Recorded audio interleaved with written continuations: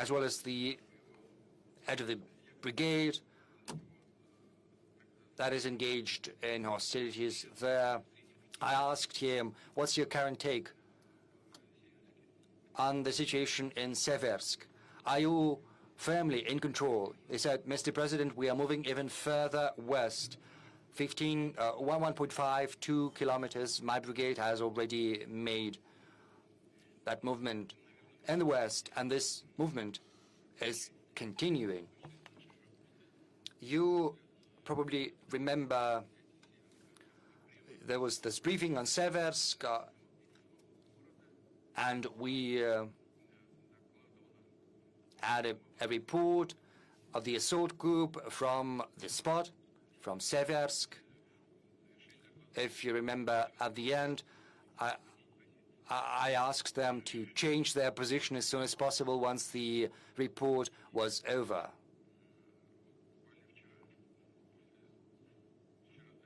And I think it was yesterday, because time is flying by. We had a meeting at the Ministry of Defense, and once the collegium was over, there was an award ceremony for our warriors. Was it yesterday or the day before yesterday, Yeah, there was an award ceremony for those who participated in the liberation of Seversk, and once that was over, I went back to the Kremlin, to my office, and I asked the head of the assault group to come by, see me, because I wanted to talk to him about the current agenda. I do that from time to time when an opportunity presents itself. And we also had a meeting on the preparations for today's event, and it came straight to the room of the Security Council, and I asked him to say a couple of words so that every colleague can hear what's the current state of affairs in Seversk, how it happened, and he started recounting, just a couple of words, very briefly. And once he went away, colleagues asked whether we could invite him to the direct line. I said, well, you can ask him, but his leave is not that long, so, we phoned him, and he's here. He agreed. Naran Alexeyevich. There he is. Naran, is that correct? Yes, please, be seated. Take your seat, yeah. Am I correct? Is this how this happened? Yes. If you've got any questions about what is happening in Seversk and how the liberation took place, you can ask him directly. I think it's going to be better. Let's give a round of applause to a hero of Russia. Let's welcome him. Naran Alexeyevich, we saw you during that TV bridge, but we don't know you personally. Can you tell us a little bit about yourself? Where are you from? How long have you been participating in the special military operation? Where did you start? I'm from Kalmykia. I started from Solidar. First, I was just an assault soldier, and now I'm head of the assault unit.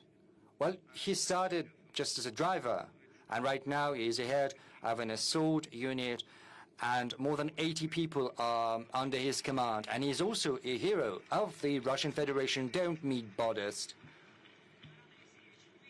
Naran Alexeyevich, colleagues, journalists, must have seen this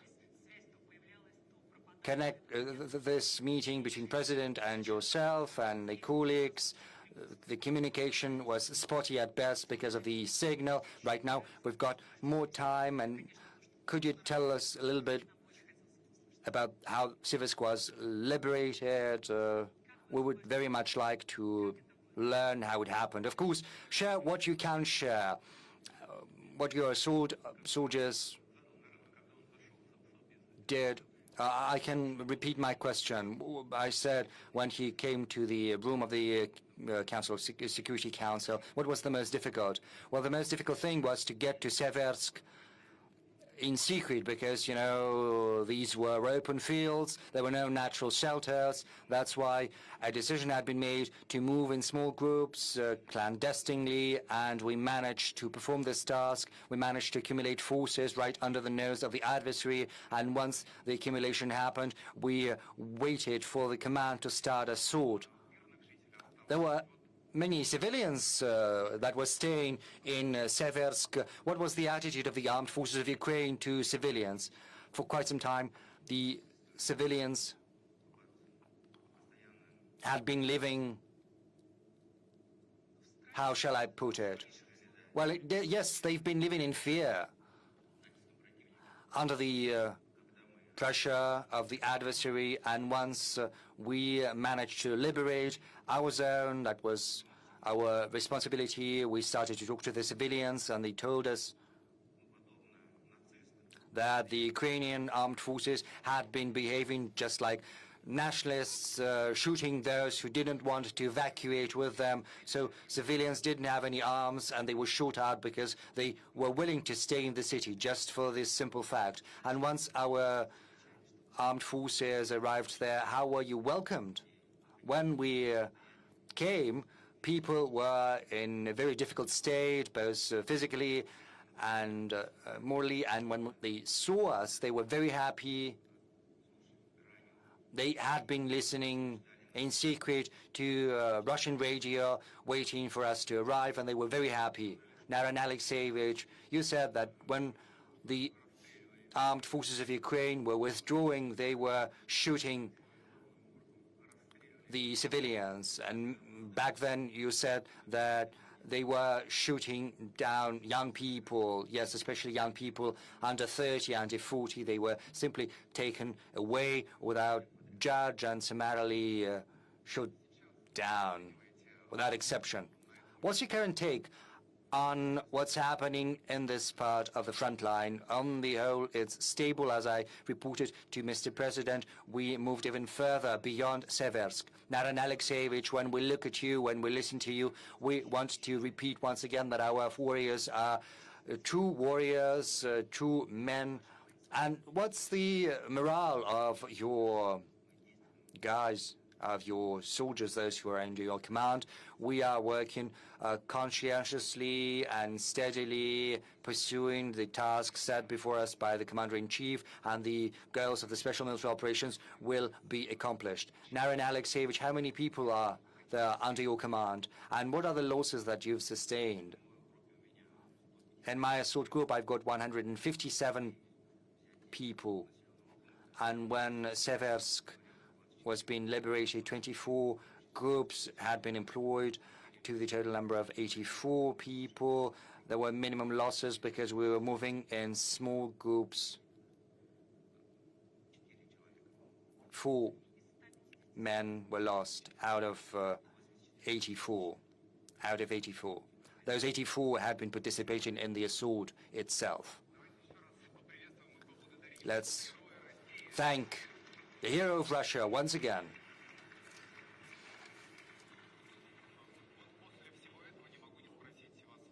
Now that we've listened to all of that, I would like to ask you, just a week ago, Zelensky allegedly made a video next to the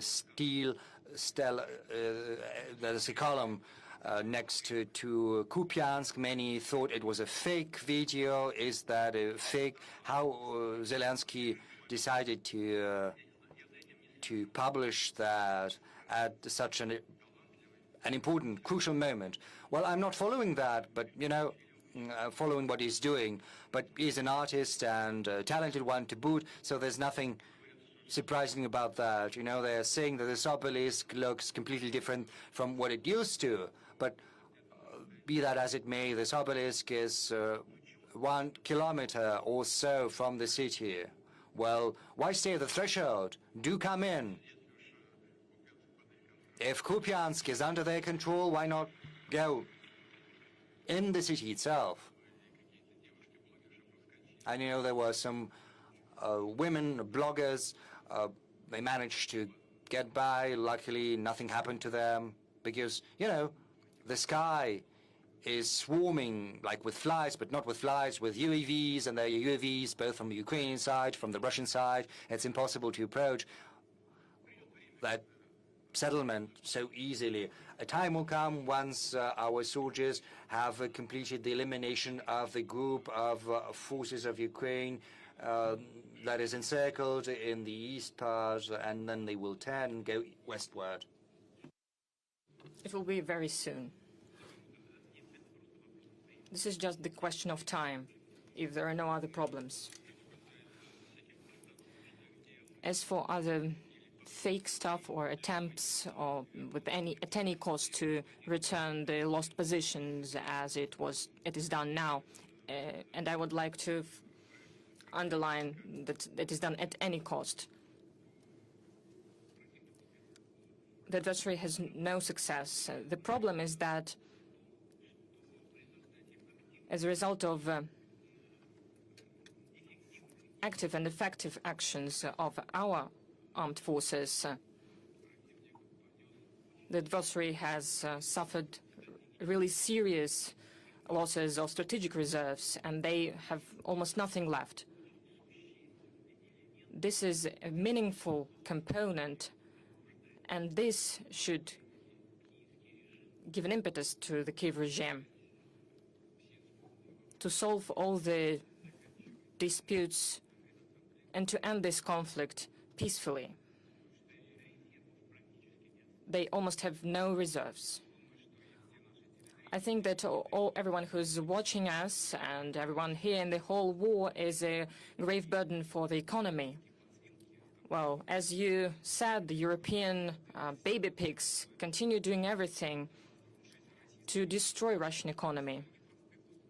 Well, in such harsh conditions, can we even think about further economic growth? Somewhere we keep growing in some sectors, but somewhere there is no economic growth. What are these sectors? Well, as usually, I have brought a table with me. It's like that. These are open data. What happened in our economy throughout the previous year? The GDP growth was 1%.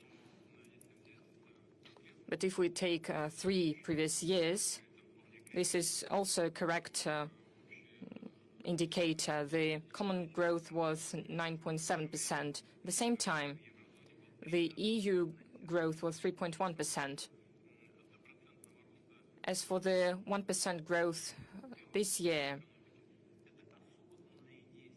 these were conscious actions of the government and the central bank and the whole government of our country regarding the targeting inflation. We need to point out that in general, we managed to solve this task. We had a goal to decrease the inflation up to 6%, but by the end of the year, it will be less than 6%, 5.7, 5.8%. But the decrease of the economic growth rate, this is the cost of preserving the quality of the economy, of the macroeconomic indicators. Let's go forward. The industrial production increased by 1%. Manufacturing industry increased 3.1%. As for the agricultural produce, it increased 3.3%. An important question is housing construction. Millions of square kilometers were constructed. Last year it was 107.8. This year the indicator is lower, but it is also good. 103, 105 square kilometers. Million of square meters. We manage to preserve a very good indicator of real salaries. They're not as high as last year, but still, I think the indicator is very good. The real salaries, without inflation, is going to be 4.5%. Unfortunately, we must be honest, throughout this period of time, the growth of labor productivity is going to be very modest, 1.1%. And we need to change that, of course, in order to increase labor productivity. As for unemployment level, last year I said it was record low historically. It was 2.5%. This year it is even lower, 2.2%. In general, these are very good indicators. International reserves of the central bank are growing. I have just spoken to the governor of the central bank, like just several days ago, $741.5 billion US dollars. As for the budget deficit, budget of the federal budget, 2.6%. Next year, we think that it's going to be 1.6%. As for the 3 years period, it should be around 1.5%. This is a very good indicator regarding our state debt. It's one of the lowest among the developed companies. We have we have spoken with our colleagues. It is 7.7%, and in the next 3 years, it will not be more than 20%. Well, these are the indicators. What is more important, the principal thing is that we have to thank the government for the hard work they have implemented. They managed to balance the budget. The quality of this balancing is of the level of 2021. This is a very important indicator of stability of the economy and financial system of our country. It means that we will be able to fully implement the issues regarding the social obligations to the population, also solve development issues regarding national projects. We will reach technological development goals, as well as, without any doubt, we will ensure the necessities of the armed forces.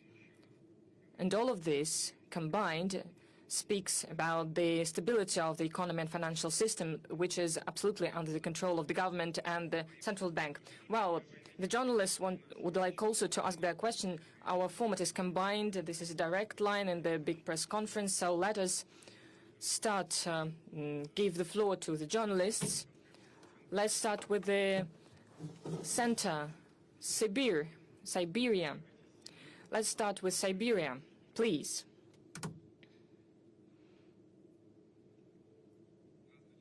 Hello, Mr. Putin. Novosibirsk, Ivan Dvaynichnikov, Gorodskaya Volna Radio. Everyone knows that Novosibirsk is famous.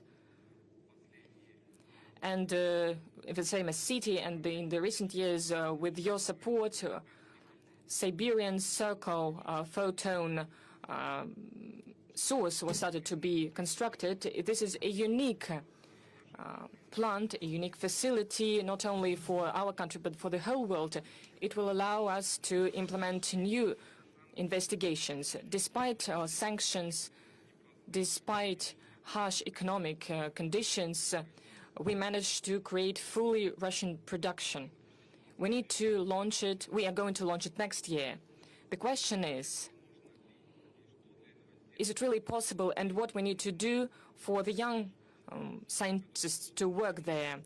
Next year we're going to launch it, and we are waiting for you at the opening ceremony. Thank you for reminding about this. This is good news, which is very good for everyone participating in the process. This topic appeared during the Council on Science at the auspices of the President of Russia, which was in 2018. The colleagues from the Siberian Institute of Science, the Institute of Nuclear Physics spoke about the necessity of creating such accelerator. Truly, we had some problems, slowdowns because of sanctions, but we managed to complete this work. This is great, and I would like to thank everyone who had to do anything with this project, and I would like to congratulate you on that. This is truly a success. Well, the same thing goes for the Kurchatov Institute here in Moscow, but this is the second stage facility. A lot has to be changed. We are planning to do that. At the same time, we're going to create the same facility in Vladivostok and in other cities as well. We are going to work on that. As for your facility, SCIF, this is a great success because it gives an opportunity not only to have investigation of a fundamental nature, but also of an applied nature. This is truly important because this will give an opportunity to work in the sphere of pharmaceuticals and new materials, and so on and so forth. But how to keep young experts? We have a whole system that is functioning, but the main thing is that we need to create social laboratories, because true scientists are truly talented ones and dedicated ones, and they also, but social aspects are also very important. The salaries, the conditions for living there, and all of this is what we're going to work on. In the future, this is one of our goals. We have a grant system for this and mega grants.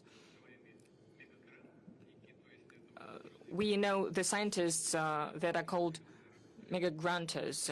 These are the scientists receiving such mega grants. We have raised this issue at one of the meetings with them. So we need to create conditions so that young experts would keep working there. We need to create a horizon for them to be seen, the horizon of investigation, not for 2 or 3 years, but for 5 years or more. And we have already done this, and this allows us to prevent the outflow of stuff. Many people come back. I have personally spoken to such scientists. These are young experts that used to work abroad, but they come back to Russia, to the native land. And our so-called Western colleagues help us very much in this. Why they come back? First of all, there are great laboratories, great opportunities, but one of the main causes is that they are really concerned about their kids, because it is impossible to send kids to the schools in those countries. Well, we have protection of traditional values on the agenda. And together with the other conditions, they decide to come back to Russia. And there are more and more such people. Well, we'll keep working on all of these tracks. I'll try to come to visit. Let's give 2 more opportunities, a couple of opportunities to journalists. So please don't shout. Well, I have the Patriarch of the Kremlin Pool, Alexander Gamov, please. Alexander, if you have a question, you haven't raised your hand. Yes, please. Thank you very much. Alexander Gamov, radio and newspaper Komsomolskaya Pravda. Mr. Putin, this year Komsomolskaya Pravda celebrates 100 years since the publication of the first newspaper. We have received an order of valiant labors. Thank you for this high praise. We would like to thank you. I would like to remind that the first direct line was hosted by us. But, well, I have a question from our newspaper. I would like to know how now is developing or implementing the program of the Time of Heroes. You were the initiator of this program. Do you follow this project? How people participating in this program cope with their work? those people who are now working as the leaders of regions, how justified is this program and how long we're going to have this program? What other postings we're going to see? Thank you. You know, first of all, let's remember the participants of the Great Patriotic War. Those who were fighting in the fronts of the Great Patriotic War came back. They reached great results in culture, in science and education. When I went to university, I had teachers who were participating in the Great Patriotic War. We respected them greatly. There was those who were gravely injured. I had a teacher who didn't have a leg and he had a prosthesis, but he was an excellent expert in his sphere. We all remember him with gratitude. And we remember the knowledge that he gave us. Let's remember Mr. Nikulin. And there are so many scientists who excelled in their spheres and truly truly were important for the development of our country. And the participants of the special military operation. Let's take Narina Alexeyevich. I couldn't recognize him really because the hall is very big, but he was given a mic and there is a camera, people knowing what they're doing. But when he entered the Security Council in Kremlin, he spoke there and everyone was looking at him very carefully. There is great potential that the guys from the special military operation have. But this is one thing to fight, and there is other thing to be a leader of a team or be a head of a big company or a region or a ministry. You need a talent for that. Of course, there are hundreds of thousands of soldiers in the special military operations zone. Not everyone wants to have such a career, civil career, but those who want and those who have potential, who have education, experience, are ready to receive it. It means that the government must do everything to give such opportunities to these people that are truly ready to fight for the interests of their own country. I've already explained how this idea appeared. I met young people, students. I looked at them. I looked at how they were communicating their ideas.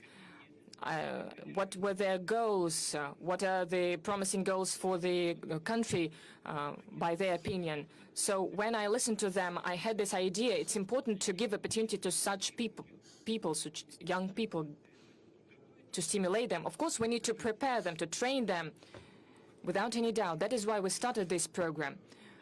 I thank the heads of the regions of the Russian Federation for promoting this program regionally. And it is truly functioning, and I'm truly glad for the people who participated in the first stage and the second stage. Some of them have become governors, vice ministers. They work in our biggest companies. Several people work in the presidential administration, and they are truly successful. Of course, there are some difficulties. Some of them may try to work in some other sphere, but the program itself is functioning successfully. Mr. Putin, colleagues, there is a very important piece of news from Brussels. There was the failure. It was a real failure to take the assets. They cannot steal them, but they are trying. But still, they cannot do this. Well, stealing is not really correct definition for that. Stealing, this is when someone is doing it secretly, and they are doing it openly. This is a robbery. This is a robbery. Why they fail to do this? Why they fail to implement this robbery? Because the consequences can be really harsh for the robbers. Why is that? It's really hard to do that, because they declare that they're not going to rob it, to take it. The idea is to make a credit using our assets. But you cannot just give out a loan. This will make consequences for the budget of a country, and it increases the budget debt of every country. If someone gives a loan, even secured by our foreign assets, it must be reflected in the budget of a country that does it.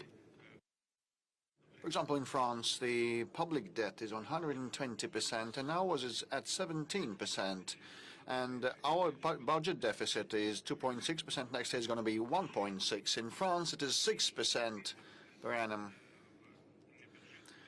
So, and now they will assume additional liabilities, and it'll be quite hard to pass such a budget. And all these are the reasons for the difficulty of taking decisions related to the robbery of someone else's assets, but there will be graver consequences for those who might endeavor that. This will not be a blow to their image, but this will subvert all the confidence with the euro area. Actually, very many countries store their foreign reserves in the eurozone. Many of those having spare money, like the oil-producing countries, if they have a look at what might be happening, they will have doubts, and they already have doubts and concerns. But what if this happens? You know, well begun, it can be further replicated, they might think.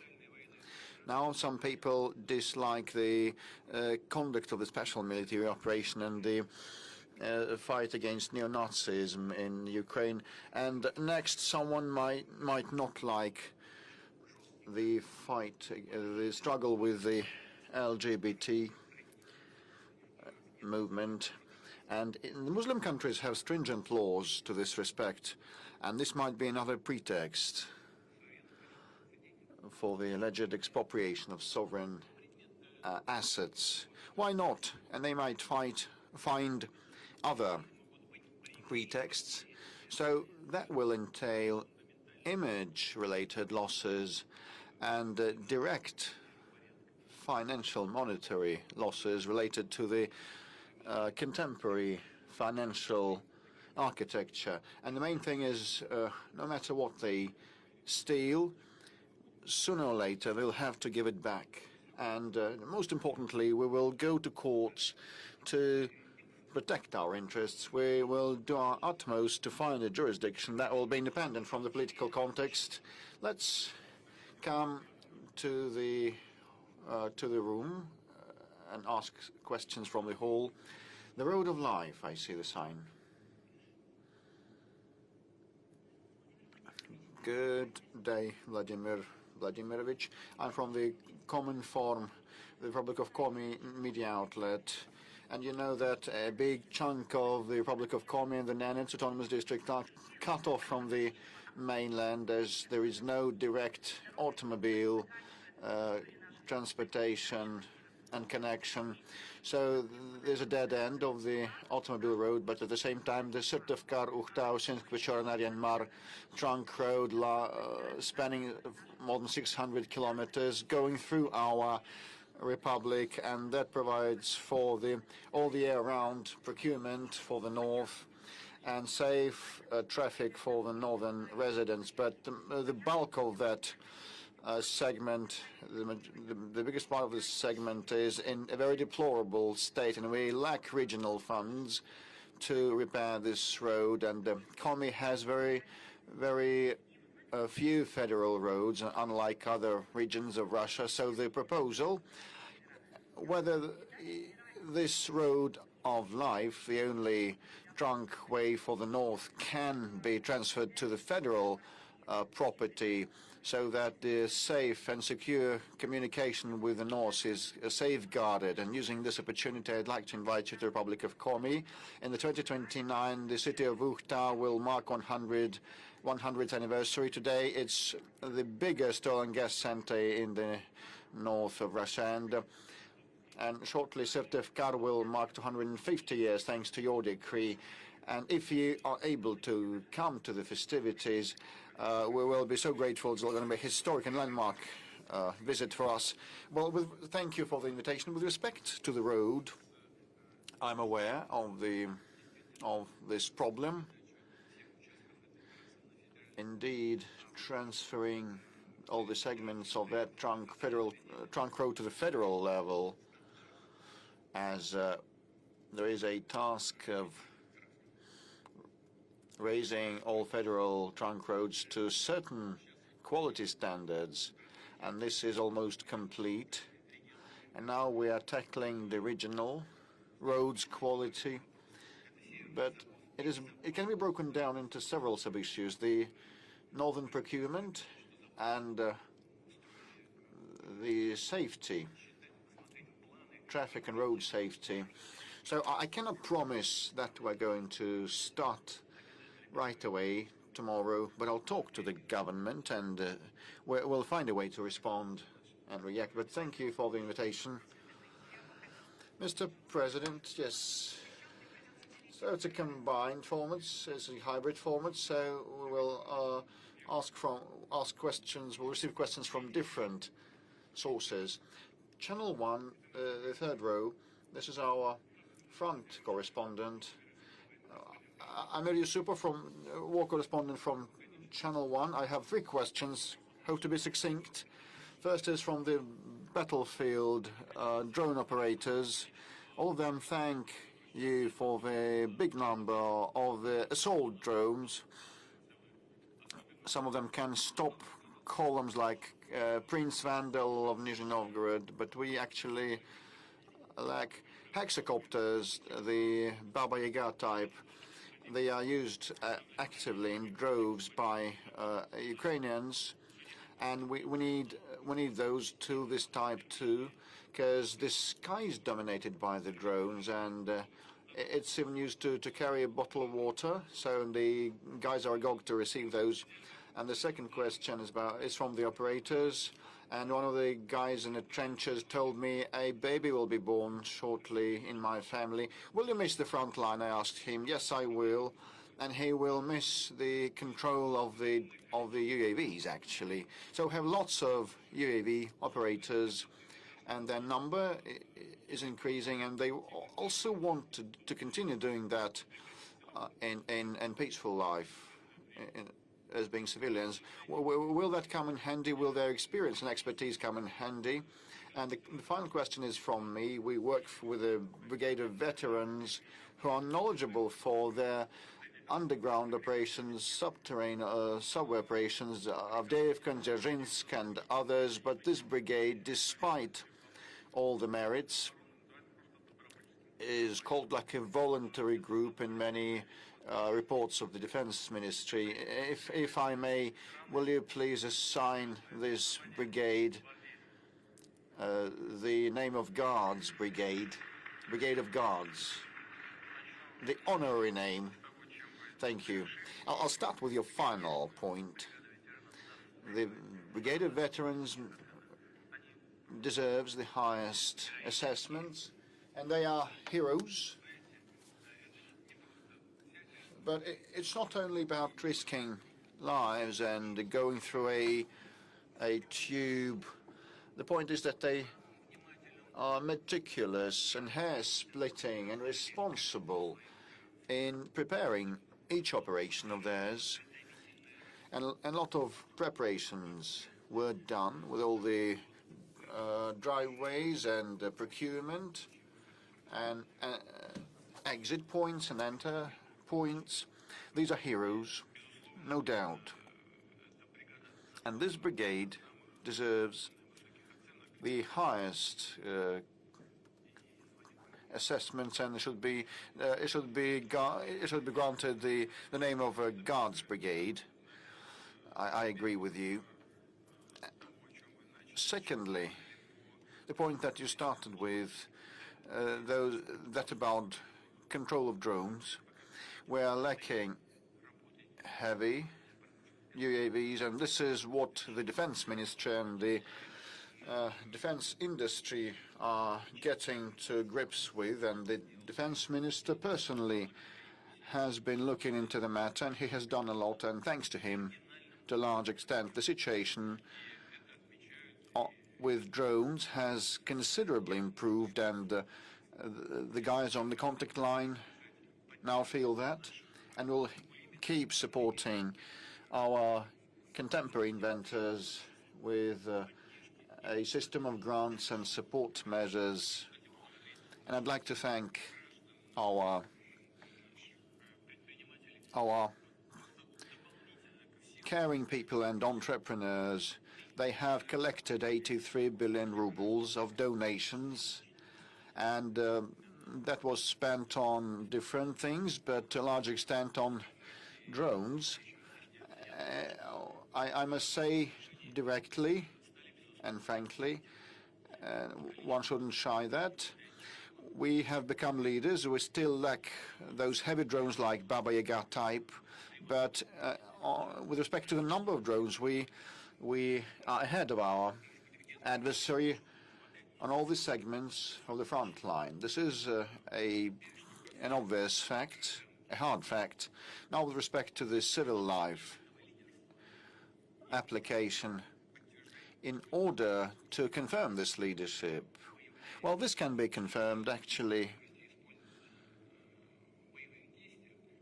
only if those items used in fighting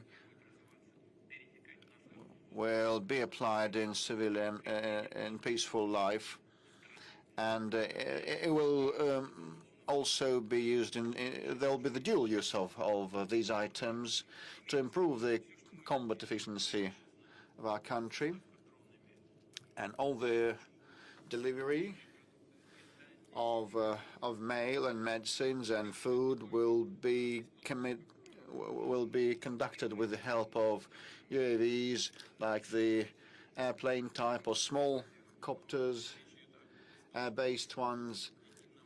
I'm speaking about the UAVs in general, airborne and seaborne, and we are making big headway in this respect, and this will have the support of the government in future. Now, with respect to the fighters on the front line that want to continue doing what they have been doing, well, this is a peculiar thing, because the point is that we continue a good rate of manning, and now we have a lot of volunteers that want to volunteer to the front, conclude contracts to join the army, and they volunteer to defend their motherland and the interests of our people. We just mentioned how the Ukrainian military treat the civilians, and a person told me, when we saw what they did to civilians, we just are agog, we're impatient to move on and finish off this viper. They execute old people, elderly, and they use helicopters to do that, to target civilians, actually. He might be shy because it's the first time that he ends up in such an audience. And more than 406 or 10,000 people have enrolled, concluding a contract, and the number of people who want to do service in this new branch of the army, the unmanned aerial systems branch, is so big that the defense ministry has to open a call for that. And there are students, young ones, who take an academic leave to sign a contract and join the army, and they participate. They are eager to participate in this competition, and they want to participate as drone operators. So I can understand the person that you spoke to. But actually, even those who come on leave, come home on leave, they continue participating in the fighting because the remote technology allows that. And to follow up on the fighters topic, you said, Mr. President, that it's not a trendy phenomenon, but it's the obligation of the government. So, and we looked through a lot of applications. Paul and I looked through a lot of applications, and GigaChat confirms that this year the number of applications from the fighters and their families is much lower than in the previous year or the penultimate year. So work is underway to assist them, to help them. Still some problems remaining related to delays and the search for the missing. Still a lot is done just in a matter of days. For example, Alexei Gushin from the Orlov region wrote to us he was gravely wounded 2 years ago and he wasn't able to receive a payout of 3 million because not all the documents were available. And finally the amount was accrued, and one of these days he's to receive the full amount. And the mother of a fallen hero, Lyudmila Orlova from Beloretsk, said that her son lost his life last year and was posthumously decorated with a medal, but she could not receive this medal. And finally the volunteers looked into the matter, and now the mother has received her son's posthumous decoration. And she tried to get it for a year, and only after caring, attentive and thoughtful people attended to that, this was resolved. And just yesterday or the day before yesterday, you said at the Defense Ministry College that there is still room for advancement. And now we'll have a look at a video from Kristina from Novosibirsk. Good afternoon. My name is Grebe Kristina. I'm a widow of a fallen serviceman. We live in the city of Novosibirsk, and there are 2 kids left of 4 and 6 years of age. So the question is, currently I would not receive the pension of a fallen serviceman and other benefits. My husband lost his life in January 2024. On the 10th of December that year, I received the death certificate. And, you know, a year passed since then, and we're yet lacking this pension. Can the timeline for consideration of these applications be expedited so that the pension on the grounds of a loss of the breadwinner is allotted on time, should be allotted on time? Christine, first of all, I want to apologize to you for this huge delay of the relevant services, on the part of the relevant services, and in your case it's going to be resolved quickly. But the problem is in existence, and not long ago I had a meeting with Madam Tsivilova Anna, who reported me on the work of the Fund of Fatherland Defenders, and she's Deputy Defense Minister now, and she has told me that still the proper interaction between the Defense Ministry and the welfare unit of the government is not properly established, and there is a lot of red tape, and documents are lost while being transferred from one agency to another, and decisions are delayed and postponed, but we will work on that to expedite the thing. I will definitely keep track of that personally. I'll look into this issue. We should be swifter and quicker so that rid people of additional difficulties, like in your case when they have 2 kids left after the tragedy. But there is also another issue pending, which is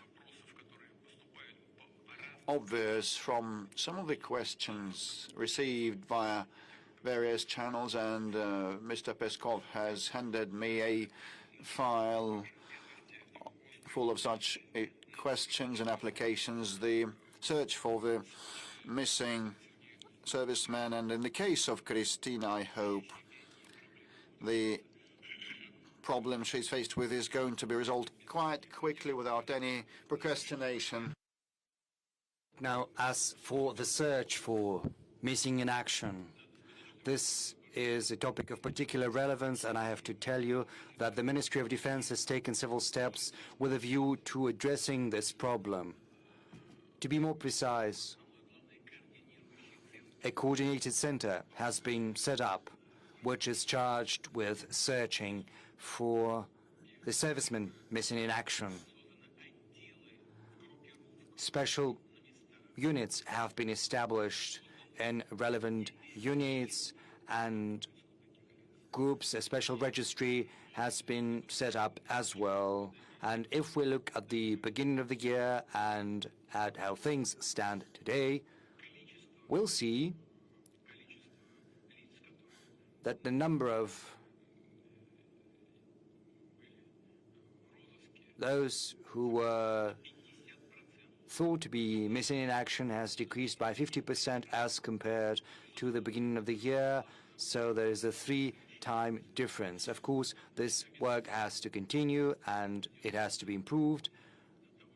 Rest assured, we'll do everything to make sure that the losses are brought down to a minimum. Mr. President, the issue of MIIs is very important. I know that even among our colleagues, journalists, there are family, close friends who were participating in the SMO and who were considered to be MIIs. I think everyone will support you if we'll ask you to give an instruction to make sure that there is a special control, special surveillance of the issues from family. We have to remember about the issue of those who are missing in action and those who have been taken prisoner. Well, the instructions are there, and we're working together with the Ministry of Defense. Let's work with the audience. A couple of questions, several questions from the room, from the audience. Third row of this section, I think the Mir TV company. Yes, the lady in red. Thank you, Mr. Peskov. Good afternoon, Mr. President. Elena Dashkova, Mir TV channel. The issue of phone fraudsters is very acute. What about the measures taken by the government? Have they worked? Do you have any statistics on how we've managed to bring down a number of citizens who have been defrauded by these fraudsters? Yes, we've got some statistics. These measures have worked. They've yielded some results. And I think a lot has and should be done to address this issue. The number of such crimes has decreased by 7%, as the Ministry of the Interior has briefed me, and the losses have decreased by 33%. On the whole, there are some positive results, but I would like to address the citizens of the country. Fraud is still very much an issue. And the more sophisticated our devices are getting, the more sophisticated our life is becoming. Fraudsters are becoming increasingly sophisticated in their turn in the ways they use to defraud the citizens and to swindle them and take their money. So whoever talks to you, whoever is calling you, and given the AI capabilities, if someone starts talking to you about money, about property, just put down the phone. Just put down the phone right away. If someone is talking to you about property or money, not a single word. If banks you know, or there's someone you know personally. If you want to address an issue, just go in person, see someone from the bank.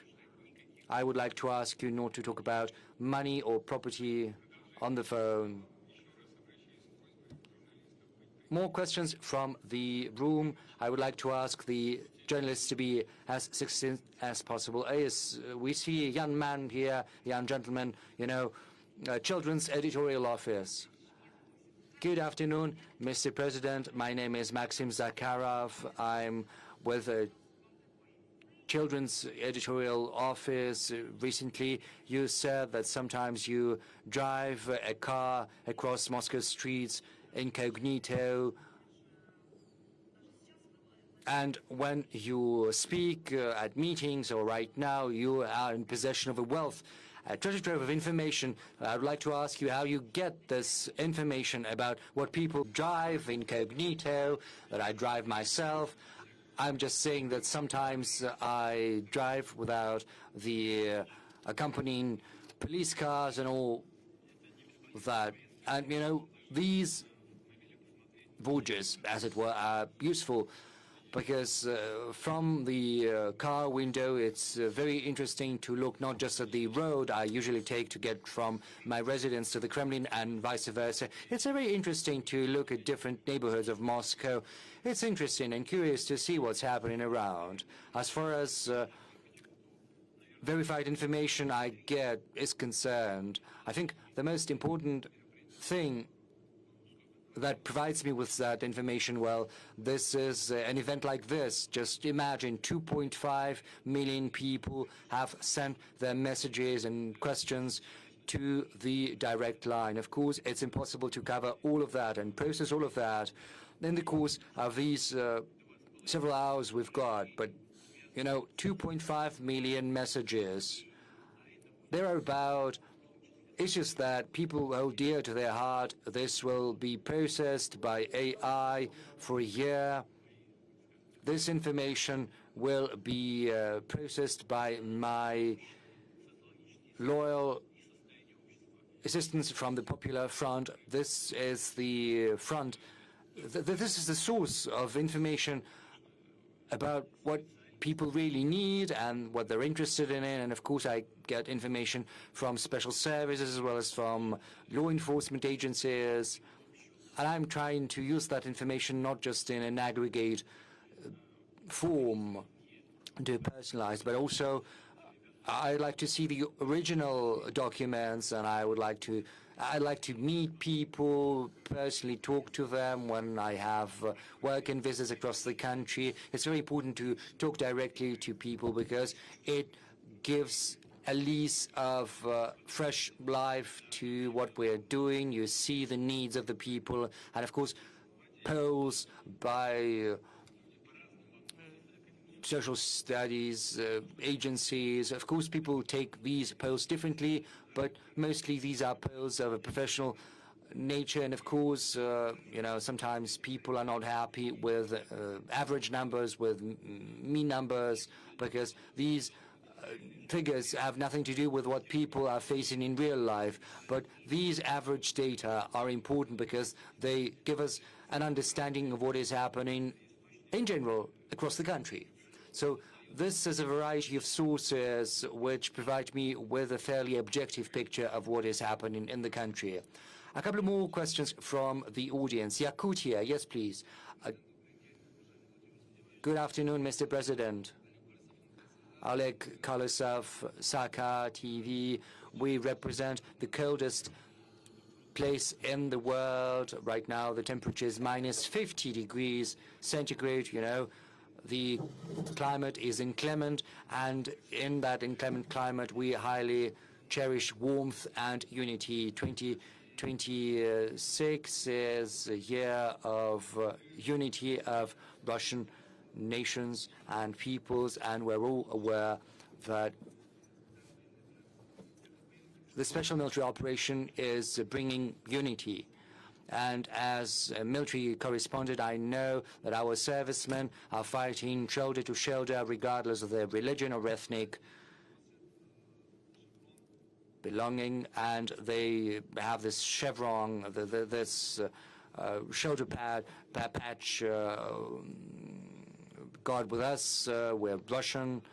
So what kind of patch would you choose for this year of unity? And next year we're opening a unique center of epos and arts, and also an arts school that is being built at your instruction. We'd like to take this opportunity to invite you. Yakutia is also known for its cinema, and right now a film is being made about a hero of Russia. So we will look forward to getting your support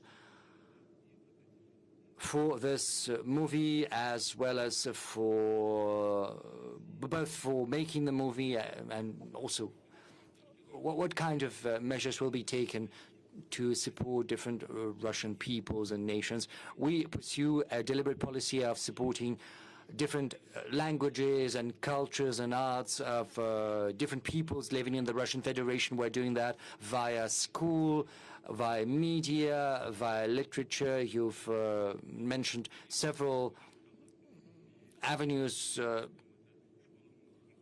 in Yakutia, and the people of Yakutia are very talented. It's no coincidence that a music school is being built there. You know, I once visited that, and it's developing, you know, young people, young children from all across different settlements and towns and cities get together, and they engage in creativity. Cinematography has taken off in Yakutia as well. Yakutia is developing very fast. Moreover, Yakutia is also providing us with servicemen which are unparalleled across the world, I suppose.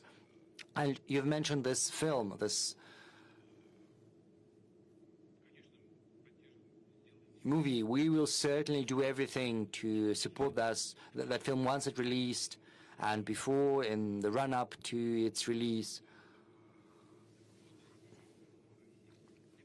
And as far as this year of unity of Russian peoples is concerned, I think this is the right thing to do, especially amid the special military operation, because when a country is faced with such trials and tribulations, it rallies together.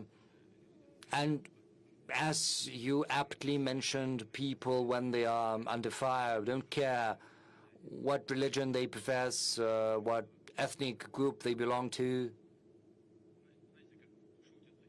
You know, there's a joke in such situations, if there is a God, and I do not doubt there is a God.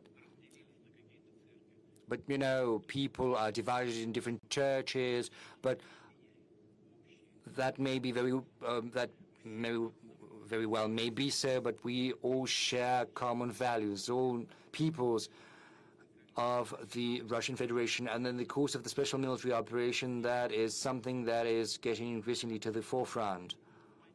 We can see that. It's apparent and evident. We see that very well. You know, I just remembered, we have just spoken. The reports on the taking of the city of Seversk. You remember I had a commander of one of the brigades in my office during that report. Once the reports were over, the video link was shut down, and I started to talk about the zone he was responsible for at the front line. We spoke about some daily matters, and all of a sudden he tells me, you know, well, I don't feel comfortable because I'm here, whereas my comrade, head of the very same brigade that is fighting shoulder to shoulder, he is back there at the front line. You and I, we're talking about addressing some daily needs, whereas he is fighting, but he's just as good as I am. And I tell him, who is he? And he said, he's from Dagestan. He's from a small ethnic group in Dagestan. He's a genuine warrior, a Russian patriot, as well as a brilliant commander. And I said, you know, it's impossible for everyone to be here. You are here because that the commander of the group of armies has decided, but someone needs to stay at the front line. But I say, let's tried to give him a call.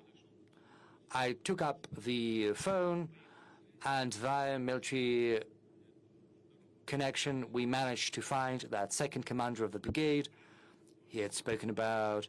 He was at the command point on site. We spoke, and then I passed the phone to the commander of the brigade, who was with me in the office. And you know what's interesting? Among men, there's this cool, you know, when they call one another. But you know, when real officer says that, it's really something special. He says, "Hi, brother." Yes, men do call that one another, but you know, when real military commanders say that, this is testimony to the unity of the peoples, nations of the Russian Federation, who will do everything in our power to strengthen this process and to push it forward. Thank you. Another question from the audience before we get back to our moderators. First row, the blue jacket. Yes, please. Introduce yourself. Vladimir Sarokov, good afternoon. RBC Radio next year ushers in many changes in taxation with a view to mobilizing budget revenue. What's the financial effect you're expecting, and will you relax these restrictions and tightenings once the situation gets better? Yes, this is a very acute issue. We've been discussing it at the government and also at the President's office. And as I said, the most honest way out is an increase of the VAT. Is that what you're asking about? Well, the goals, the objectives are very simple. Our task is to secure a well-balanced budget. On the whole, we've managed to accomplish that task. I've spoken about that to a certain degree thanks to this decision we've taken. As far as that is concerned, there is a number of issues to be addressed. The government needs to pay attention to that, and we spoke about that on multiple occasions. When the tax burden goes up, a temptation arises to avoid paying that tax. In the past, this task was very much widespread. Right now, it's becoming increasingly relevant. We need to dismantle the shadow economy and make sure no one is trying to hide their income from tax. And when taxes go up, we have to make sure that this does not stay on paper. It has to translate into real increases for the budget revenues. I take your hint. Is that going to be forever? No, certainly not. The end goal is to decrease the tax burden in the future, and the government assumes that this is where we're going in the end, and this is what I'm looking forward to. There is a surge of issues from self-employed, from individual entrepreneurs, because there are millions of those in Russia, and changes to taxation are a source of concern for many. We have a question from Denis Maximov from Lubertsy. Let's give him a call via video link. Denis Vladimirovich, if you can hear us, please ask your question. You know, when the prices on fish will be regulated by the government, and when will those be accessible, affordable to the population? You know, price regulation, it's very dangerous, because once we start doing that, the goods will start disappearing from the shelves. In a market economy, this is the result you get very often. Yes, there are certain spheres where regulation is required, is needed, As far as essential medicines are concerned, there is a certain ceiling you cannot go beyond. But if these are regular goods, you know, it's tricky regulating the price on those goods. But you are correct in that fish on the table of Russian citizens is missing. There are certain norms, and so far we are lagging behind those norms. But we have to go a different way about that. We need to improve the logistics. We have to make sure that the fish produce from the Russian Middle East can get as affordably as possible on the table of consumers in the European part of Russia. Transport capabilities have to be enhanced. We also have to address that via taxation. We have to create an environment to make sure that we continue building new fishing vessels. There are many issues that have to be addressed and that have to bring about the result we desire. Please, if you hear us, ask a question. Hello, Mr. Putin. Hello. My name is Maximov Denis Vladimirovich from Liberty District, Kraskova. We have a family business. It's a bakery. For 8 years, we have a very convenient patent system for taxation. Since the new year, we'll have to pay an income tax and we'll have to pay the VAT. That is why we need an accountant, and this will be additional costs for us.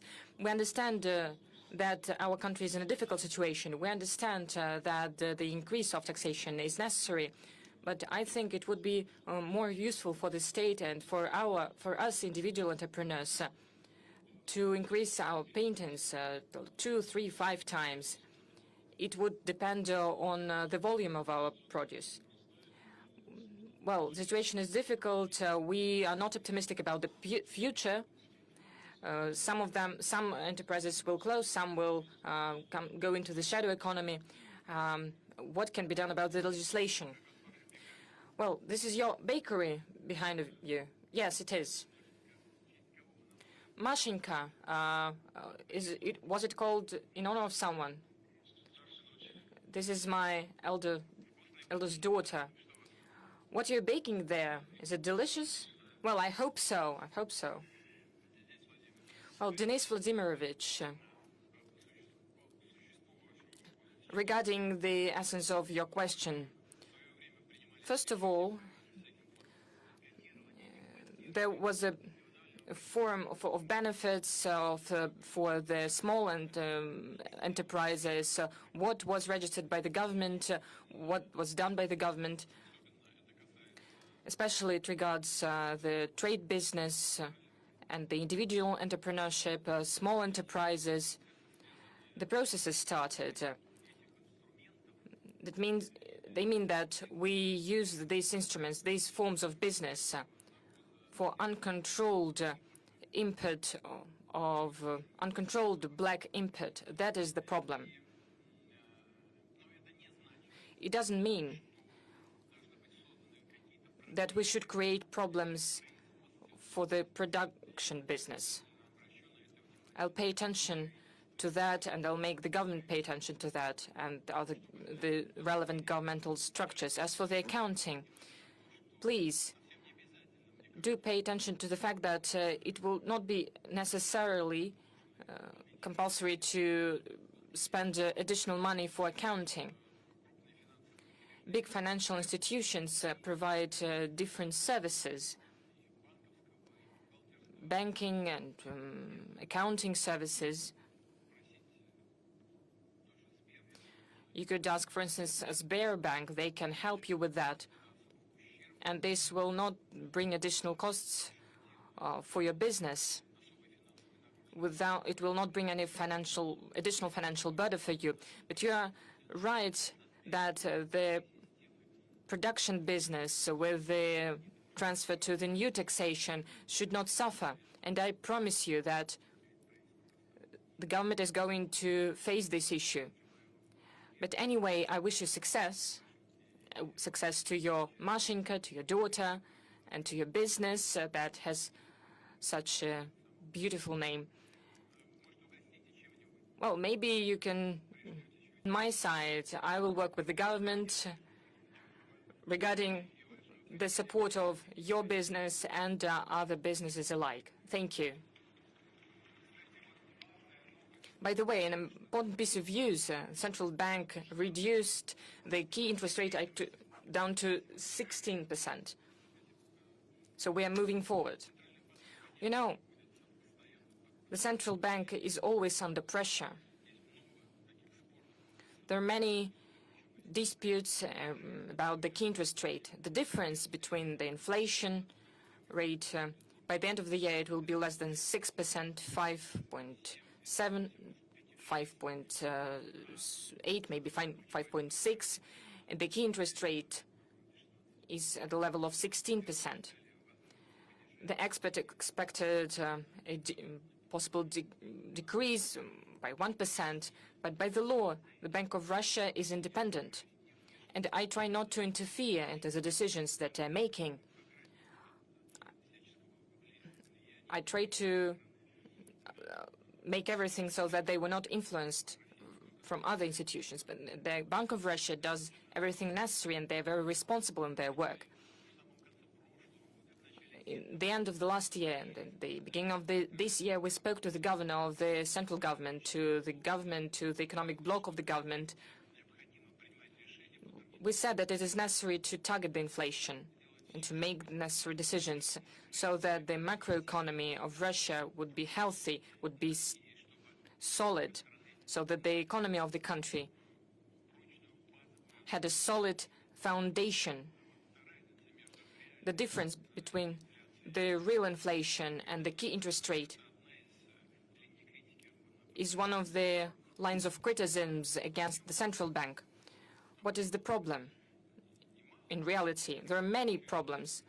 One of them is that, as I have already said, I have mentioned it, if not, I will say it now, one of the problems of today is the reduction of the investment activity. During the first 3 quarters of this year, minus 3.1%.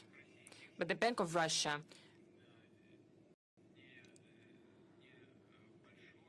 registers a little decrease. But the activity, serious continuity, continues in the credit sphere. The number of credits that is being provided is almost not reducing, not significantly. This is the merit of the central bank. That is why it is necessary to be really careful and cautious, so not to avoid the surge of inflation. So it would not be necessary to take any steps backwards. So the worst thing are the fluctuations, and the Bank of Russia strives to reach stability in this sphere, which is of paramount importance, and we have to agree with that. Well, the decrease of 0.5% or more, well, I'm not going to give any evaluations at the expert level. There are really good experts that will give their evaluations. But the reaction of the real economy sector, well, will be very well expected. Well, I know what it could be. According to the official data, official inflation is one thing, but the real inflation is different. We receive many questions about this. We ourselves go to shops and we see how expensive everything is. Well, the average inflation is around 6%. Everything is getting more expensive and prices are growing very fast. Well, Maxim Chupayev from Samara region asks why everything is so expensive. Even poultry increased. The price of poultry increased. I have a 50,000 ruble salary and I cannot satisfy the necessities of my family. I cannot feed them. We receive different questions from the Rostov region, for instance. A kid is asking a question. He's asking why the prices for bakery is increasing and the salaries of my parents not. I've already mentioned when people see some average figures, average indicators, it causes questions, because average figures generally do not coincide with what people see in real life. We say that the inflation will go down, the prices will go down. Maybe it will be 5.7, 5.8% lower.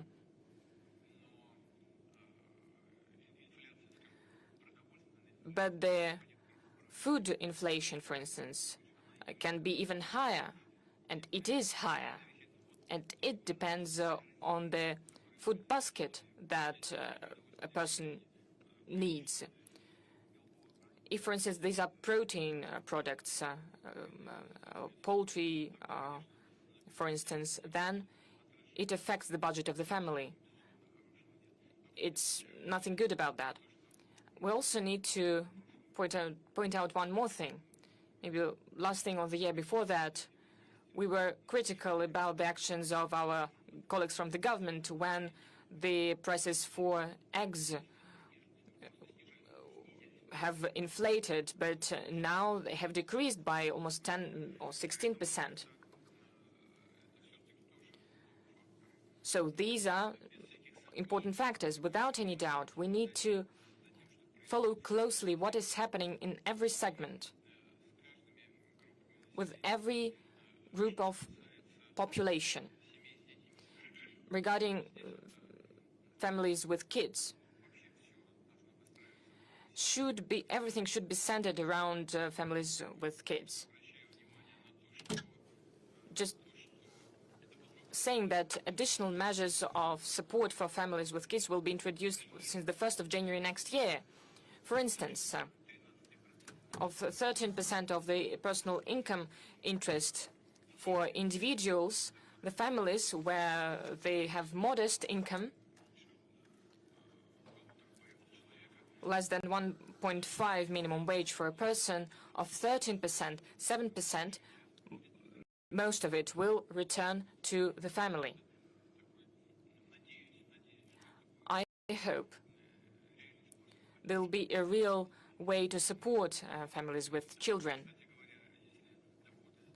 And if income of a family is less than 1.5%, then they need additional benefit for every child in the family. Well, I'm not even speaking about other components of supporting families with children. Of course, it is not enough. We understand everything. It's not. We all understand that it is not everything. But what can we do? We will keep improving this system, because the policy of the state on the federal and regional levels should focus on that.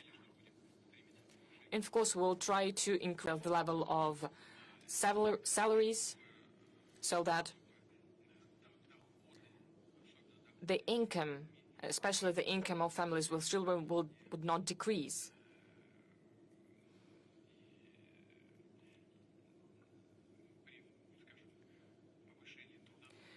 When we see that when the labor income is increasing, the government should keep their support measures. Well, it is a very well-known topic when a family with children receives some kind of benefits, support, then the labor income increases, but the state reduces the benefits that the family has been receiving. So when the income increases, the overall income with the benefits should not be reduced. I'm returning to this topic, and I ask the government to pay close attention to this topic, because it is senseless.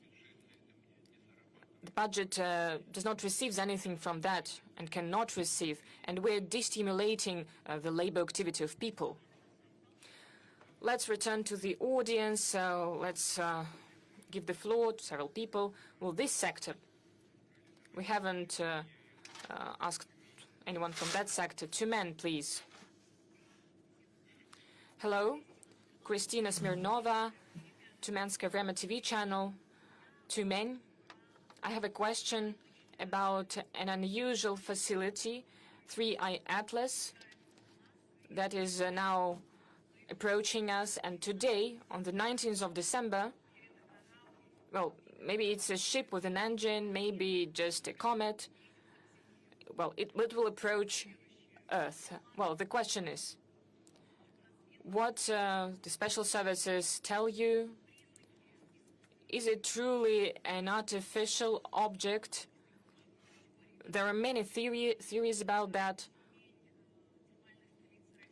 Tumen is the thermal capital of any of our country. If these are, we're ready to receive any guests, but these are guests from the space. Well, we're not sure about that. So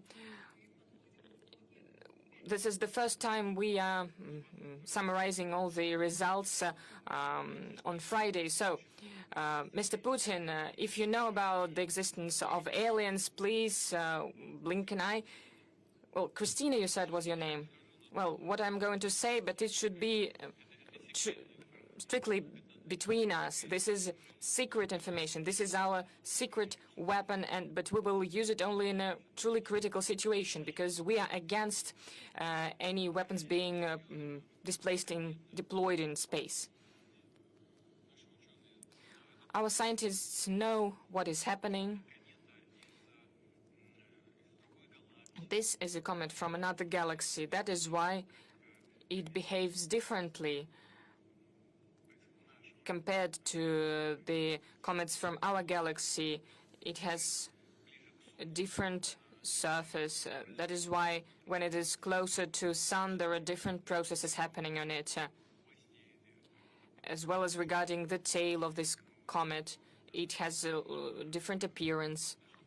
It's quite big, from 2 to 6 kilometers. Well, let's see. The moon is from us on the distance of 300,000 kilometers, and this object is hundreds of millions kilometers away from us. So we will send it to Jupiter. And in the beginning of the next year, this comet will go out of the solar system. Thank you.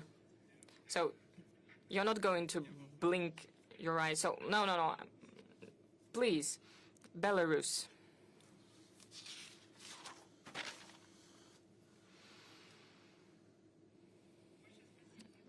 Thank you very much, Mr. Putin, for giving me such an opportunity. Victoria Sienkiewicz, First Informational Channel. The President of the Congress said that Belarus and Russia should be together. I'm sure you have heard this. We could also build a bridge. It's not the first time we're doing this. We are truly glad that the Oreshnik is entering combat duty in Belarus, as well as the tactical nuclear weapon was given back to us. But not everyone is glad about our union between our countries.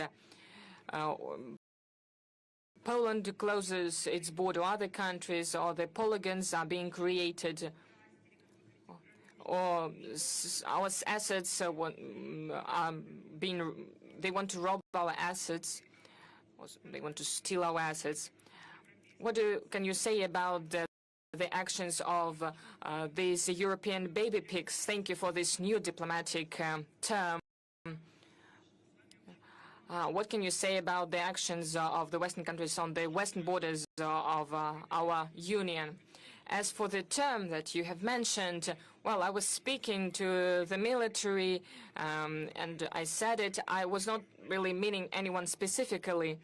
I usually never say anything like that. I was speaking in general terms. I was speaking about a group of people, as legal people say. All of this appeared quite a long time ago.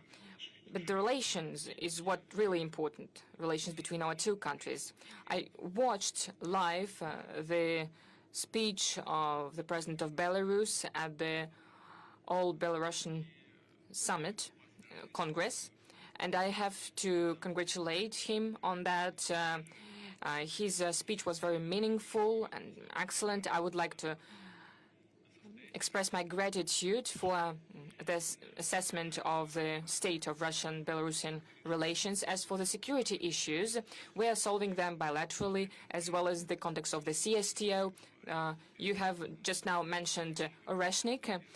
Alexander Grigorievich spoke about the Russian tactic weapons, nuclear weapons that is being stationed on the territory of Belarus. We regularly have exercises of the groups of armed forces created by our ministries of defense. We are closely cooperating between each other. The security of the Union state is in very reliable hands, and it will be guaranteed without any doubt. Well, it was Belarus. Maybe our guests from NBC, maybe they would like to ask the question. Please, could you give them the mic?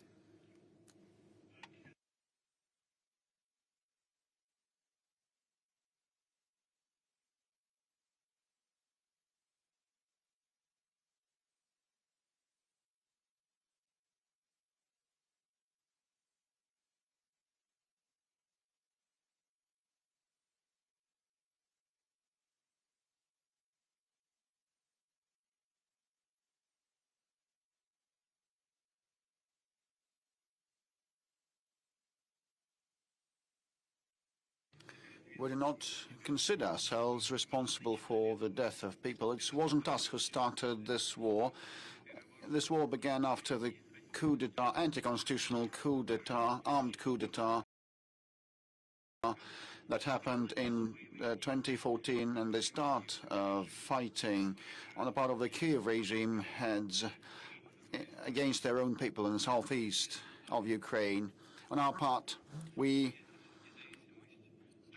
stopped short of recognizing the autonomy and independence of the then breakaway republics of Donetsk and Lugansk. And after we had been deceived and the Minsk arrangements hadn't been implemented, we had to resort to the armed forces to conclude that war that had been started by the Kiev regime with the support of the Western countries. And President Trump is taking serious efforts to conclude this conflict, put an end to this conflict, and I said on many occasions that he is quite sincere in this undertaking. And moreover, during the meeting with President Trump in Anchorage, we agreed upon and virtually approved the proposals of President Trump. So saying that we reject anything is inappropriate and has no grounds. At a preliminary meeting in Moscow, a proposal was made to us, and we were asked to make certain accommodations. When I came to Anchorage, when I arrived in Anchorage, I said that those would be difficult decisions for us, but we still are in agreement with this trade-off proposed to us. So saying that we reject anything or turn anything down is inappropriate and groundless. So the ball is entirely in the court of our Western so-called opponents, the chiefs of Kiev regime, most importantly, and their European sponsors. We are ready for talks, and we're ready to conclude the conflict by peaceful means. A couple of more questions from the audience.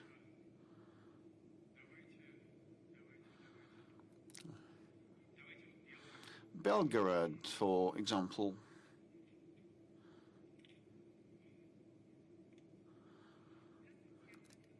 Good day, Mr. President. Belgorod TV channel. Definitely I must mention that we will be so happy if you find the opportunity to visit us. And today the frontline Belgorod region, as well as in other borderline regions, has the issue of communication that is high on the agenda. The UAV attacks, notifications, and remote education for our kids, and diabetes. Children with diabetes have their sensors connected via mobile internet, and that fails without mobile connection. So will you please introduce the sensors for diabetes children, put on the white lists so that they work even during the peril of attacks? And compensations. We receive compensations for the housing that was lost and the second house that was lost and now that has been cancelled. Will you please help resolve? Just wait a second. The second part, for the second home destroyed. So, like if two houses have been destroyed, and this is true for some minor number of families, and people take mortgage loans, will you please provide compensation for the second home lost? Thank you. Well, I'll find with your final point. I'll start with your final point. Will you please provide compensation for the second home lost? Thank you. Well, I'll find with your final point. I'll start with your final point. We will definitely work that through, and such matters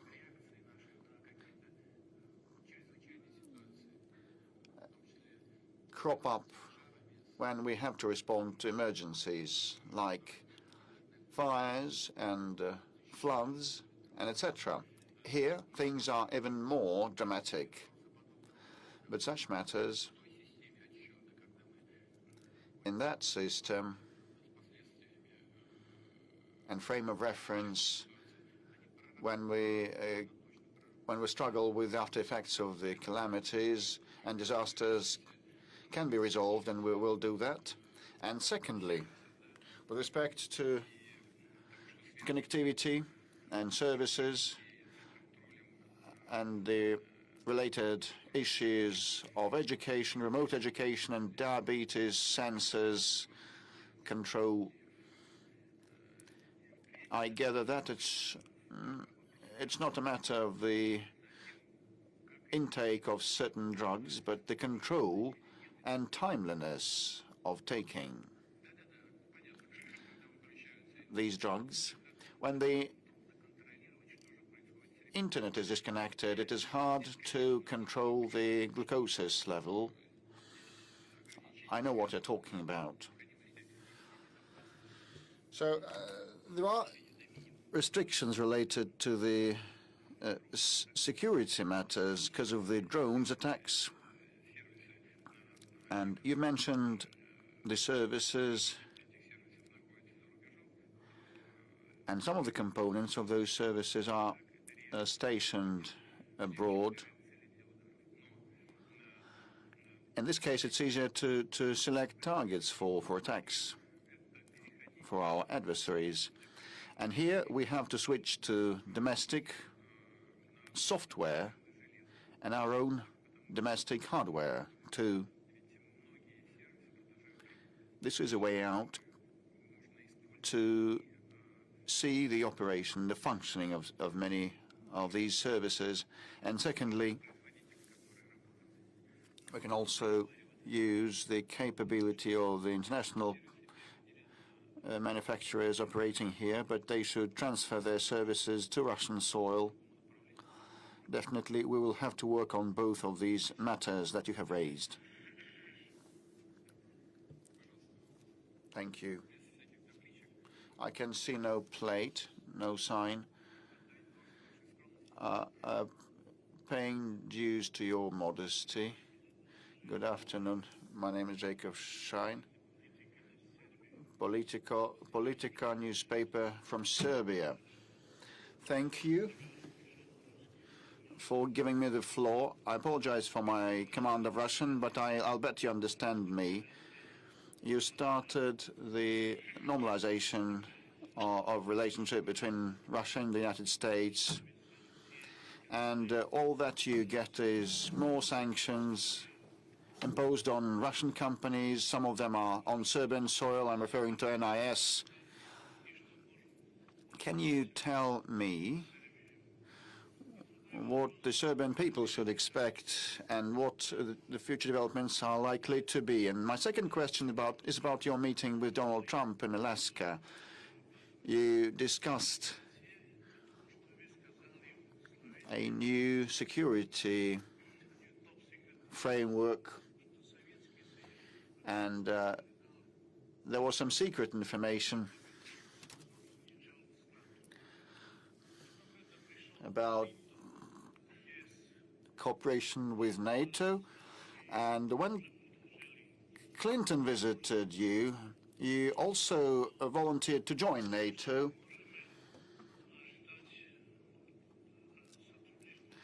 But I just wonder whether some degree of cooperation between Russia and NATO will be existent in future to avoid a war and live normally.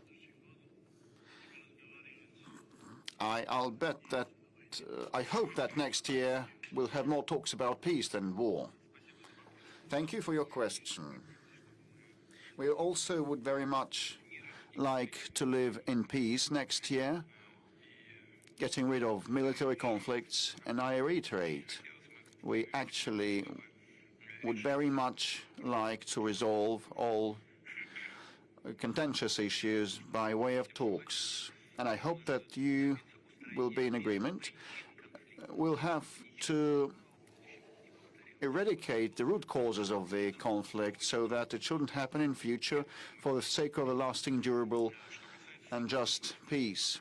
With respect to prospective cooperation with NATO, we had it in the past, and we also discussed a membership, first of the USSR, then of Russia in NATO, but in both cases we figured out that we were not welcome there, and the promises that had been given to us that NATO would not expand had been ignored, and we had been deceived, and there had been several waves of expansion of NATO, and that entailed moving military infrastructure closer to our border, which causes our legitimate concern. And in this context, a new security system or framework in Europe is very relevant, rather relevant. Even before the breakup of the USSR, some clever people in Europe, like the social democrats in Germany, proposed to establish a new security framework in Europe, not expanding NATO, but establishing a new security framework with the participation of the US, Eastern Europe, and Russia, so that no one should be left behind or put in a difficult situation. Actually, now we don't require anything untoward or extraordinary. We're not saying that a country should not be able to select a way of protecting itself, but this should be a way that wouldn't threaten anyone, including us. Would not require anything that wasn't voiced before. We just insist on keeping the promises that were given to us by the Western partners. We were deceived, actually bamboozled, and now we want a reliable system in Europe. Now, with respect to NIS, it is a daunting task, you're right. I mean, that enterprise, that company, despite the desire to improve relations, which is seen on the face, well, the sanctions continues, and that also touches upon our Gazprom Neft, oil and gas company owning NIS. And Gazprom Neft invested more than $3 billion into NIS, turning that enterprise into a state-of-the-art and efficient one. And this is the main taxpayer to the budget of Serbia. We know what the developments around this company are, and we have an intergovernmental agreement with Serbia on non-acceptance of any kind of restrictions towards this business entity. And we assume and presume that the leadership of Serbia that is friendly to us will act on its promises and obligations. Otherwise, no one would know how to invest money into an economy, even if an intergovernmental agreement wouldn't be observed. But we have some thoughts of how to move forward together. And we've been pursuing dialogue with our Serbian friends on that. And I hope that we'll find a way out, a necessary, proper way out. If I may, coming back to the question, to the issue that you have touched upon already, but will you focus on it again with respect to the children's benefits accrual? Families with many kids apply for these. They work a lot, but you know, even if they have an excess of 100 rubles of income, kind of they are not eligible to such benefits. And Gulnara is online, wishing to ask a question. Good day, Mr. President. Happy forthcoming New Year. I'm from Tyumen region, the rural settlement of Bar. I received 27,000 rubles per month, and my husband is a driver, getting 80,000 rubles per month, and I work at a kindergarten as a tutor. And we expect more kids, and we participate in different contests and competitions. We have the Ready for Labor Independence marks. And I've been a mother with multiple children for 11 years, and I only once was entitled to a payout, to benefit. And last year we have an excess of income of 100 rubles, and in November an excess of income of 250 rubles. And because of that, we are not entitled to any benefits at all, like the travel benefits or food stuff payouts. And we have 6 kids, and we work a lot. My husband and I, we work quite a lot. And we work extra hours, we moonlight, and we have a small farm. We have chickens, and we actually would like to get some help from the government at the end of the day. Gulnara, actually, I have touched upon this matter in general terms, responding to previous questions of this sort. I fully share your view. You have mentioned the fact that you work a lot and your income goes up. At the same time, the support you receive from the government goes down straight away. So when you earn less, you receive more from the government. So it seems it's kind of destimulating. It's pointless to work more on the face of it. But I believe that this is a mistake, an erroneous policy on the part of the government, and I'm certain that the finance ministry and the government will heed us now. It's not about economizing and trading on families with multiple children is immoral. I agree with you. I think that colleagues will see to that, and this will be resolved with respect to bills, housing bills, and electricity and other bills.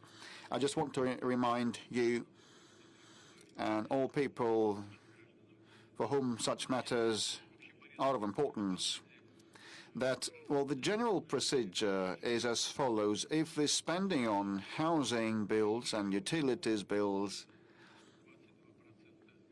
exceed the aggregate income of family by 22%, the government is obliged to provide support. Everything on top of that 20% should be covered by the government. Are you in the know of that?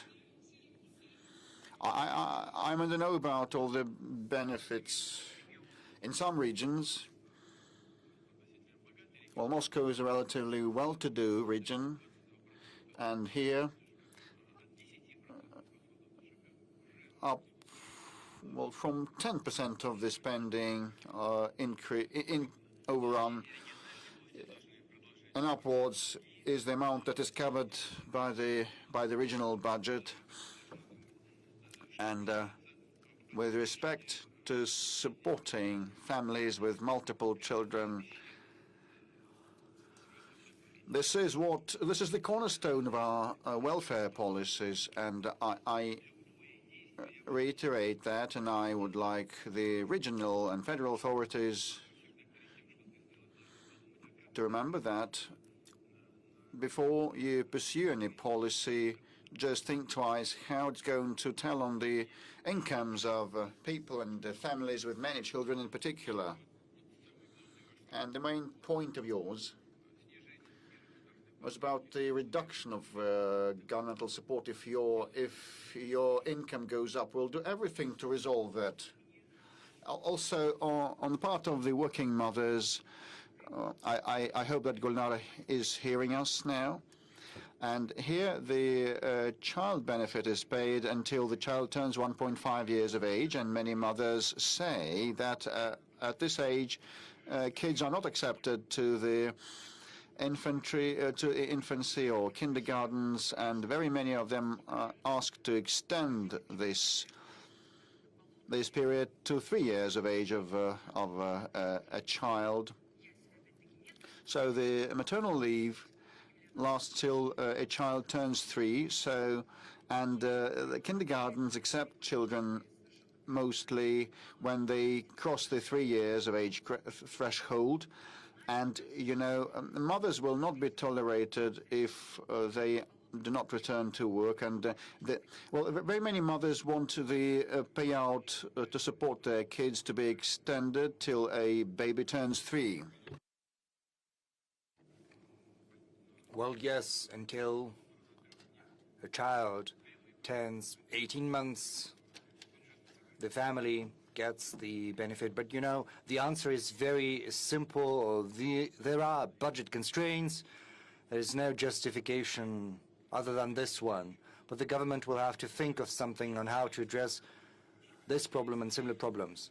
As far as kindergartens are concerned, a creche, and whether it's possible for a mother to go to work early, yes, this is one of the ways to address that. Not everything has been done to ensure that. A lot has been done, however, to renovate and rebuild schools. Right now we're working on upgrading our kindergartens. I would like to ask my colleagues in the regions to listen to me very carefully when issues on renovating kindergartens are addressed.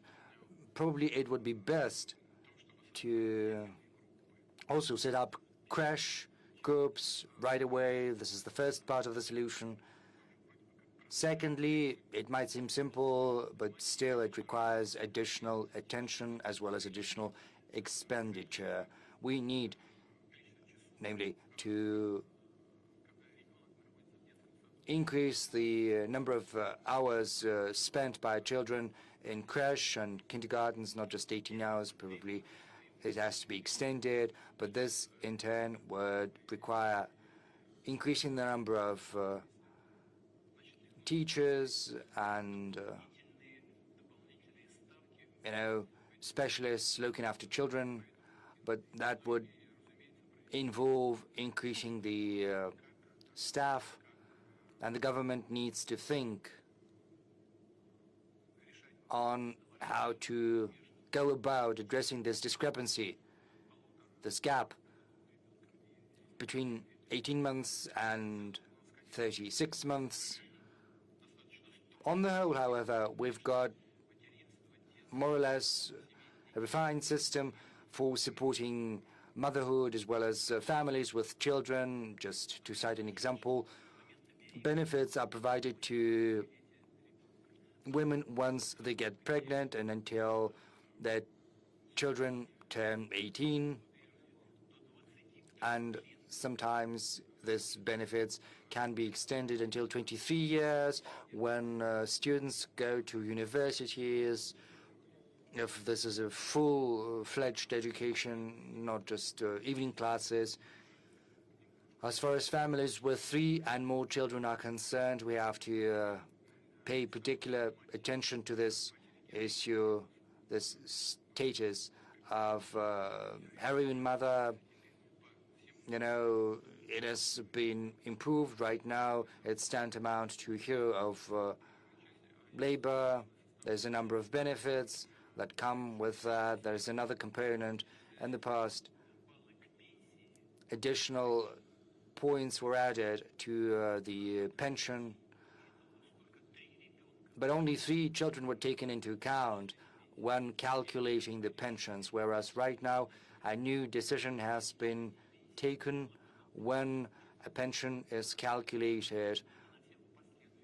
Not just the first 3 children, but the subsequent children are also going to be taken into account, and additional points will be added to the score which is used for calculating the pension. The government will continue improving and enhancing and fine-tuning the system of measures for supporting families with 3 and 2 and more children. Let's get back to the audience. It's been more than 2 hours, and we haven't noticed how time flies by. Kazan, did you want to ask something about Islam? Mr. President, good afternoon. Good afternoon. Thank you for this opportunity. Tatar Forum, the city of Kazan in 2026. As you're probably aware, Kazan is going to be the cultural capital of the Islamic world. The decision has been made by the Conference of Organization for Islamic Cooperation, and we know that recently Russia has been steadily improving its ties with the Islamic world as well as with the global south. In Tatarstan, Rustam Minikhanov is pursuing this agenda together with the foreign ministry and also as part of the strategic group for Russia Islamic world vision. What do you think the emphasis should be in Russia's ties with the Islamic world? And the second issue as follows. Is it fair to say that Muslims all across the world view Kazan, Tatarstan, and Russia and view it as what Islam should look like in the modern world? The thing is, the Islamic world is very varied, just as the Christian world is very diverse. You and I both know that, but I'm confident that the example of Tatarstan is positive in the highest degree, and many colleagues of mine from countries with the preponderant Islamic population keep that in mind. They follow closely the experience of Tatarstan, and that is a positive experience. That is a positive experience of coexistence of people of different religions and different ethnic groups, and Tatarstan is an exemplar in that regard. My congratulations to you on that. This has started with the first head of Tatarstan, and Rustam Minikhanov has taken up the baton, and he's doing well. And I'm not surprised that Kazan has been selected as the venue for huge international events for the Organization for Islamic Cooperation. Incidentally, Russia is an observer in that organization, and I was the one who initiated that. I addressed my colleagues and asked them to accept Russia as a country with observer status, and to our pleasure, this was accepted by all of our colleagues from the Islamic world. I was following that with enthusiasm. I was very happy. I was very pleased. That happened a long time ago. But this was the absolutely correct decision from us. More than 10% of the Russian population are Muslim. Well,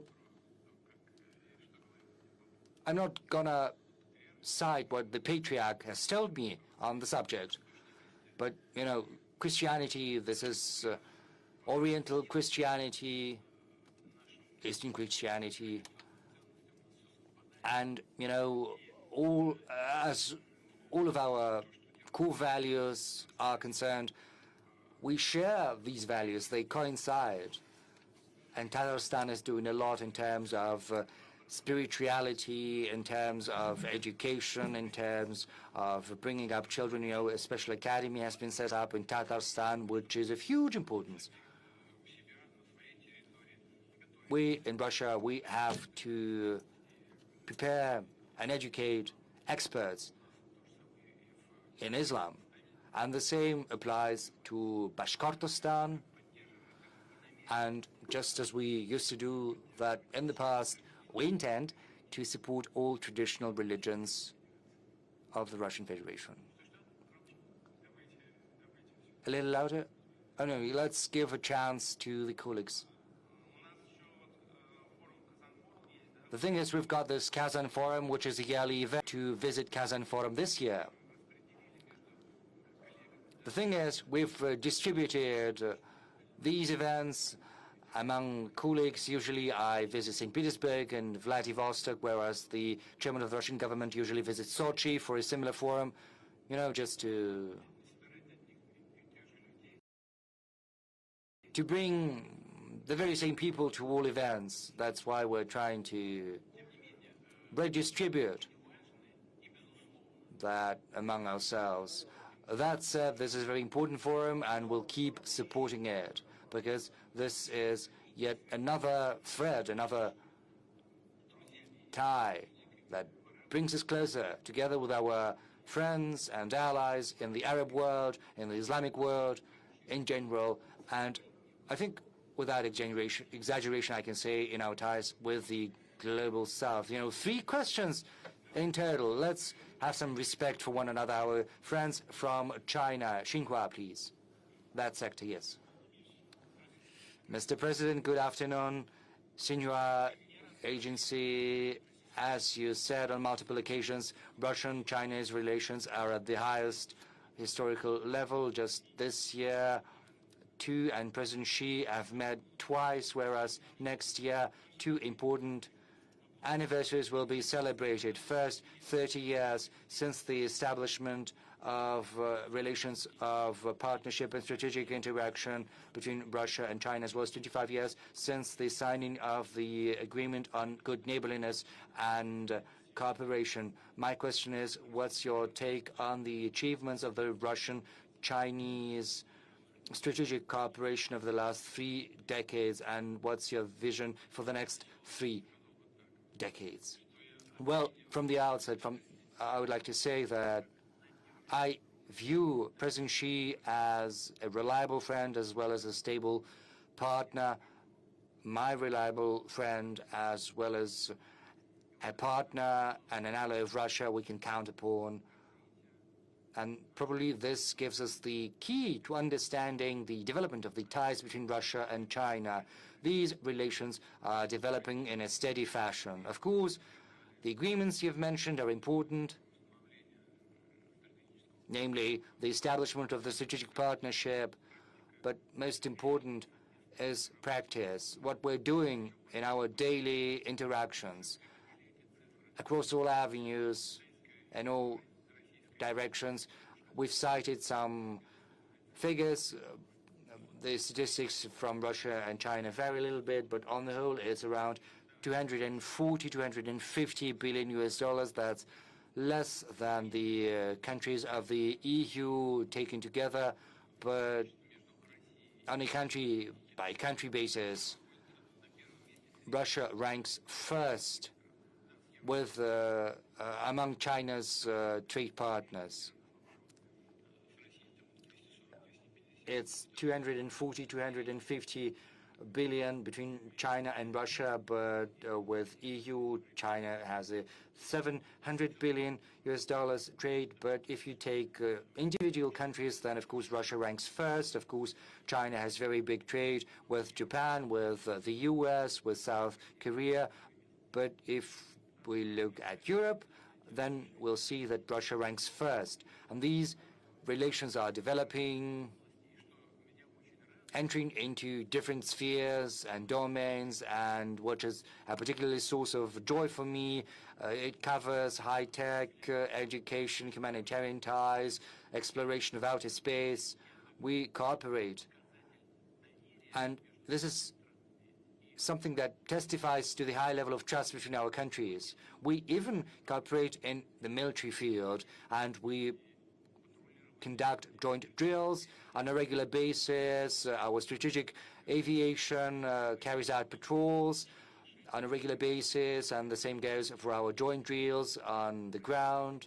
And I think it would be fair for me to underscore once again that Russian-Chinese cooperation is a significant factor of stability across the world. Our defense ministries are in constant contact. They coordinate on the issues of the current agenda. So I'm hopeful that this is the vein in which we will keep continuing our ties with our Chinese friends for the near future and for the more distant future. Let's take another question from the audience.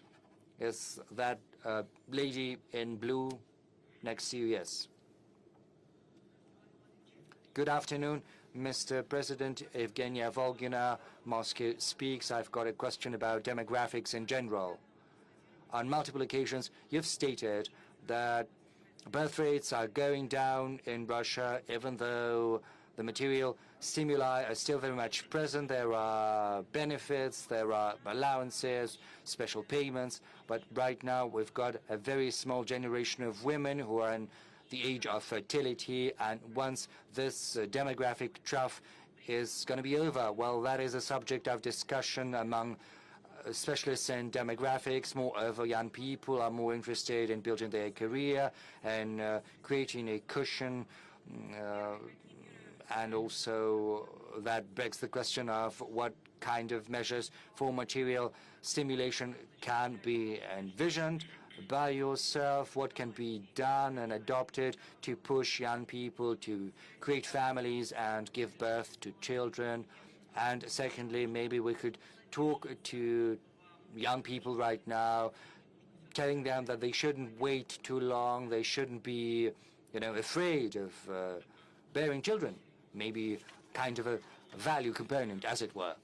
This is a question that is of great importance to all countries that have entered the post-industrial stage of development. Almost all big economies, all big countries, the very same picture is seen everywhere.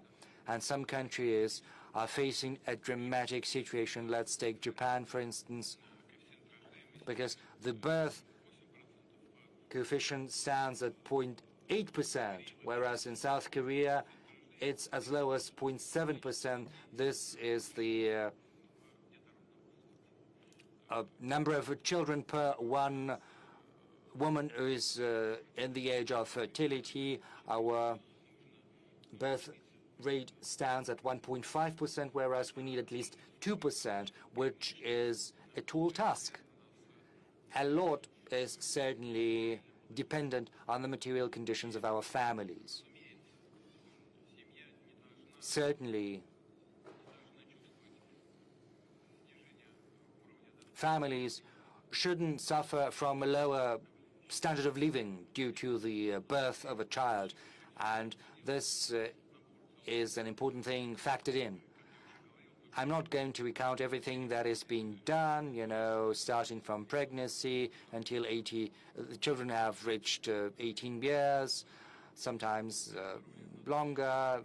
75 billion rubles was allocated several years ago for the support of birth rates in the regions that were requiring special attention. We're also trying to elevate the status of mothers with 3 and more children. I'm also talking about keeping in place the family mortgage. This is the thing we have to work on additionally, a mortgage at 6%. And we will keep doing everything in our power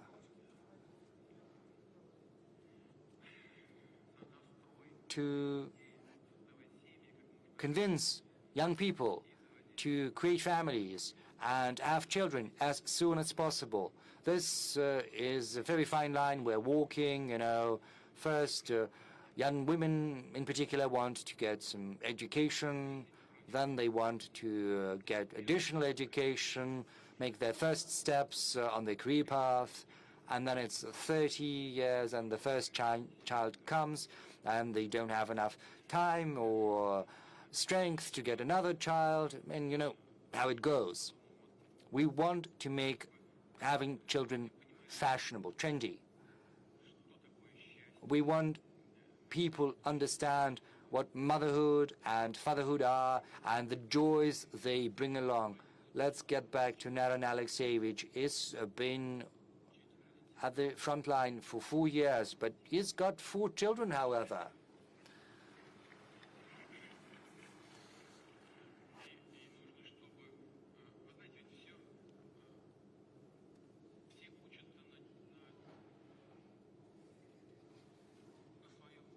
You know, everyone is trying to teach others using their own experience, and we say that we've got to learn from others' experience, and this applies to all spheres of life. But that said, still everyone has to make their own mistakes and learn from their own experience. And once they've done something, they've faced something, they understand what they did wrong, what they should have done. You know, I spoke about that. I think I did that publicly. The last meeting with the families with several kids. Well, there was a woman with a family of 8 or 9 children, and she said very beautiful words. She said that we have 10 children, for instance. Every time a new child appeared, we already had 5 or 6 people in our family, but a new child appeared. Every time we thought, how could we live without you all this time?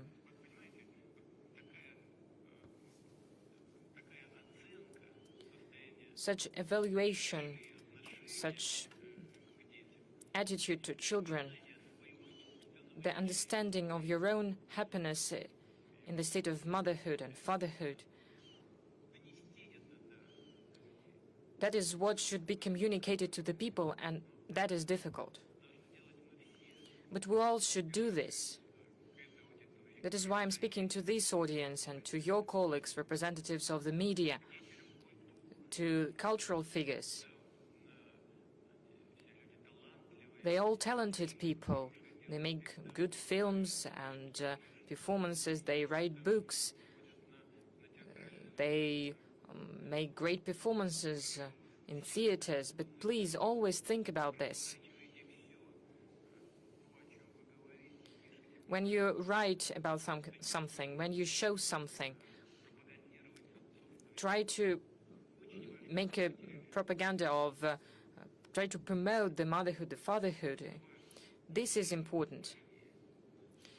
But what's more important is what inside of your heart, and understanding just simple human happiness. There is an interesting story. We have a question from a girl.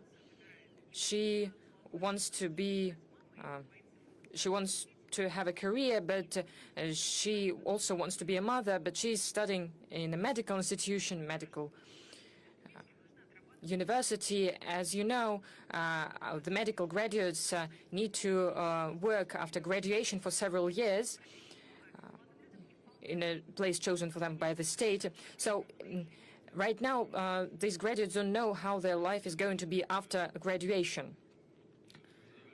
Just one thing, you asked one question, and there is one thing that I pointed out. In 25 regions of the Russian Federation,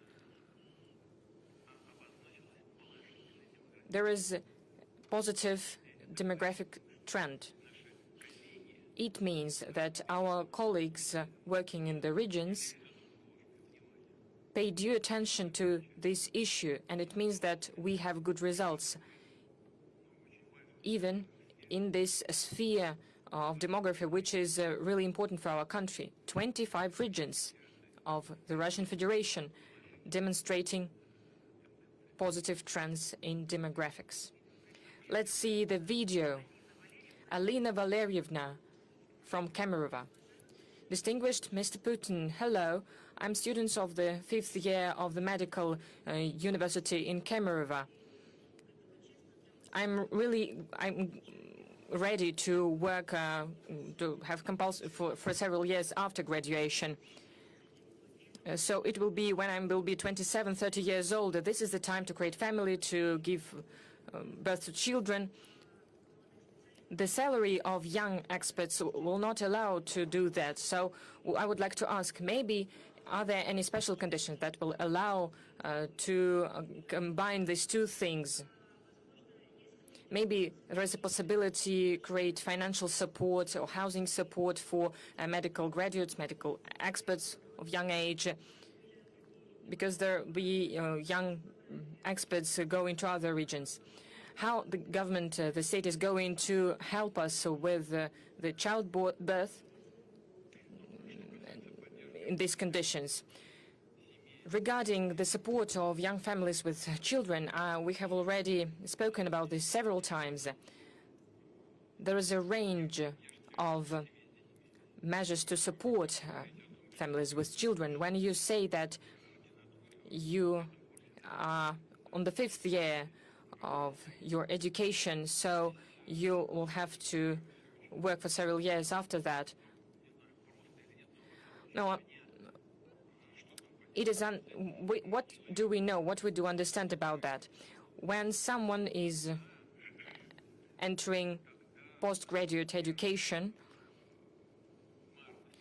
since the 1st March next year, a measure is introduced that after this, if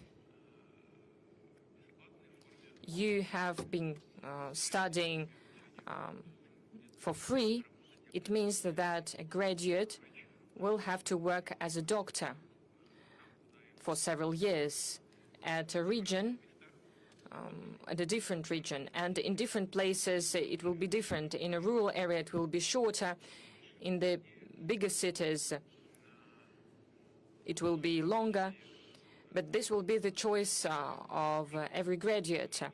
If they want to sign this contract about free education, then they will have to work compulsory after that, because they have received education for free. If they do not want this, they are not allowed. They do not have to sign this contract, and they can pay for their education. In this case, a student can receive an education loan and then return it during labor activity after graduation. As for the students, medical students, we're not speaking about compulsory work on in a specific sphere, in a specific city, in a specific area.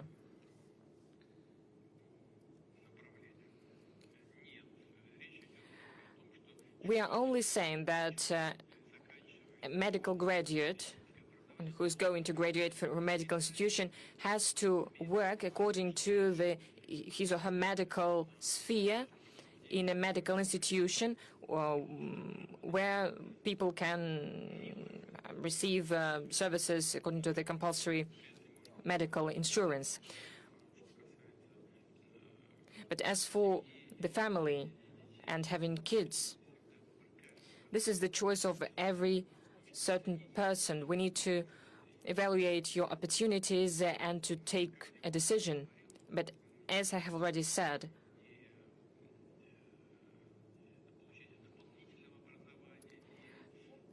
additional education or the start of career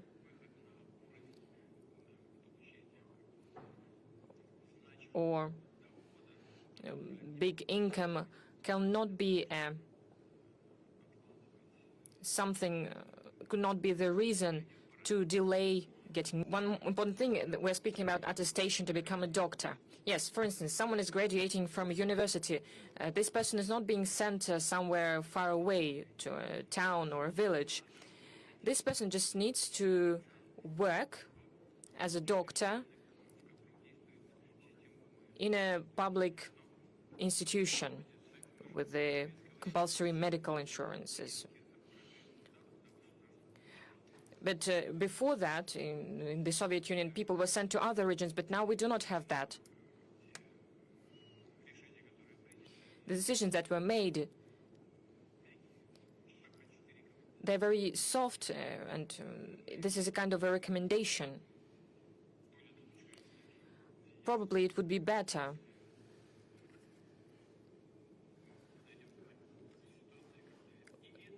that we will not have to do this in the future, for instance. Without any case, this girl asked a question. She is right. What can we do? We need to improve living conditions, solve housing problems. In general, the state is trying to follow this track.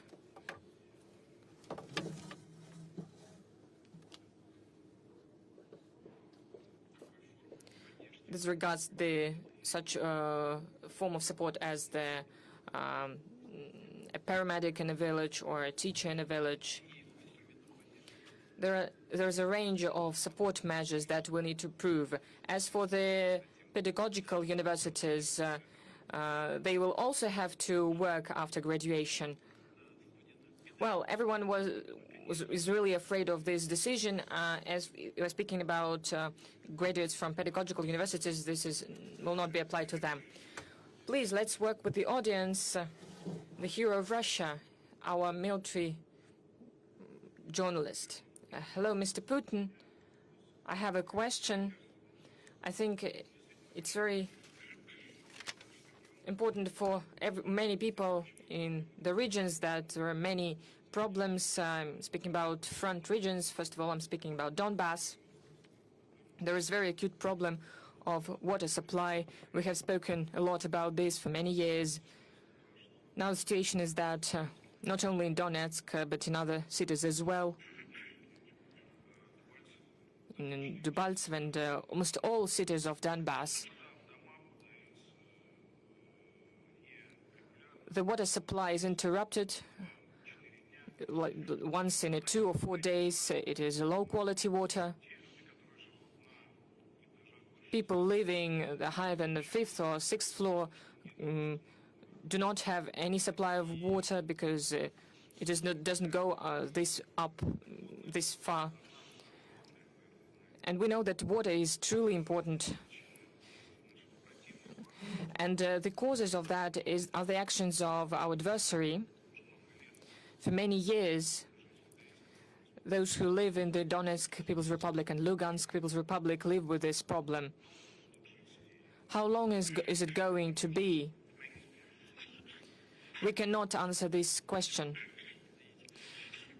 Excuse me, Evgeny, you know what is the cause of this problem? The system of water supply, the main system of water supply, is beyond Slavyansk, on the territory that unfortunately is still under the control of the adversary. This problem can be solved in a drastic way when we will control this territory. But this is not the only solution. You know, there are opportunities of creating water pipelines, finding water on the territories that we are controlling, digging. One water pipeline has already been constructed, and now we are thinking about constructing one more.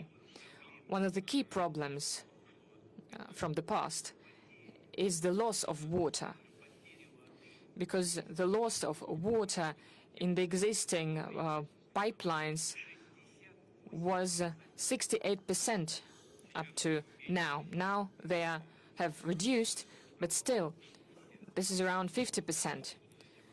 Of course, I have discussed these issues with the members of the government. Solving the problem of water laws means that we need to repair the whole pipeline system that was neglected for decades. Everything collapses there. In order to repair this whole system, we need to reduce the water loss up to 0%, and we need to invest so much money as the construction of another water pipeline. But I would like you to hear us that we know about this problem. It is very acute. We'll try to do everything to solve it as soon as possible. Thank you. One more question. BBC, United Kingdom, please, to ask your question.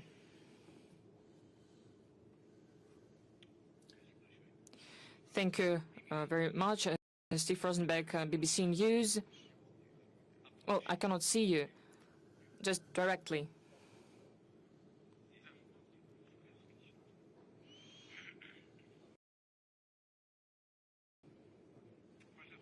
Please.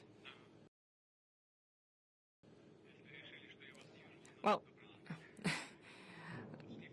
Steve Rosenberg, BBC News, the question about the future of Russia.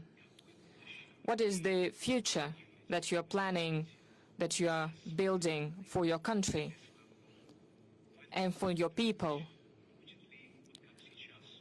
As it is now, will it be legal in this future any public being not in accordance publicly with something? Will you look for enemies inside or abroad in this future? Will there be disconnection of mobile connection, mobile internet? Will there be new special military operations? Or maybe Russia will follow another way? I remember you said once that the future is in our hands, in the hands of all of us. But in fact, the whole power in Russia is in your hands. It means that the future as well, what it will be the continuation of what we see now? Thank you. What will be the future of Russia? Are we going to punish legally for the actions who do not agree with the people? Are we going to penalize it? You know, there is a law that is being criticized about foreign agents, a distinguished colleague. I would like to draw your attention to the fact that we have not invented it. This law exists in several states. In the US, it was introduced in much harsher. There is criminal responsibility up to imprisonment for the activity in the political sphere if you are financed from abroad. We have nothing like that. According to our law, it is just necessary to declare that you have some sources of financing. We don't have any repressions. We don't have any criminal responsibility. If people stop engaging in political activity, or when they stop using foreign sources of financing, they are eliminated from these lists, and there are many of such examples. And what is going to be with BBC, because there is a million lawsuit from the president of BBC. Well, these are their family matters. They should deal with them themselves. I don't want to interfere. I just don't want to touch upon this topic, not to make it more difficult for you. There is such problem. There is a problem of falsification of information, fake news, and I think that President Trump is right. But it's not that important. You asked whether there will be new special military operations. No. There will be no operations if you treat us with respect. If you comply with our interests, respect our interests, as we always try to respect your interests. If you don't try to play dirty tricks with us, like it was with the NATO eastward expansion. You said that there would not be a NATO eastward expansion even by an inch. It was a direct quotation.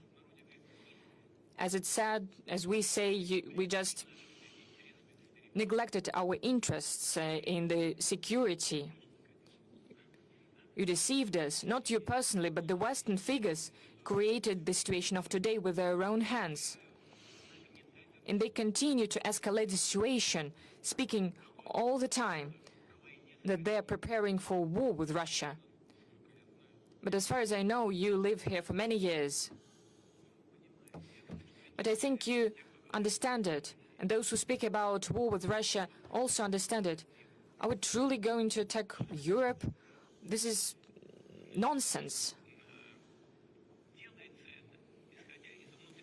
This is done based on the political reasons. And this is done to create the image of an enemy.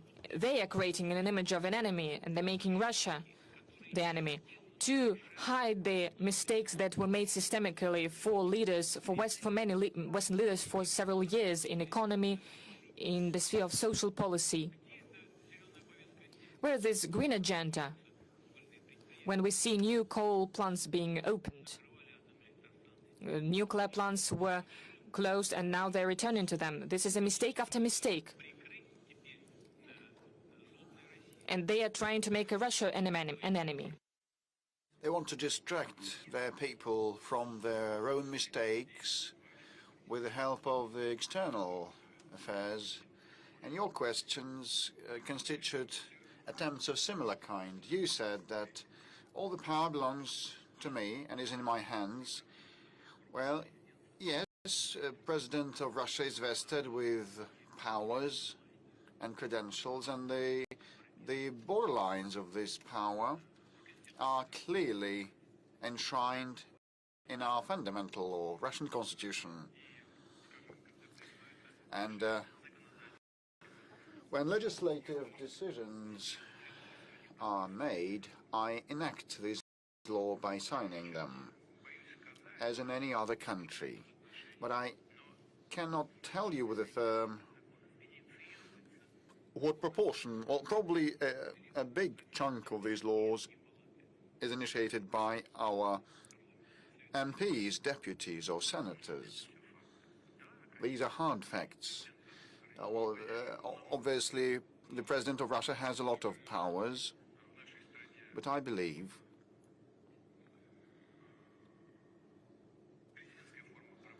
that as this is a presidential republic, this is justified as of today. But in concluding, I must say that we're ready to work with you, work with the United Kingdom, Europe, and the United States, but on par, given the due respect for one another that should be in place. And frankly, incidentally, if we end up there, everybody will benefit. I have already recalled one of the conversations that I witnessed. The former Germany's Chancellor Kohl, back in 1993, he said that the future of Europe, if Europe wanted to be preserved as a standalone civilization center, should be together with Russia. And we are mutually complementary in a natural way, and we must work together. He said, well, look, Russia, despite seeing a slowdown of our economy to 1%, still ranks fourth in terms of GDP size by PPP, following China, US, and India. Russia is number 4. We are followed by Japan and Germany. The United Kingdom that you represent today, unfortunately, ranks 8th or 7th or 9th, probably 7th or 8th on GDP size by PPP. But had we joined our efforts with the European countries, our joint GDP by PPP would surpass that of the United States.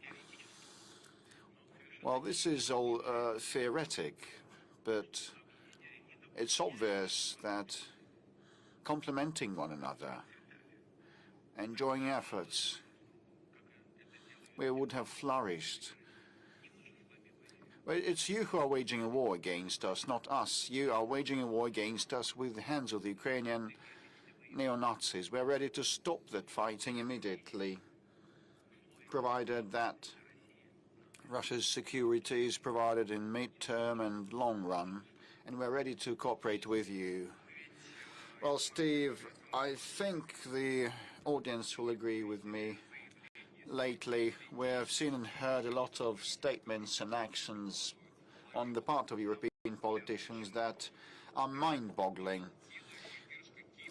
Why do you see they display this exorbitant support of the Kiev regime, and no one has been thinking about the European values, and they've been just supporting the Kiev for no reason, and they're even ready to pursue a conflict with the US President. Well, this outrageous policy, as you put it, I've just tried to account for that, answering the question by the colleague from BBC. They are trying to cover up their mistakes, to conceal their mistakes. In economy and finance, and they got in a gauge, and so it is very hard for them to move rightwards or leftwards. With respect to a possible conflict with the US President, there is nothing surprising about that,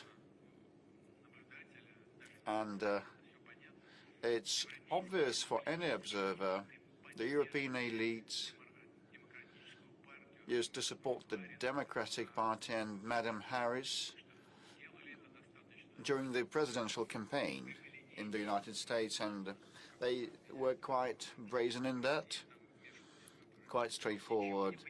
Once President Trump was accused of meddling with elections, but nothing was proved, and all the Congress investigations ended in nothing. However, the political elites of Europe directly interfered, and that was quite blatant and obvious and uncovered. And they now hope that after the midterm elections next year, the political landscape will change a bit and pressure on Donald Trump. This is why they are so insolent in the view of the forthcoming midterm Congress election. With respect to separate political figures, they have been conducting themselves in an aggressive way, an unprofessional way, I think. Let's come back to domestic developments. And one final point with respect to those aggressive statements and declarations. I marvel at them. And I personally know the current NATO Secretary General, the former Prime Minister of the Netherlands. I used to pay a visit to the Netherlands, and he's a smart person, a clever person, a systemic one, and an efficient one. He used to be an efficient Prime Minister, and the economy of the Netherlands is in a good shape, and this is partly his merit. But now he's talking nonsense. Why are you talking this nonsense about a prospective war with Russia? They want to get ready and brace themselves for a war with Russia. Can you just read the new strategy, national security strategy of the United States, and it says that the United States is a key player and the founder and the main sponsor of NATO, and the bulk of the funding comes from the United States, as well as the ordnance and hardware and weapons.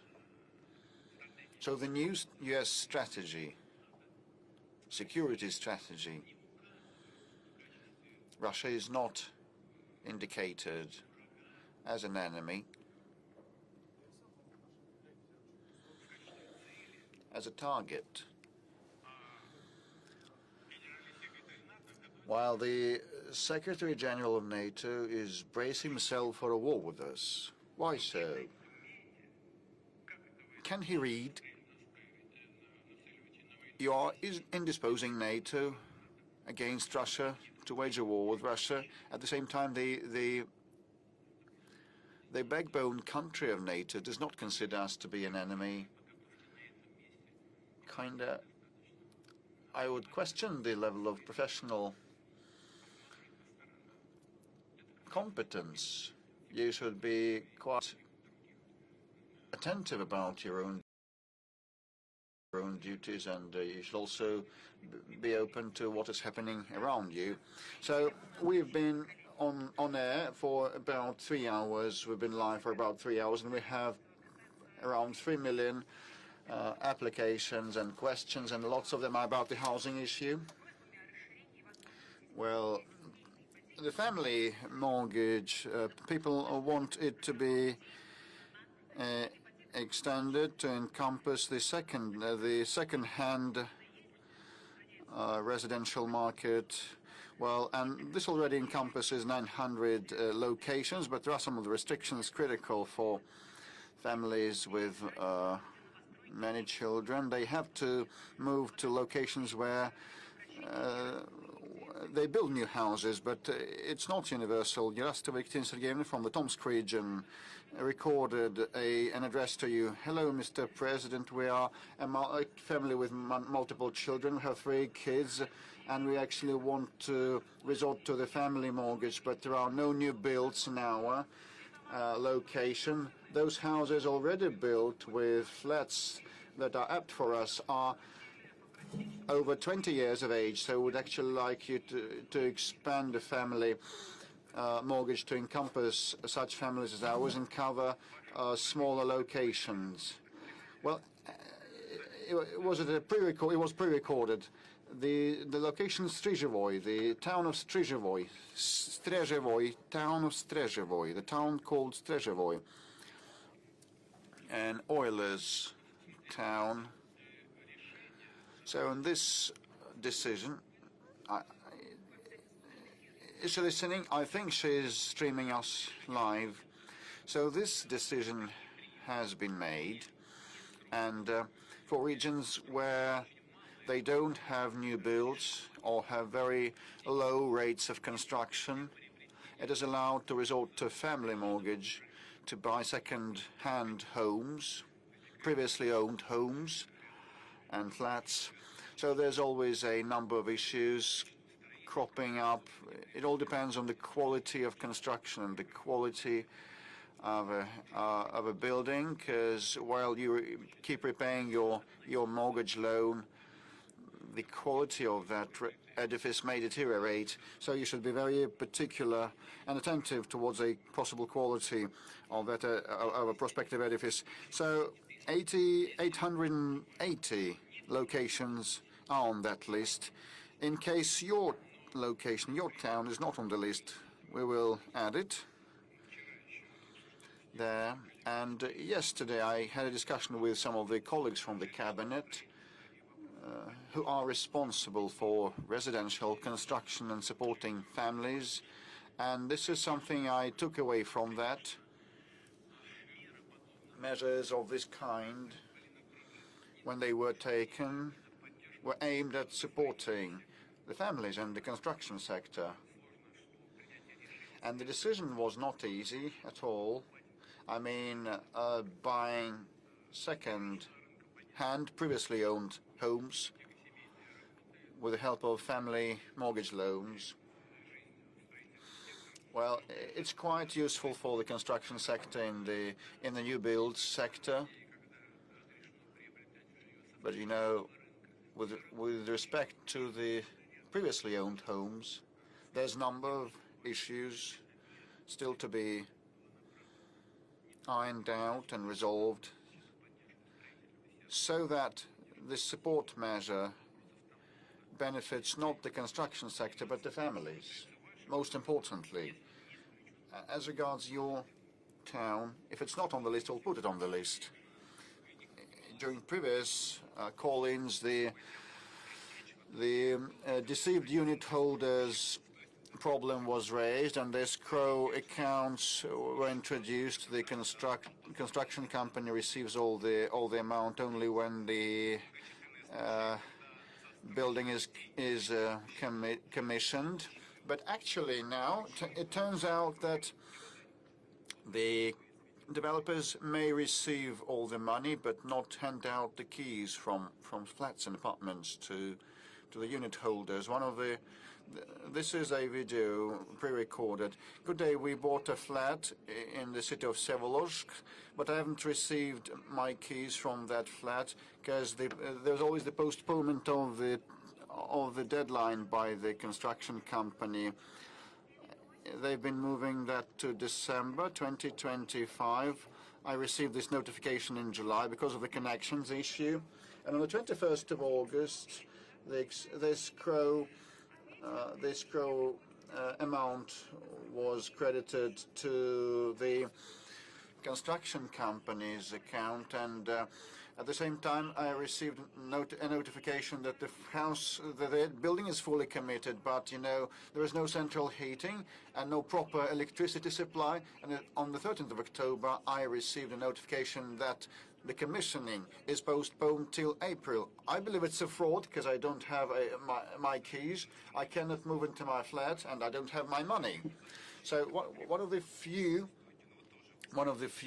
ways to impact the construction companies is to demand a forfeit payment.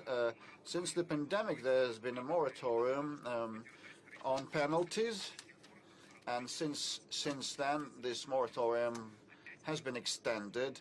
Will you extend this moratorium once again? Yes, this is an issue that is well known. The decision to introduce this moratorium to support the construction sector during the COVID-19 pandemic was taken, and this is still in place with respect to penalties till the end of the year. I think this is sufficient, and I would ask the government not to extend this kind of moratorium. Flats should be handed over on time. There are some of the issues related to the delays in handing out keys from flats. And, sometimes those apartments lack furniture, which is counter to the previously signed contracts, and the connections issue also may be pending. But, I think that this moratorium track should be stopped, and I would ask the government to conclude that, and we need to act systemically so that the construction companies and developers honor their obligations. And definitely we should protect, most importantly, the interests of the people of ours. Another topic about the sports facilities and delays in commissioning. It may be virtually ready, but it will not be commissioned, like the city of Abazar saying that the ice arena in that location is not commissioned, and a local community even helped dig the pit, but of no avail. Another sports facility also is stalled in construction. So actually, for a number of years, the government has been trying to balance our budgets, and we've been repeating the same thing. If a facility, an installation is delayed, is not commissioned, if it's in progress, you should complete that construction first and foremost, not starting a new one. And please submit these data to the government, and we'll actually handle that. And I can see a placard saying, "I want to get married." So it's going to be a different topic, I think. Mr. President, good afternoon. Kirill Bajanov, 4th channel, Yekaterinburg Regional TV. Well, you're dressed up, you're groomed, you're getting ready to go to the registry office and get married. Yes, indeed. And this is not accidental that I have this sign, this placard. I know that my girlfriend is watching this direct line. Olga, will you marry me? Please marry me. I propose to you. I propose to you, darling. It all happened here. So, Mr. President, we would be so glad to see you at our wedding ceremony.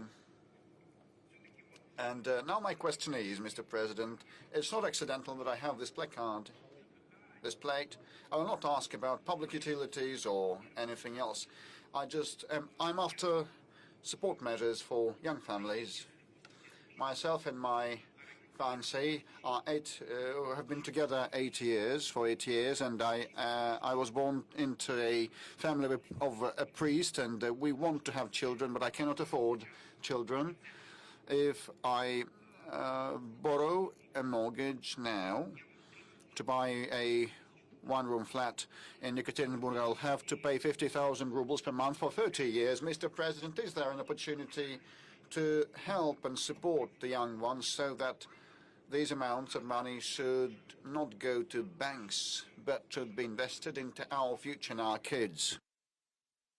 As a young man, 23 years old, I can tell you for sure this is going to be the greatest stimulus that will help push our demographic trends upwards.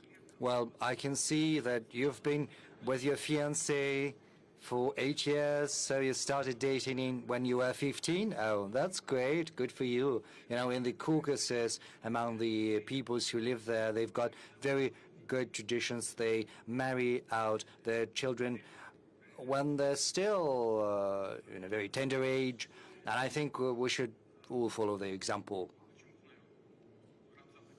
You know, I know Ramzan Kadyrov has got a big family, many children, many of them are marrying, both young men and young girls. I asked him about that. He said this is tradition in the Caucasus, though that's great. Well, as for your particular case, I've said that there's a whole architecture of support measures that has been set up for families with children. It applies to families of students. I'm not going to recount all the measures because that would take too long. And I've spoken about that. And it's impossible, you know, to wait ad infinitum for material conditions to improve, for you to get education. Well, you can wait forever. It's best not to postpone for too long having children, because this is part of our life, and we've got to go through this life because, you know, giving birth to new generations, and I think you are also a believer, so I would tell you that this is probably the mission entrusted to us by God, and we'll certainly keep up these support measures despite certain tensions related to the need to rebalance the budget. We have still managed to allocate money for family mortgage. And, you know, there are some places, some spots across the country where the mortgage can be drawn out not at 6%, but 2%. And, you know, when you are together with someone you love, it does not mean where you live. It's not going to be, you know, just a small hut. It's got to be a small apartment or a bigger apartment, but in a region where the interest payments on the mortgage are 2%, not 6%. You've got to have a look at all of that. What does your fiancée do? She's starting 3rd year, and I'm graduating from the journalism department. Well, yes, I've just said that there are several measures of support for student families. Just have a look at those. But, you know, when young man thinks you have to buy this and that, you have to live somewhere, there are many issues to be addressed, but best not to postpone such fundamental matter as making family and having children. It's that sector, you know, I see Zvezda. Is it okay, Mr. President? Yeah, sure.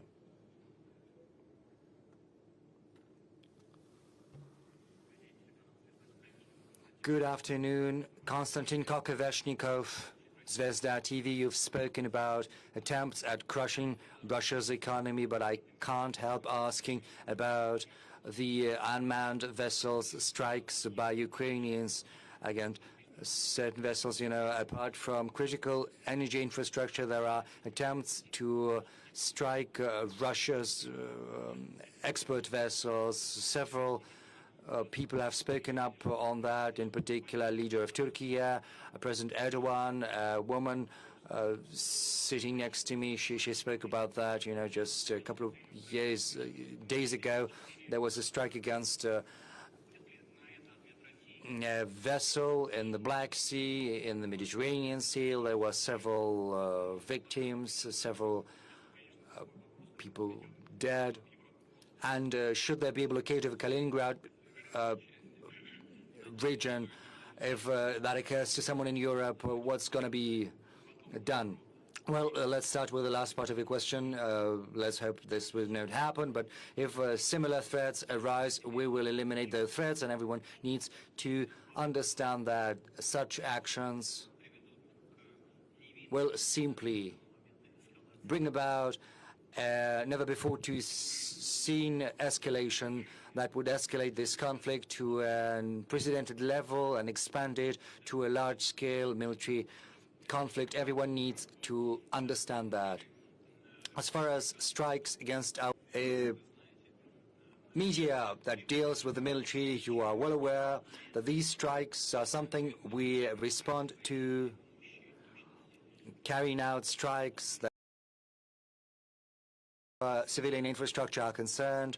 You represented a media that deals with the military. You are well aware that these strikes are something we respond to, carrying out strikes that, in terms of their scale and power, are simply far superior to what the Kiev authorities are doing.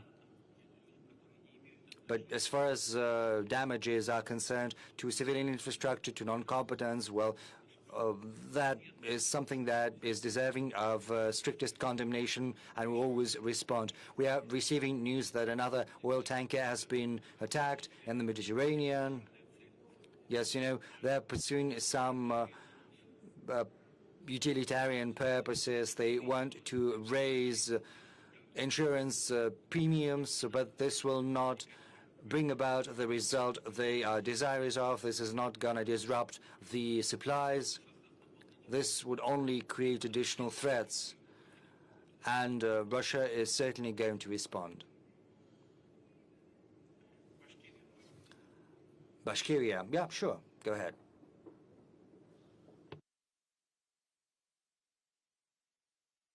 Good afternoon, Mr. President. Thank you for this opportunity to ask you a question. First, let me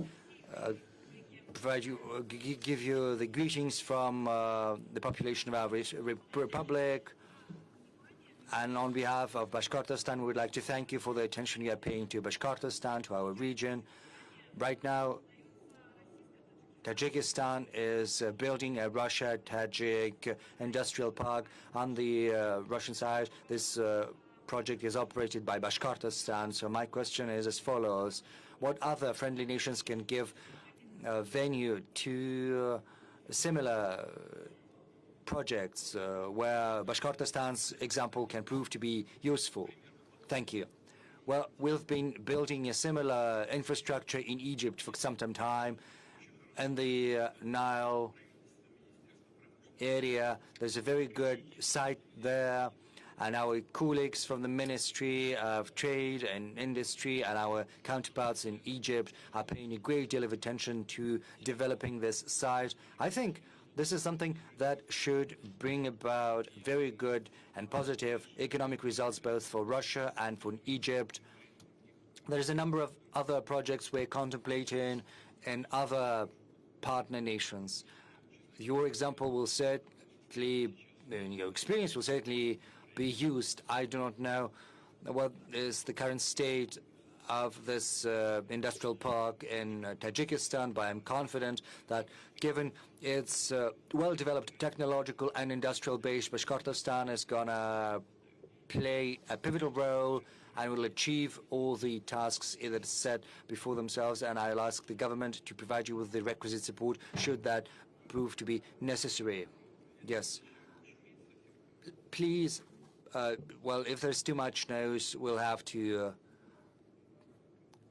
bring this to an end because it's not going to be possible to communicate with one another. Kokoshnik. Okay, let's see what this Kokoshnik is about. Well, Kokoshnik is something women wear. Good afternoon, Mr. President. Sorry, I'm very, very nervous. I didn't know I would. You know, there's a young man with this placard which says Kokoshnik, but you are wearing one, so yes, women first. I would like to pick up where my colleague, the 13-year colleague from the first row, has asked. This is about you driving through Moscow without any external size, as it were. So do you think Moscow has been beautified? Has it become better? You know, because many roads are being built. The Moscow diameter has been built. So do you think there are fewer traffic jams? And secondly, what's going to happen to cars in the future? Will we all have to change our cars for Russian-built cars? You know, I've been saving up for foreign brands. I've spent 5 years, and right now, after the utility fee has been introduced, I will have to spend another 5 or 6 years to save some money for a new car. So what do you think? Let's start with the utility fee. Well, let's be upfront what this is about. The increase of the utility fee as well as rising prices. Well, we're certainly talking about strong cars of more than 160 horsepower. The government fully understands that. It mostly concerns citizens with a middle level or very high level of income in big cities, most of all. And it's clear, and we've got to be clear about that right now. This is due to the attempt by the Finance Ministry to secure another source of income for achieving a very noble, lofty task, that is technological development, technological sovereignty, and it certainly helps our car industry. You said, well, probably foreign cars are becoming increasingly expensive. Probably we should contemplate buying Russian cars. Well, I can't help recommending some Russian car. It would be very strange for me to suggest to you that you should buy something built abroad. But I do hope this measure is not going to stay in effect forever, and that the choice our citizens have access to will get wider, either as our incomes grow or as the fiscal burden decreases. Moscow, well, yes, we're all proud of Moscow, and rightly so. Sergei Sobyanin is demonstrating huge results.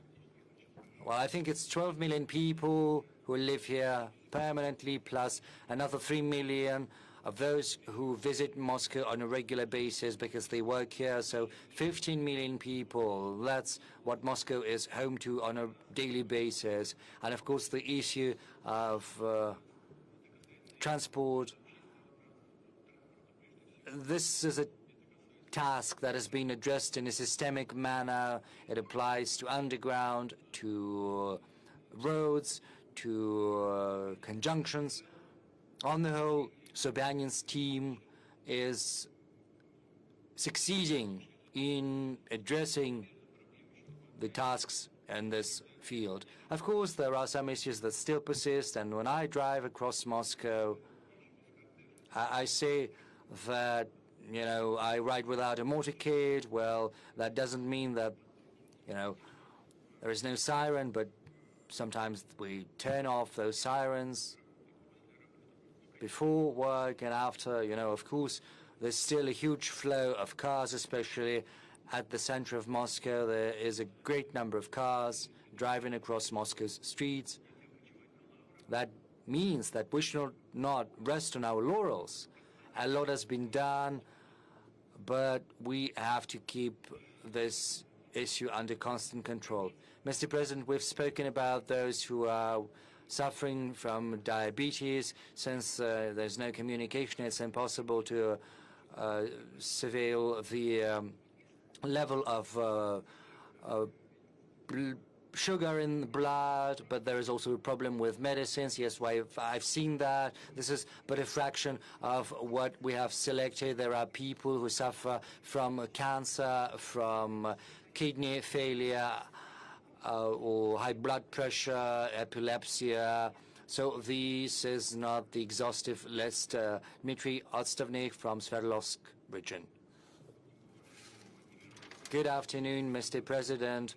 My name is Dmitry Odstavnik, city of Krasnotulinsk. Right now, no more preferential deliveries of medicines are carried out in Krasnotulinsk. This has been a regular occurrence since October. The clinics explained to us that they've run out of funding. As Chernomyrdin used to say, there's never been anything like this before, and there we are again. So I'd like to ask you to give instructions to the officials to provide our citizens with medicines under the special preferential program. Yes, indeed, there are many messages like that. I read them before coming here yesterday and the day before yesterday, and I spoke to the government and to the relevant ministries, and they assured me that everything that is within the remit of the federal ministries and the medical insurance system, well, all of the funds have been wired to the regions. There have been no delays whatsoever, whereas you're asking me this question, and I've certainly seen similar messages. Dmitry Peskov has given me a whole pile of such things. So this is about how this is organized on the ground in the regions of Russia. This is about the logistics. This is about timely decisions that are required to enter into contracts on the delivery and on the distribution of these medicines throughout the networks of pharmacies. But I can promise you that we will have a look into what is happening over there in Krasnotulinsk. I do hope this issue is going to be fixed. But on the whole, there are also concerns that state-run pharmacies are shutting down, and this is a source of concern. And that means that medicines at lower prices, at subsidized prices, are not being available. But I can tell you that even in private pharmacies, there have to be subsidized medicines available, and they have to be available at fixed prices. And this is very important. I would like to ask the competent units of the healthcare ministry to follow that closely and to keep tabs on that. Moreover, we have to pay greater attention to developing pharmacy networks through the so-called mobile pharmacies. This is a practice that is becoming increasingly widespread across the provinces. There are also other spots where certain medicines can be made available and can be sold. This solves part of the problem. And of course, we can do that through the post of Russia. So on the whole, we have an understanding of how to address these issues. But we have to do that, translate those theories into practice, and in your particular case, I think we will be able to fix that pretty quickly. Let's work with the audience.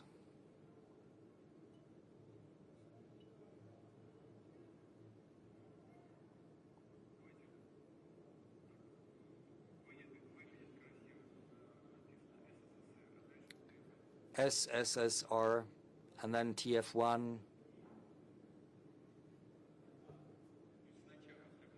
First, the person with the placard SSSR, and then colleague with TF1. Good afternoon, Mr. President. Good afternoon. Can I give a present to you? And then a couple of questions. Well, just explain to us what this is, and we'll take that from you afterwards. This is a book which is called Heart of Asia.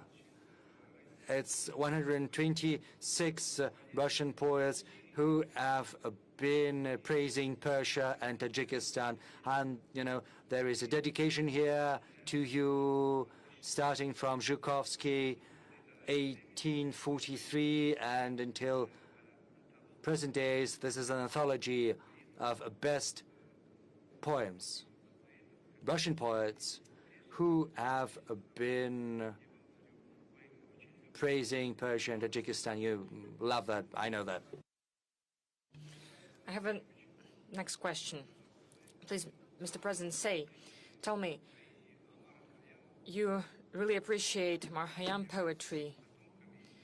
We are descendants, those people in Tajikistan, Persia, were descendants of Marhayan.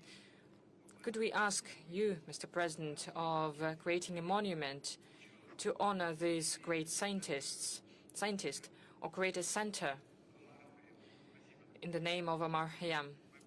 This is a good idea. Thank you very much. We will think about this. Thank you for this insight, as it is used to say. TF1, please. Our French colleagues, please.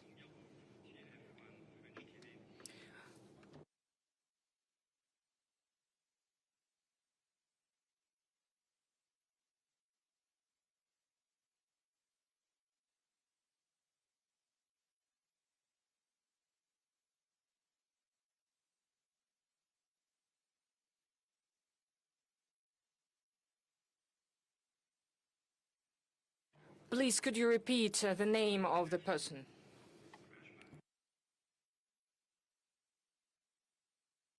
And who's that? I have never heard about him. Who is that?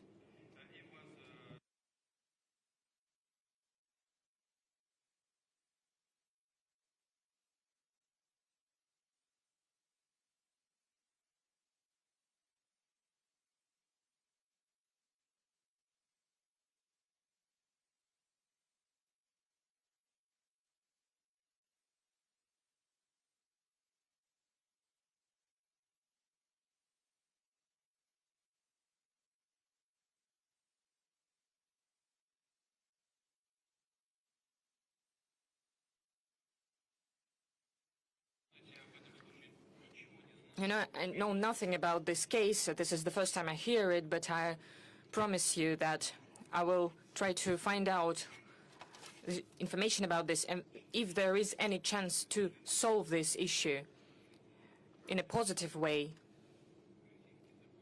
If Russian legislation allows to do that, we'll take all the necessary efforts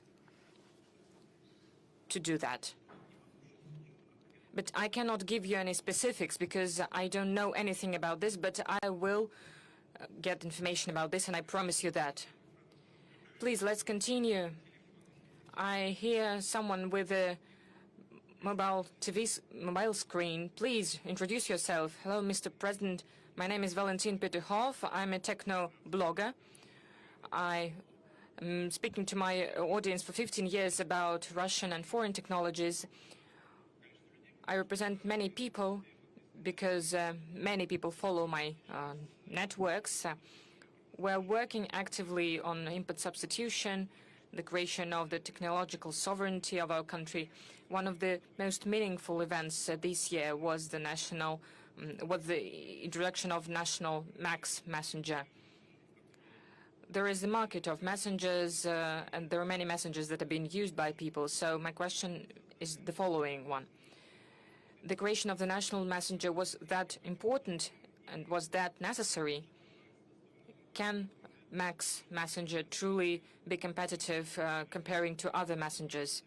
And what do you think about such competitions? As a blogger, I would like to ask you to follow my channel in MAX on technologies. I know that you know a lot in this topic, and I have remembered that today is my father's birthday, the 19th of December. I would like to use this opportunity to congratulate all the people that have a birthday today. There are hundreds of people, and we echo your congratulations to your father. As for the MAX messenger and the competition, we always need competition. I'm sure that there will be competition. As for the Telegram and other messengers, there is just one issue: complying with the Russian legislation. The problem of these messaging applications is that the leadership of the countries where they created were introducing restrictions, not allowing them to comply with our legislation.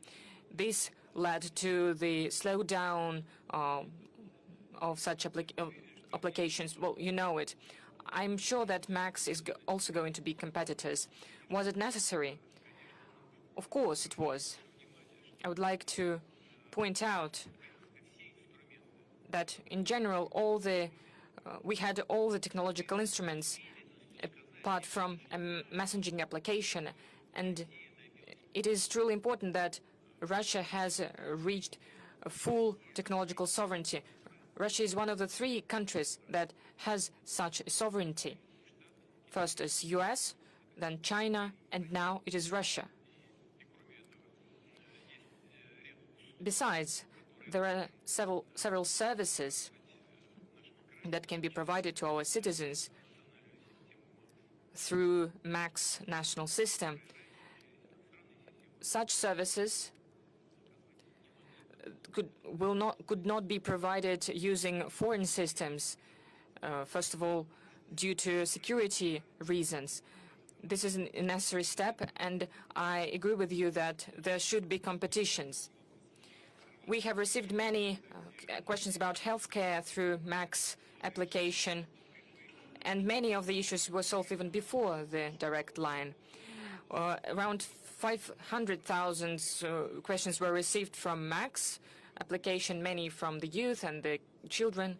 When in Ulyanovsk we live almost in the 19th century, when your functionaries are going to listen to you and listen to the people, please, could you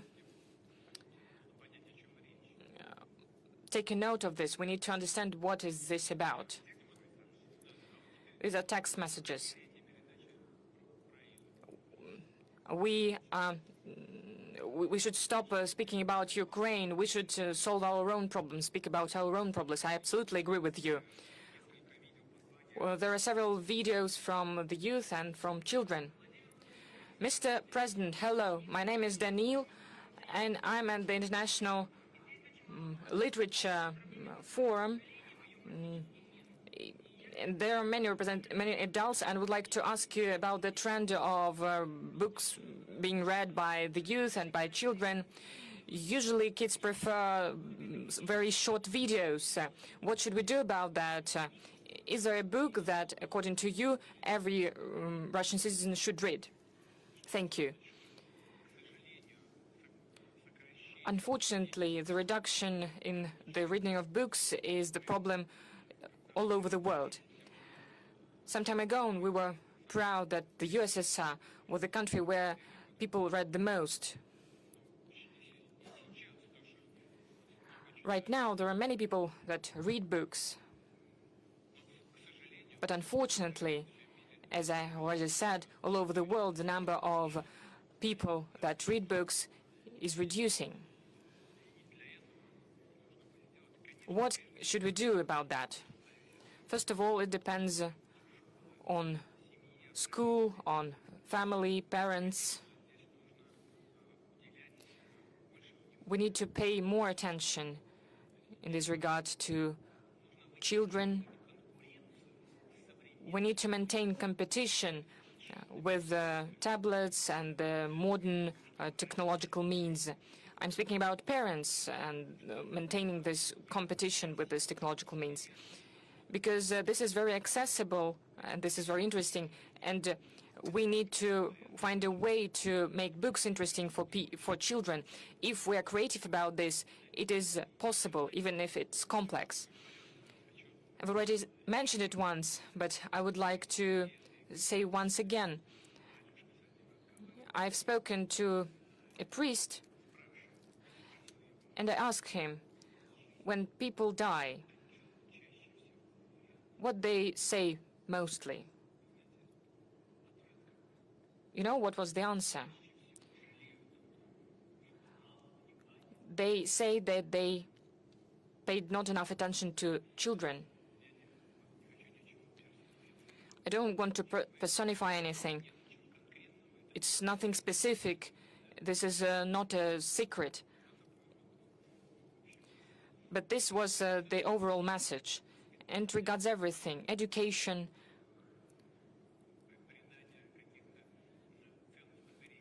providing some guiding principles, values.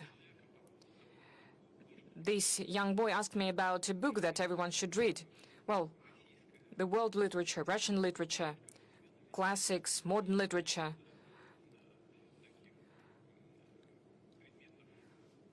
There are many topics to be discussed that are very useful. But the main thing is that the book should create the conscience, the idea of the world. But it's very hard for me to name a specific book. Another question that we received through Max from Niatulina Diana. What are your working hours? What is the plate of your car? Actually, I don't know if there is a plate. Actually, I just take it and go somewhere. As for the working hours, well, I keep late hours, and sometimes it's getting even later and later. Well, I'm not going to say, because it is the violation of our labor code, and if this is not correct. It's you need to be fit, you need to go to bed on time, and I call everyone to such a regime of work. A question from Victoria. It's to you and to Pavel. Let's watch it. Mr. President, hello. My name is Victoria. I really find it really great that what Pavel Zarubin does. When Pavel will go to pension, I will take over, and please be the president until the time, and I will work with you and cover your work. I would like to congratulate you on the new year and wish you good health and always make right decisions. Victoria, thank you very much. I congratulate you on New Year as well, and I wish you all the best, success in school, and wish you reliable friends by your side. Well, let's keep Pavel for some time. He's quite a young man. I'll ask Pavel, I'm sure he will agree, to take you for training. I'm sure he can do a lot of good things. He's quite young, and when I will go in a well-deserved rest and you will be trained by Pavel, it will help you to become a journalist and a university, and you will work together with Pavel, even at the federal level. This is what we're truly going to do. But still, I'm not a pensioner right now, I'll keep asking questions. So what is really important for every one of us? Recently, you have spoken about opportunities and the threats of the artificial intelligence. You can solve any task without even thinking and using your mind. Another message from Max Messenger. What can be the balance between the modern technologies and the tasks of developing intelligence in children? Please, we'll be grateful for your answer. And please come for the 1st September of 2026 to the opening of our school. This is a relevant issue, very complex regarding the problem itself. There is a great volume of information. There are new instruments of solving tasks today. You can use the capacities of artificial intelligence. In fact, a danger appears that teenagers, students, will not try to find the decisions themselves. But as Pavel said, they will just press a button and receive the necessary answer. This is a complex task. So it will depend on the organization of the education process in schools and in universities and all the educational institutions. It means this is how we should organize the education process so that all of this was done and the tasks were solved at schools, in classrooms. So the tasks were posed in classroom before the students and pupils, and they were solved by a specific student or pupil, so that they need to use their brain, so that they would think, so that the development of new technologies would make that part of our society, part of our population would be thinking about what they're doing, and the other part would follow a very simple path, would use technologies, press correct buttons, but would degrade from the intellectual point of view. This is something that we should avoid, and this is the task of the education system, as well as the task for families. Well, I have nothing to add to that. Let's return to the audience. Spas, please.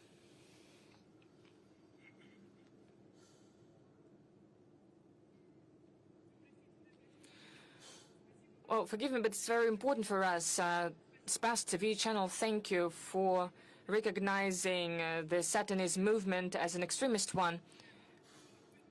There are still occult services, esoterics that are provided in our country. You can see them in social networks, in books.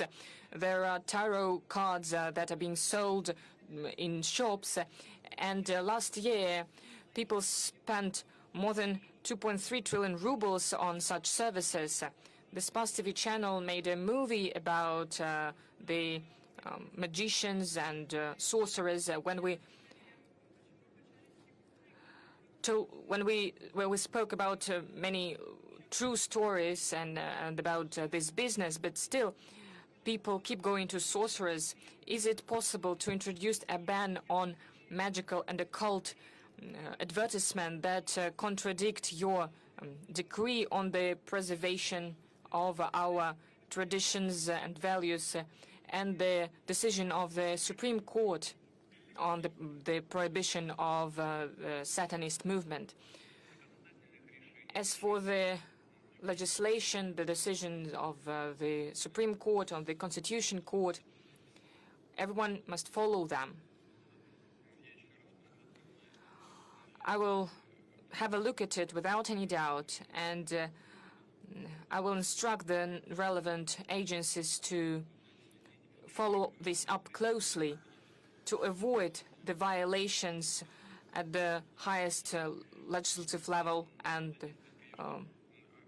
the level of the court decisions. I truly agree with you. Satanism and occult services, sorceries, this is nonsense. That is something that confuses people,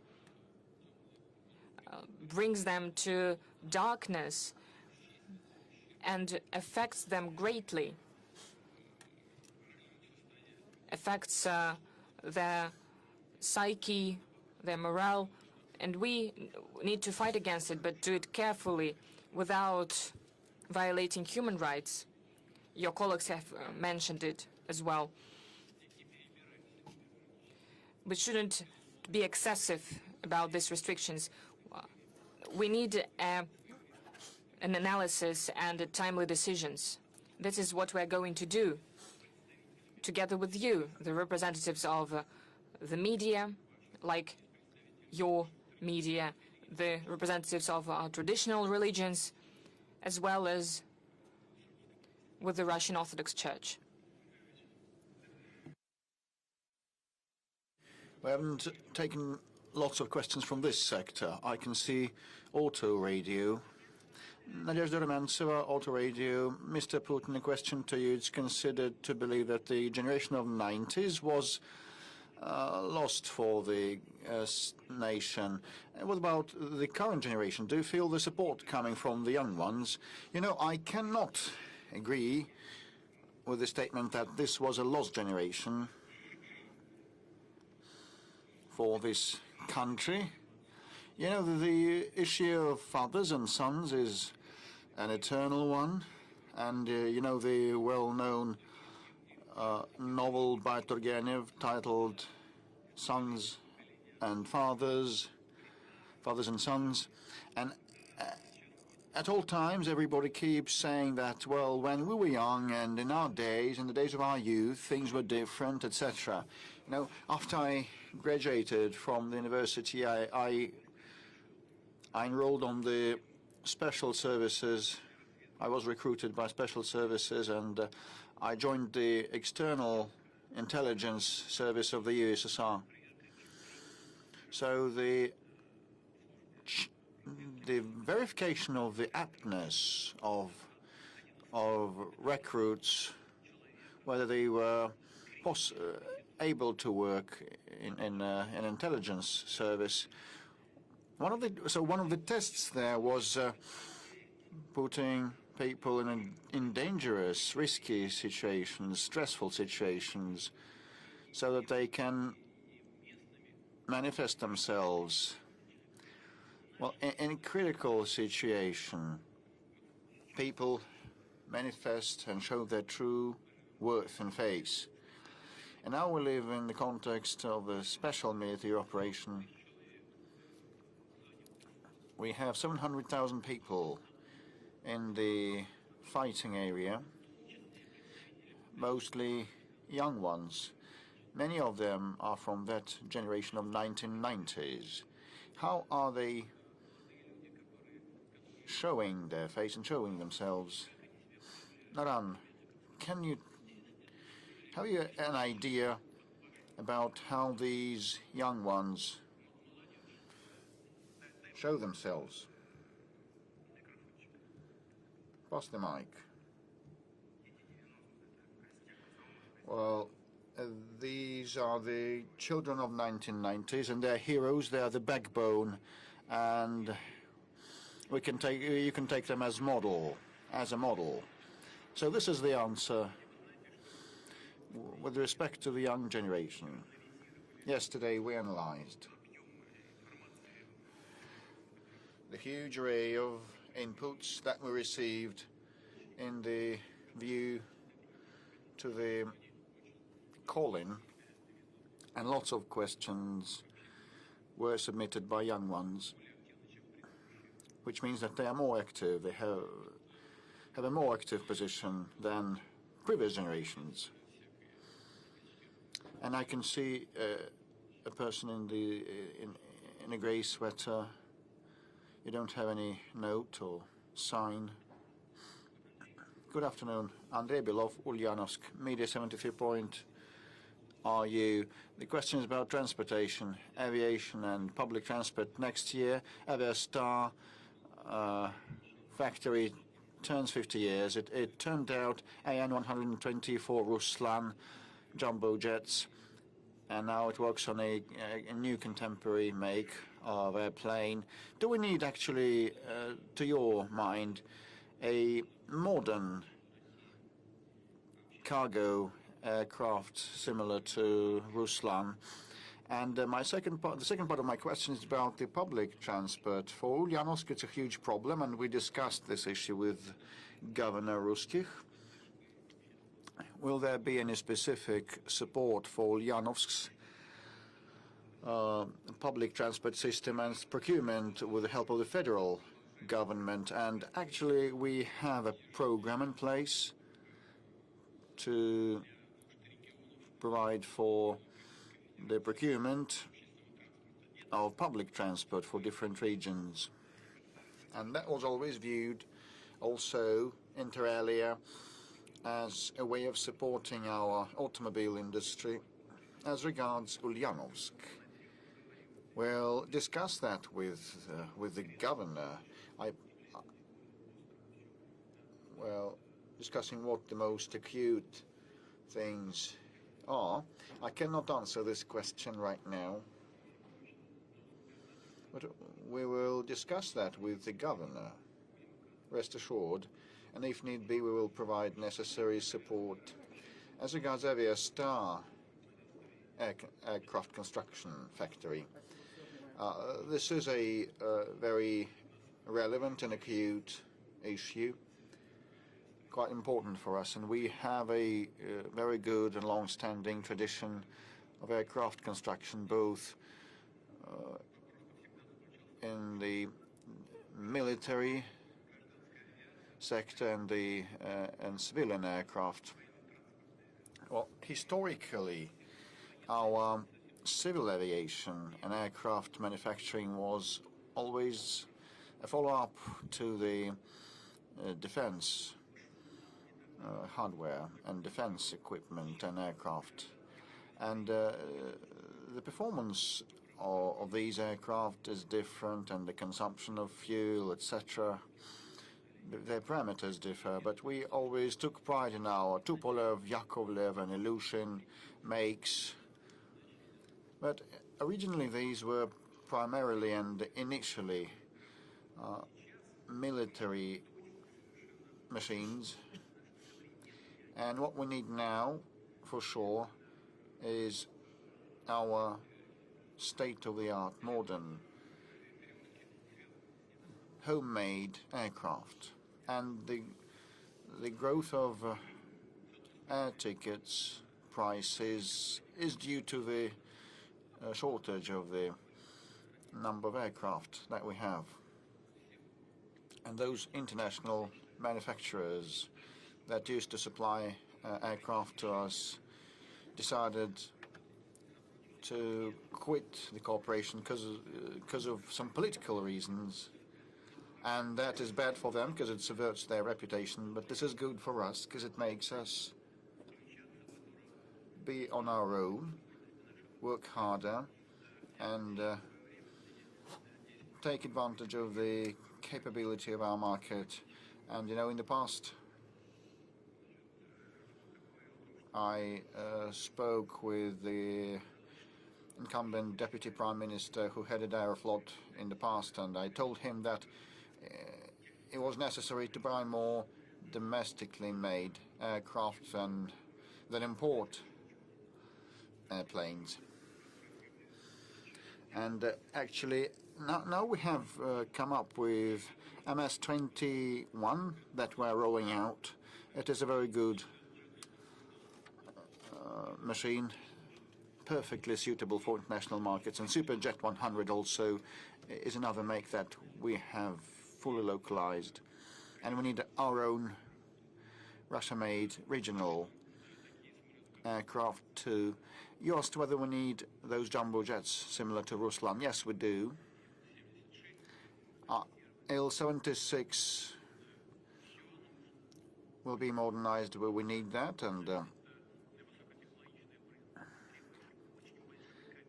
this is high-tech manufacturing requiring very long production chains and level of cooperation to be profound enough. There are some additional pending issues to be resolved, but we will handle that. And definitely wish Aerostar all the best, and we will assist this enterprise.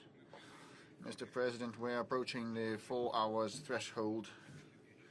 Let's give the floor to Mr. Peskov. We are now nearing the 4 hours of live broadcast, and it's kind of record-setting time. So I suggest we should round off and wind up. There'll be just a set of quick-fire questions, just a quick-fire one. In hundreds of years, school children will study this time, this epoch. What would you place in the time capsule for that to describe or depict our era, to stand for this era? Well, I think that all of us think about the future of their children and grandchildren and the future of our country. I also do. I know what I should be telling. Probably several things in a row. Well, I'll try my best. We'll take a pen and we jot down us living in Russia in this incessant, infinite flux of time in the 20th and the 21st century, perceived everything done by our predecessors with gratitude, by our ancestors with gratitude. We lived as everybody at all times with our routine needs, but we were not at a standstill. We made headway, we struggled, we worked, we fought, and we tried to resolve the issues that our time, our epochs, set forth ahead of us, in front of us. And we thought about our time and about future and about you. And if you're holding our message right now, that means that you also feel yourselves being part of our joint, shared, infinite flux of time, our common shared flux of time. And you are aware of the connection of times, and this is very important. Congratulations. That means that we also, as we worked and struggled, did not live our lives in vain, and we succeeded in many respects, and we wish you to be blessed with luck always and be happy. And your kids and grandchildren and grandchildren be proud of you as we are proud of our fathers, grandfathers and grandfathers. Full stop.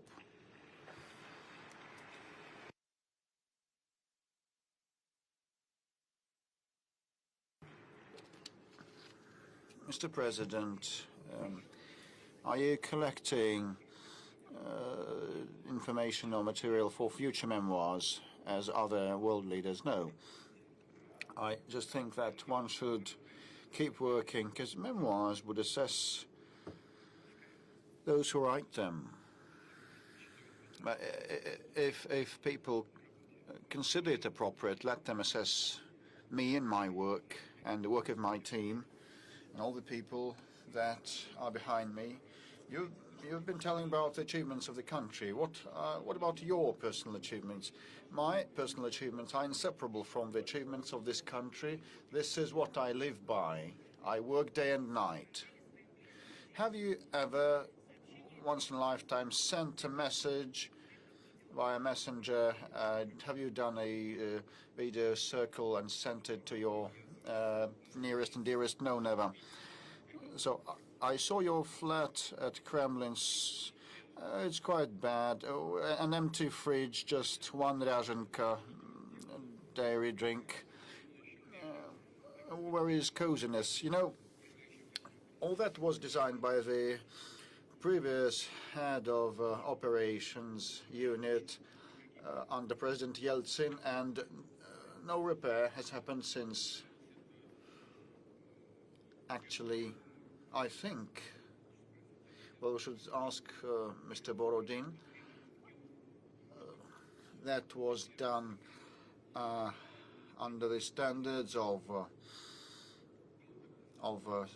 maintenance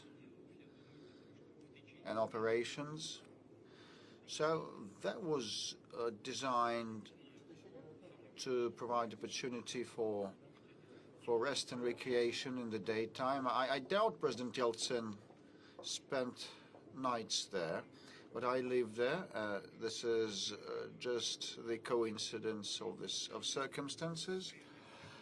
I'm satisfied with everything. This is first thing, and secondly, you know, comfort and coziness are created by people. So when my family members appear there, I just feel cozy. Do you have any professional deformations or distortions, professional distortions? Well, yes, as any other man, fully submerged in the work. Which moment or development of this year you memorize in the first place, and which would you like to forget? Well, with respect to which I memorize in the first place and recall in the first place, it is very hard to say, but I think that the New Year that we celebrated last time happened 2 to 3 weeks ago, and this is not an overstatement. You know, everything is so compressed, and we have had many positive developments since then, and at the Defense Ministry become the most combat efficient in the world, given the advances in the strategic arms that we have had. And these are major landmarks in the life of our country, not the armed forces alone. And we have been able to preserve the resilience of our economy, and many decisions were made to this effect. And these are positive developments, without a doubt. And speaking about what I'd like to forget, well, I have my own view on that. If you want to forget something, that means that there was a failure, or you did something in a bad way, and you should not forget that. You should rectify your mistakes and correct your mistakes and make conclusions. Which trait of your character you dislike? Is there one? Well, listen. Oh, people just wonder. I'll try to respond. Well, my life is, you know, absolutely conspicuous in front of the cameras, and speaking what I like and what I dislike in myself would give rise to rumors and idle prattle. And do you have a true faithful friend? What is true friendship? It's a matter of notions. In the first instance, true friendship means mercilessness. And in my situation, you know, some people around me are tempted to try to lay their hand on that, and I can state with a firm that those people whom I believe to be my friends, and I have such people, I believe in a very reserved way, and I'm not ashamed of them. What motivates you and makes you move forward, and what keeps you in high spirits?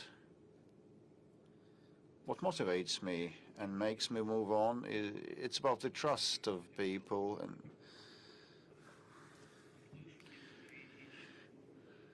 when I hear some things,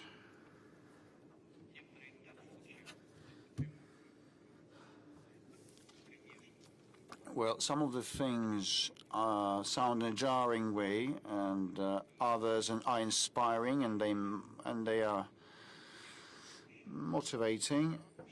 The confidence and faith in the future of Russia, which is what prevents me from losing heart. What is the best thing for a boy aged 13?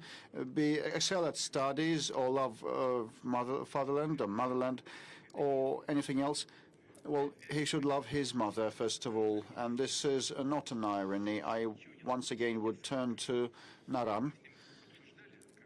He needn't speak up. I will say everything for him. We had a discussion the day before yesterday when I invited him to come to the Kremlin, and previously when he had made a report, I had asked colleagues to ask what outstanding issues are there, including some routine things and day-to-day life-related things, and we talked with him. And Naran may forgive me. I think he'll forgive me. I just asked him, what would you like? And he responded, my mom is elderly and she has some health conditions and problems. Will you please help my mother?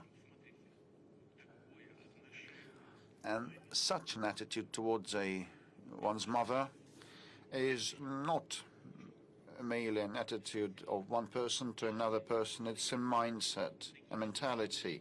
So people with this attitude become heroes of Russia.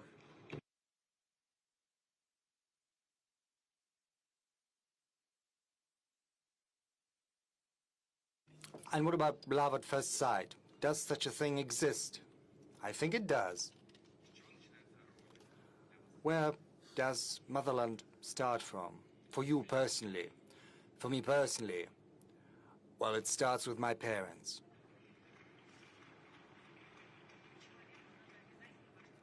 Man certainly needs to believe in something.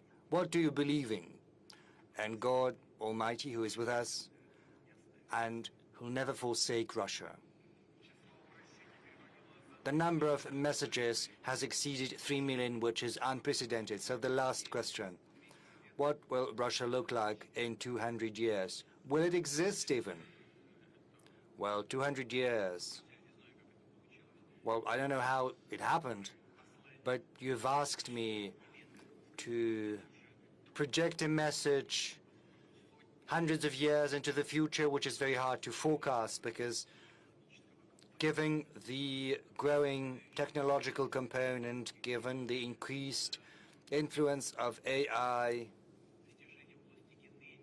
given our accomplishments in genetics and biotechnologies, it's impossible to forecast how human consciousness is going to evolve, whether borders will be there in future, hundreds of years hence. So it's kind of a message from us to our descendants. Well, I try to do that based on how things stand right now, but as for what is going to happen in 200, 200 years ago, well, 200 years, that's not that long because the Bolshoi Theater is celebrating its 250th anniversary, so for Russia, 200 years is not that big of a time stretch. I'm hopeful that the country will be highly educated. And this high level of education of our citizens is going to serve as a foundation for high technological development. With the help of these technologies, the country will be capable to address all the tasks in front of us, be that in economy, in healthcare, social policies.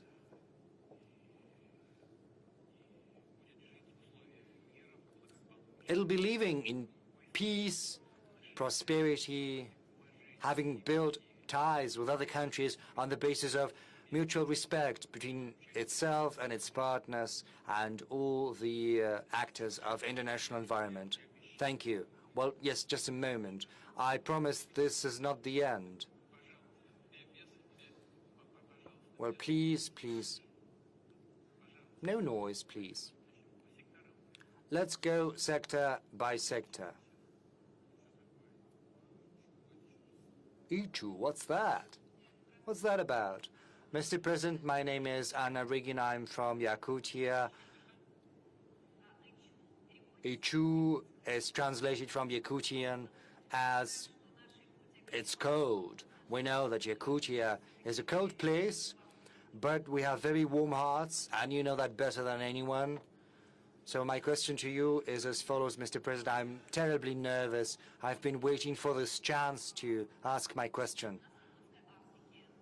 In the Arctic, in Yakutia, the electricity tariff for hospitals, schools, and other social facilities has grown 10 times over the last 4 years, from 5 to 50 rubles per kilowatt hour, which is an enormous burden, given the fact that the efficiency is not growing at all. I'm terribly... No. Take it easy. Go ahead. But unfortunately, there's a high level of incidents, and you know that in the Arctic and the North, an accident is almost a catastrophe. So is it possible to add the special allowance to us, which used to be in place in the Russian High North and the Far East? You've been to Yakutia. Maybe you'll be in Yakutia in winter.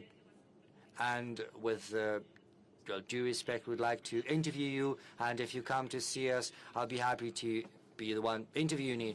Thank you very much. Thank you for your high words of appreciation, for the words of thanks to the Kremlin pool. Yes, as for us, the special allowance, we'll take that into account. Your economy is growing. It requires an increasing volume of electricity at competitive prices. The coal-based generation is developing, but other sources can be contemplated as well. And we are doing the work already in settlements and cities where the requisite infrastructure has to be set up, both social infrastructure and economic infrastructure. I'm not going to go into detail, but we know the problem, and we'll certainly look into that.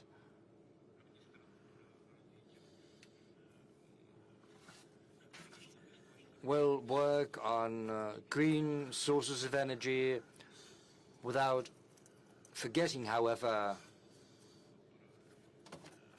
either gas-based generation or oil-based generation. Another, fuel oil, of course, is not that efficient as a source of energy, but we'll certainly use different sources of energy, and will also increase the capacity of the grid.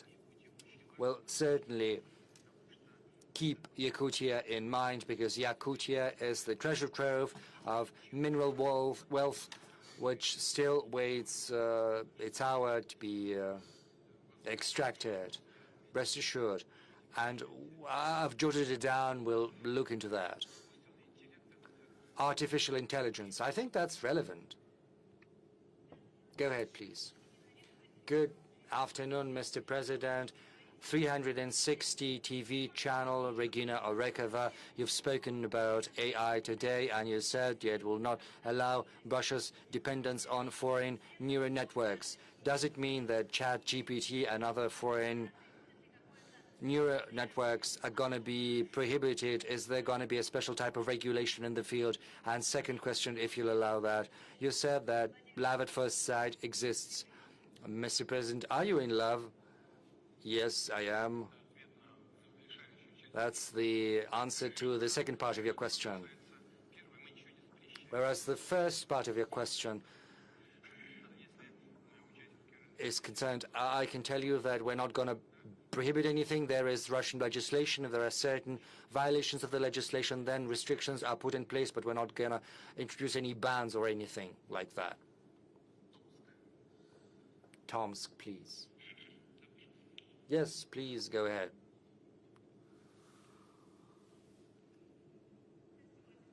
Mr. President, good afternoon. Tomsk, Vremya, Gulnara, Motibaeva.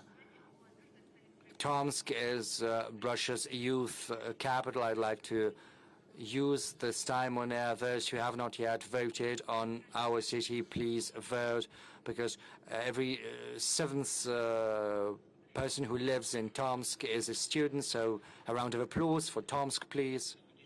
Tomsk is indeed a city of students. Have you voted, Mr. President, if that's no secret? For sure, will do. Well, we'll be hopeful. Well, even though we've got lots of young people, still we are lacking in blue collars, we are lacking in seamstresses, drivers, and a number of other blue-collar jobs. Mr. President, is the government doing anything to rebuild the prestige of blue-collar work? And what about AI? Maybe we don't need seamstresses or drivers because AI is going to supplant those. Well, I am offended by your question, but because I think we are working systemically on preparing highly qualified workers, and this is done in a systemic fashion. The worker profession is becoming very prestigious. It's becoming increasingly complicated and sophisticated, and that's why you can get that in vocational training. We've got also specialized education. We are going to hold competitions, will increase the quality of education. We will fuse internship with education. We'll try to engage businesses. Incidentally, they are the ones who are most interested in young professionals coming to work for them, and they've jumped on this bandwagon a long time ago, trying to attract young professionals. There's a whole set of measures, a whole range of those, and we'll only expand them. Unfortunately, we're getting breaking news. This is very important for one of those who is here. TASS is reporting that the girlfriend of Kirill Bazhenev has agreed to your proposal. She'll marry you.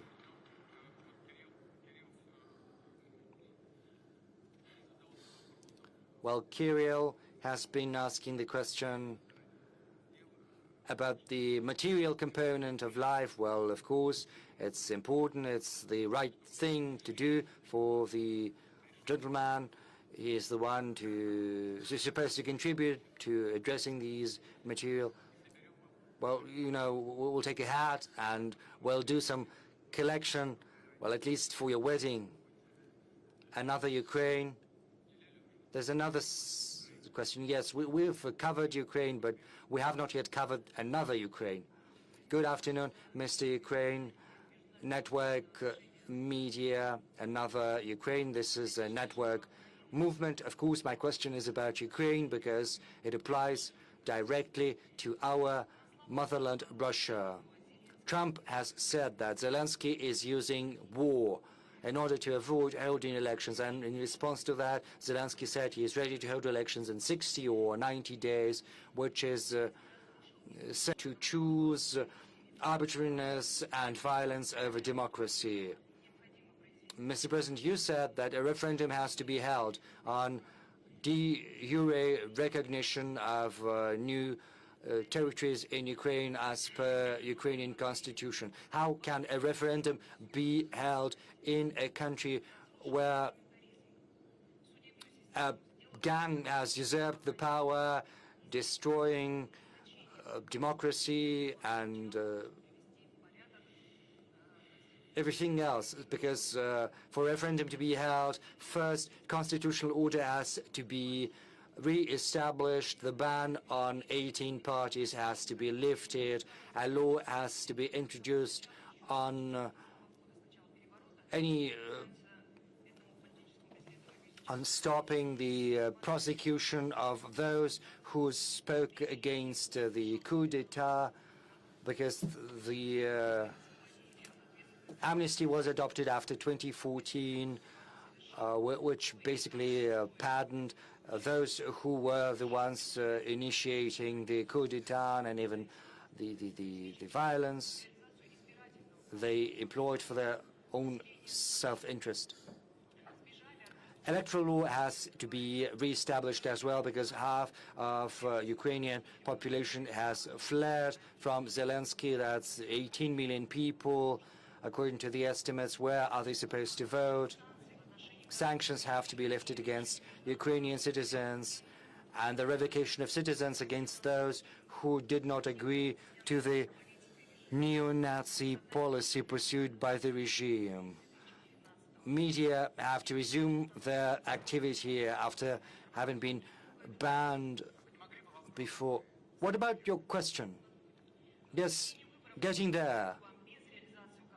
Without these measures, a referendum would only mean legitimizing the criminal regime, basically election without election.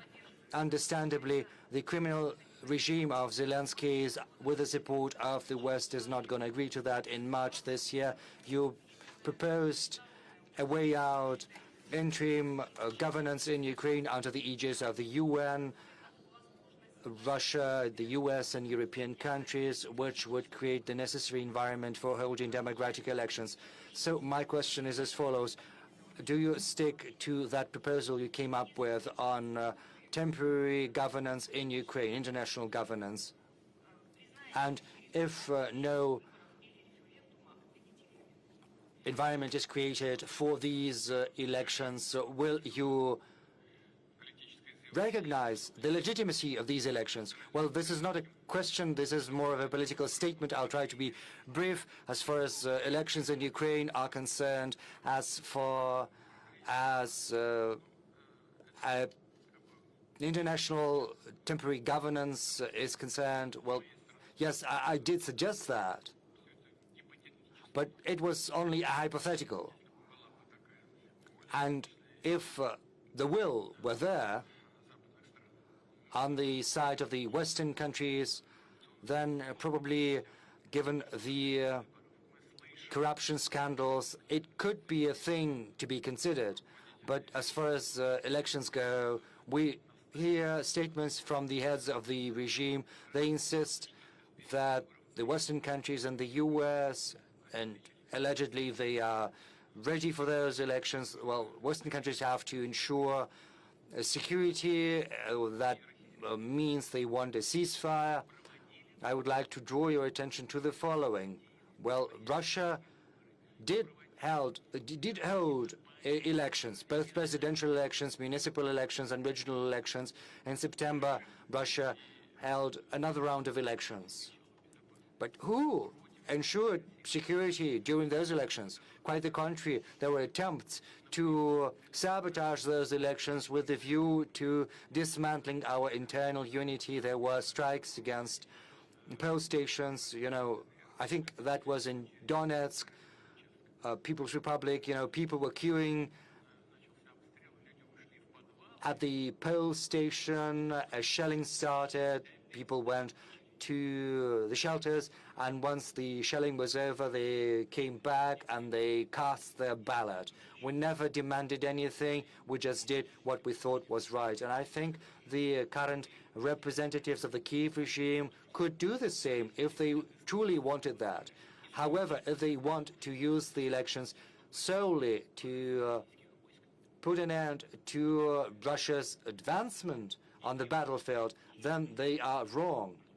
That said, I'm going to say something which is probably going to sound surprising. We are willing to think about how to ensure security during elections in Ukraine. Well, we could refrain from strikes in the depths of Ukrainian territory on election day. But there is one nuance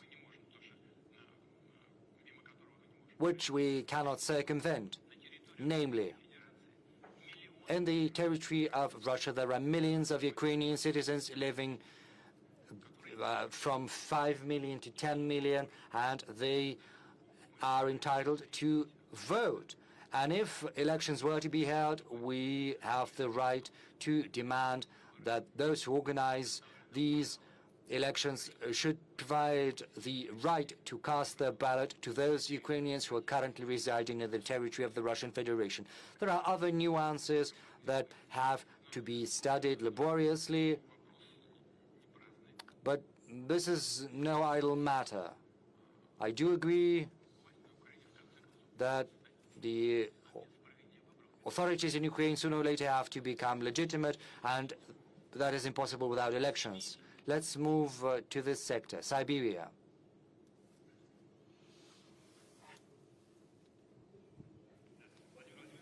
Mr. President, good afternoon. Hi, my name is Denis Shaluta. I'm a blogger from Siberia. I've got a TG channel. I cover social, economic news and the development of Siberia.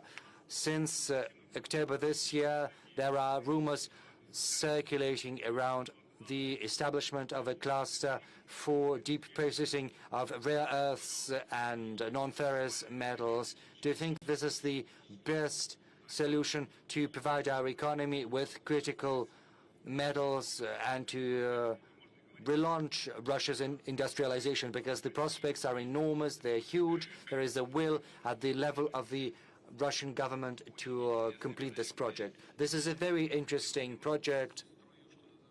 And, you know, right along the line, these plans were formulated back during the Soviet times.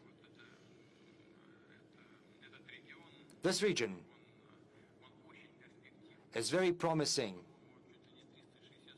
in that it has almost 360 sunny days. Even though it's in Siberia, the climate is very good. And there are huge opportunities to extract minerals and process them. You know, the logistics is very good. Certainly, this cannot be addressed the way it used to be during the Soviet times, you know, through Gosplan and through allocating the requisite budgetary resources. That has to be done via modern means. We need to make companies interested so that they would invest and the state would provide the necessary support. In general, such work in order to implement projects on this promising land is underway. I think it is very promising. We are finding investors, potential companies that could invest, and we need to support them, provide the necessary benefits and services, create logistics as well as the sources for power generation, so on and so forth. I'm not going to give the whole list because this could be a large-scale historical task. We will keep working on it without any doubt. Mail, please. Hello. Good afternoon. Thank you very much for the opportunity to ask a question. Mr. President, you have said repeatedly, you've reminded that the Russian culture is the backbone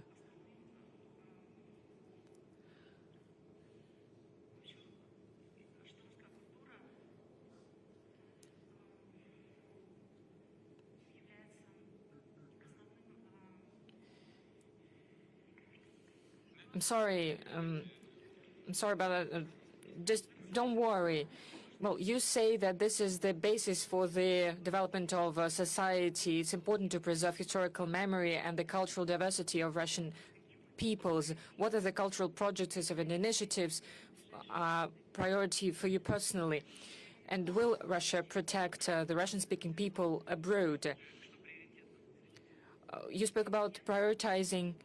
Yes, I spoke about prioritizing the cultural projects, and will Russia protect Russian-speaking people and the Russian language abroad? And the question is, will there be created a program in Russia, a program for people that will be specializing on fighting information war being waged against us by the West? Are we going to create a specialty that will be program for specialists concerning information wars? The next question is about the prestige of the work of teachers. Well, regarding the protection of our compatriots abroad, of course we'll work on that, and we're working on it. We'll keep doing that. What I would like to draw attention to is what we're going to do about that. We need to do everything not to make the situation of our compatriots even worse, so we need to be very careful without using aggressive means. As for training information wars experts, well, it's not really combinable. As for the war experts, we have such. We'll keep training them, given that this is the part of improving armed forces. As for the work with the compatriots in total, this work is underway. We'll continue it.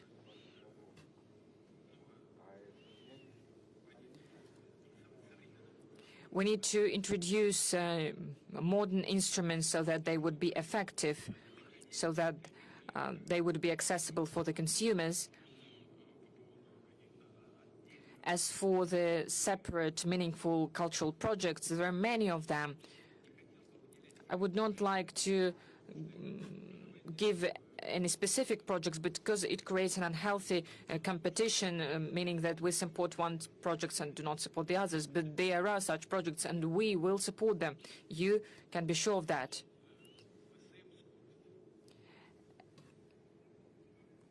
Vesiam Skorist, please. Hello. It was the poster was held by a young man because I'm really was tired. I'm from Tatarstan Republic.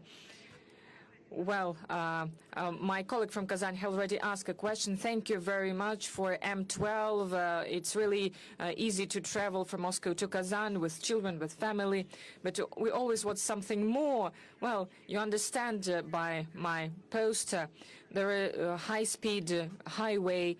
Is there any chance that our children would use it? Are you speaking about the high-speed railway? Yes. Yes, we are already working on design.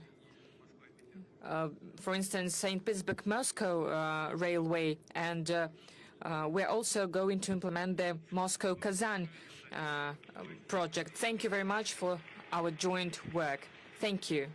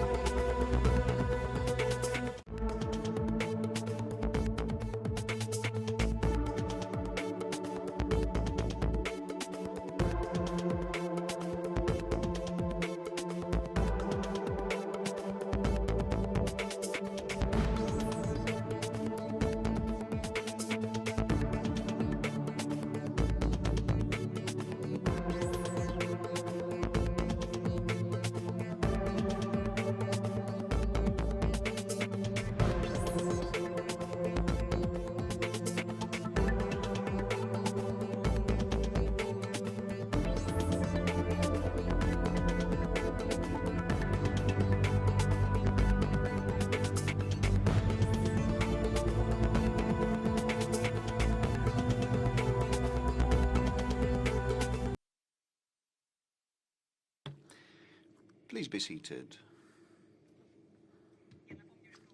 I'll remind you that we will receive the applications and questions until the end of the program. You can either use the phone number 8800 200 40 40, send an SMS or MMS to 04040, or use the social media of contact in the Klasniki, or use the website moscowputin.rf, or use the chatbot on Max Messenger, used for the first time, and this is a very, very popular channel today. Now we have more than 2.5 million questions, and we're about to begin asking President Putin questions. And just a couple of words, Ekaterina and I have sifted through tens of thousands of your questions. From all across Russia, from abroad, and of course out of these 2 million questions there are messages from different people. Understandably, many of these topics are overlapping, and we've tried to systematize, to classify the questions, to make sure that we cover the topics that are of relevance to millions of people. And understandably, there's one topic that is of the greatest importance to everyone. There are many issues and questions on social policies, but in the forefront are the issues of peace and war. You've said on multiple occasions that we are okay with how the things are going at the battlefront, but is it going to be peace, or is it going to be continuation, given what Zelensky is saying? So far, we're not seeing the willingness, but let's remember what all of this started from. It was back with the coup d'etat in Ukraine back in 2014, as well as the deception about there being a possibility to address all of the issues via Minsk agreements. But afterwards, in 2022, when everything was on the verge, when the Kiev regime, the Ukrainian regime, basically unleashed a war in the southeast part of Ukraine, we said that we would have to recognize the unrecognized republics. It would be better if you leave these people in peace and let them leave without Russophobia, without coup d'etat. Just withdraw your troops from there. Back then, they didn't want to do that, and after Istanbul, at first, they basically initialed those drafts, and then they basically threw them in the bin. And this is what we're seeing right now. They're basically refusing to finish this conflict via peaceful means. That said, we are seeing things, and we know there are signals, including from the Kiev regime, indicating that they are willing to engage in some type of dialogue. The only thing, and I would like to say something that we've been saying for quite some time, we are willing to put an end to this conflict via peaceful means based on the principles that I outlined in July last year when I spoke at the Foreign Ministry of Russia. The root causes that brought about this conflict have to be addressed. Mr. President, the situation on the battlefront is changing day in, day out. We know that you follow everything almost in real time, talking to our heroes, to our soldiers, but the situation is changing on a daily basis. Our soldiers are getting ahead audaciously and steadily. As Commander-in-Chief, what's your assessment of the current state of affairs? I've just listened to the report by the head of the General Staff. On the whole, I can tell you that right after our troops expelled the adversary from the Kursk region, the initiative, the strategic initiative, to be more precise, is firmly in the hands of the Russian armed forces. What does it mean? It means that our forces are advancing along the whole line of contact. At some places, they are moving ahead faster, sometimes slower, but everywhere along the line of contact, the adversary is being pushed back. And most importantly, and we started with this, you said, and I said that there were proposals to the Kiev regime to withdraw their troops from those unrecognized, back then they were unrecognized republics, who didn't want to leave under the yoke of the Kiev nationalists. By then, the Kiev regime had been building fortified positions in the agglomeration of Slavyansk and Kramatorsk, Konstantinovka. This was the most fortified region. So let's start with what is currently unfolding over there. Just recently, the head of the General Staff, the head of the group of forces, as well as the local commanders, the head of the brigade that I received at my office, reported me on having taken Seversk, which is an important settlement, and from there it's possible to move closer to one of the most fortified regions, to part of this agglomeration, which is Slavyansk. A little to the south from there, our armed forces are active in the South Liman direction. The troops are in the city already. The battle is raging, and very soon it'll be taken. A huge percentages under our control, but the advancement is going to continue. I said that Konstantinovka is part of this agglomeration, and the battle is already there. More than 50% of Konstantinovka is under Russian control. I have no doubt whatsoever that this settlement is going to be taken as well. There was an important development, namely the taking of Krasnoarmeysk, because from Krasnoarmeysk, you know, the competent level of the armed forces will have to make a decision on which direction to take, but this is a very good bridgehead to continue offensive operations.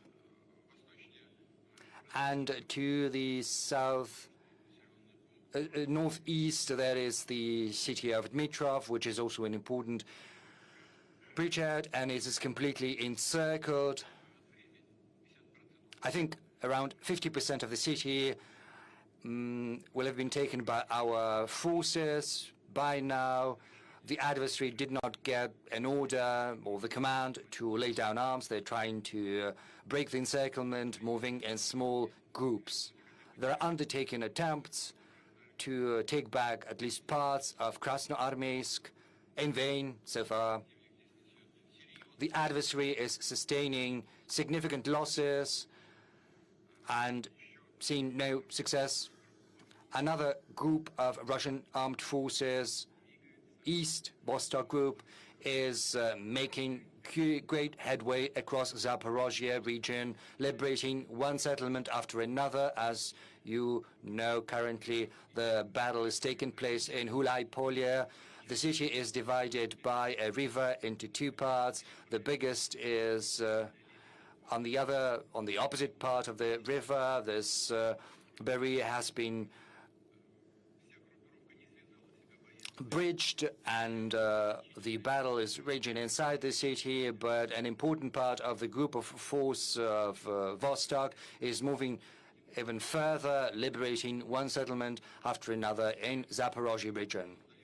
Moreover, safety and security zones are being set up in Sumy region, the city of Volchansk, in Kharkov region, as is well known. Currently, several weeks ago, Kupiansk was taken by the Russian forces. So far, our forces are not moving, but they are in control. The thing is, their most important task is to eliminate the group of the forces of the adversary on the left bank of Oskol River and to take another settlement, which is basically a hub, a transport hub, which is Kupiansk-Uzlavoy.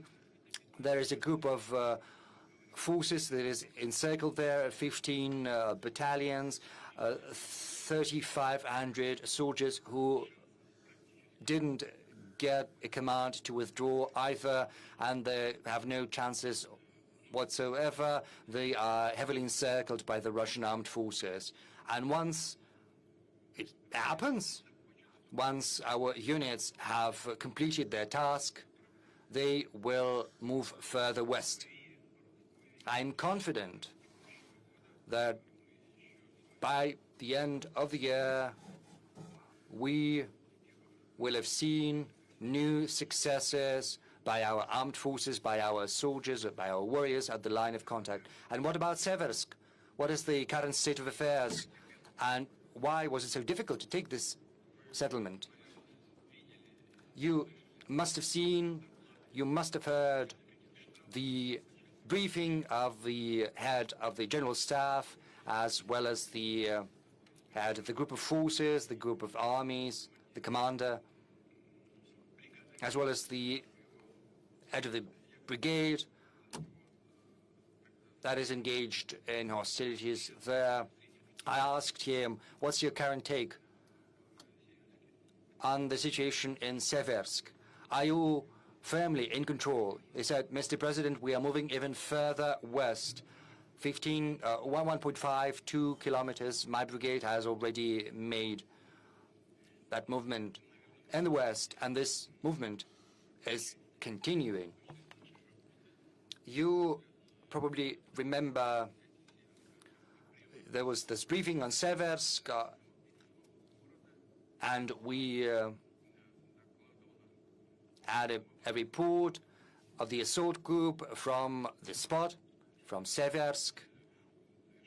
If you remember, at the end, I asked them to change their position as soon as possible once the report was over.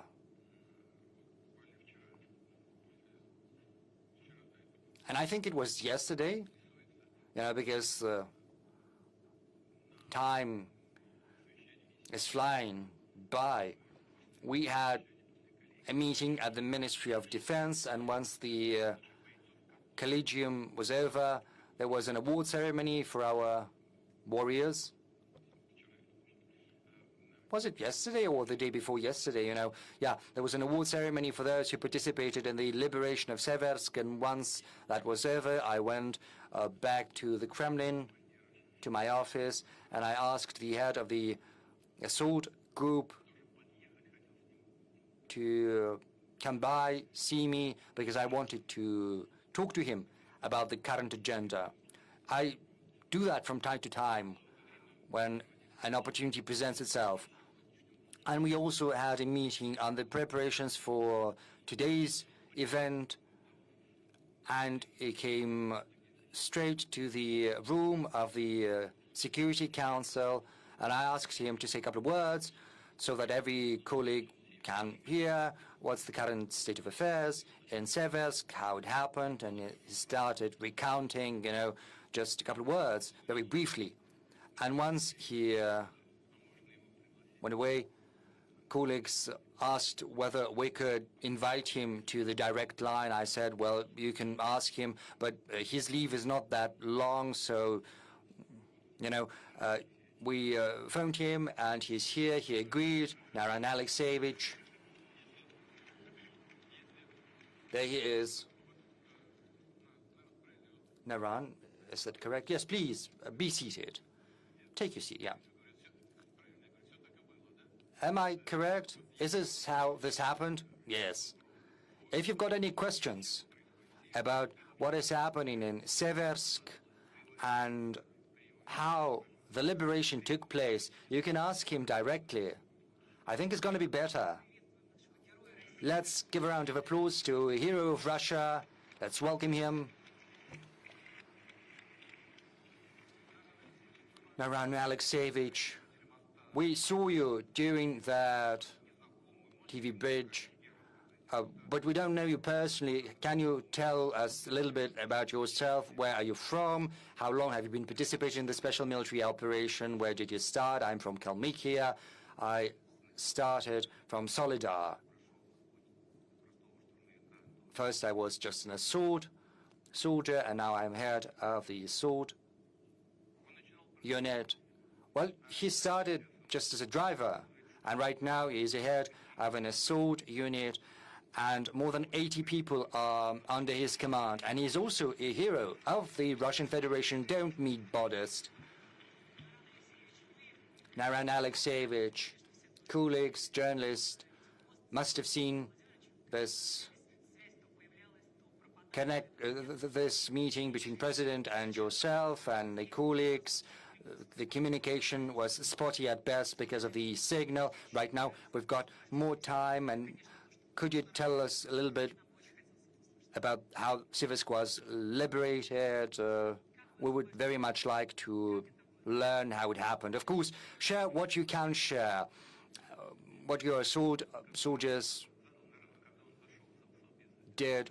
I can repeat my question. I said when he came to the room of the Security Council, what was the most difficult? Well, the most difficult thing was to get to Seversk in secret, because, you know, these were open fields, there were no natural shelters. That's why a decision had been made to move in small groups, clandestinely, and we managed to perform this task. We managed to accumulate forces right under the nose of the adversary, and once the accumulation happened, we waited for the command to start assault. There were many civilians that were staying in Seversk. What was the attitude of the armed forces of Ukraine to civilians? For quite some time, the civilians had been living, how shall I put it? Well, yes, they've been living in fear under the pressure of the adversary, and once we managed to liberate our zone, that was our responsibility. We started to talk to the civilians, and they told us that the Ukrainian armed forces had been behaving just like nationalists, shooting those who didn't want to evacuate with them. So civilians didn't have any arms, and they were shot at because they were willing to stay in the city just for this simple fact. And once our armed forces arrived there, how were you welcomed? When we came, people were in a very difficult state, both physically and morally, and when they saw us, they were very happy. They had been listening in secret to Russian radio, waiting for us to arrive, and they were very happy. Naran Alexeyevich, you said that when the armed forces of Ukraine were withdrawing, they were shooting the civilians, and back then you said that they were shooting down young people, yes, especially young people under 30, under 40. They were simply taken away without judge and summarily shot down without exception. What's your current take on what's happening in this part of the front line? On the whole, it's stable. As I reported to Mr. President, we moved even further beyond Seversk. Naran Alexeyevich, when we look at you, when we listen to you, we want to repeat once again that our warriors are true warriors, true men. And what's the morale of your guys, of your soldiers, those who are under your command? We are working conscientiously and steadily, pursuing the tasks set before us by the Commander-in-Chief, and the goals of the Special Military Operations will be accomplished. Naran Alexeyevich, how many people are there under your command, and what are the losses that you've sustained? In my assault group, I've got 157 people, and when Seversk was being liberated, 24 groups had been employed to the total number of 84 people.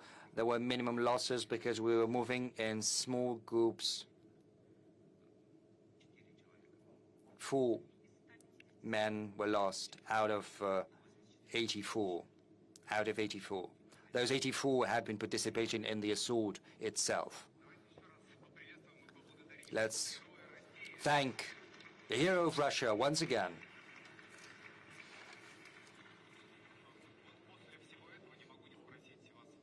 Now that we've listened to all of that, I would like to ask you, just a week ago, Zelensky allegedly made a video next to the there's a column next to Kupiansk. Many thought it was a fake video. Is that a fake? How Zelensky decided to publish that at such an important, crucial moment? Well, I'm not following that, but, you know, following what he's doing, but he's an artist and a talented one to boot, so there's nothing surprising about that. You know, they're saying that this obelisk looks completely different from what it used to, but be that as it may, this obelisk is 1 kilometer or so from the city. Well, why stay at the threshold? Do come in. If Kupiansk is under their control, why not go in the city itself? And you know, there were some women bloggers. They managed to get by. Luckily, nothing happened to them because, you know, the sky is swarming like with flies, but not with flies, with UAVs, and there are UAVs both from the Ukrainian side, from the Russian side. It's impossible to approach that settlement so easily. A time will come once our soldiers have completed the elimination of the group of forces of Ukraine that is encircled in the east part, and then they will turn and go westward. It will be very soon. This is just the question of time, if there are no other problems. As for other fake stuff or attempts or at any cost to return the lost positions as it is done now, and I would like to underline that it is done at any cost. The adversary has no success. The problem is that as a result of active and effective actions of our armed forces, the adversary has suffered really serious losses of strategic reserves, and they have almost nothing left. This is a meaningful component, and this should give an impetus to the Kiev regime to solve all the disputes and to end this conflict peacefully. They almost have no reserves. I think that everyone who's watching us and everyone here in the whole war is a grave burden for the economy. Well, as you said, the European baby pigs continue doing everything to destroy Russian economy. Well, in such harsh conditions, can we even think about further economic growth? Somewhere we keep growing in some sectors, but somewhere there is no economic growth. What are these sectors? Well, as usually, I have brought a table with me. It's like that. These are open data. What happened in our economy throughout the previous year? The GDP growth was 1%. But if we take 3 previous years, this is also a correct indicator. The common growth was 9.7%. At the same time, the EU growth was 3.1%. As for the 1% growth this year, these were conscious actions of the government and the central bank and the whole government of our country regarding the targeting inflation. We need to point out that in general, we managed to solve this task. We had a goal to decrease the inflation up to 6%, but by the end of the year, it will be less than 6%, 5.7, 5.8%. But the decrease of the economic growth rate, this is the cost of preserving the quality of the economy, of the macroeconomic indicators. Let's go forward. The industrial production increased by 1%. Manufacturing industry increased 3.1%. As for the agricultural produce, it increased 3.3%. An important question is housing construction. Millions of square kilometers were constructed. Last year, it was 107.8.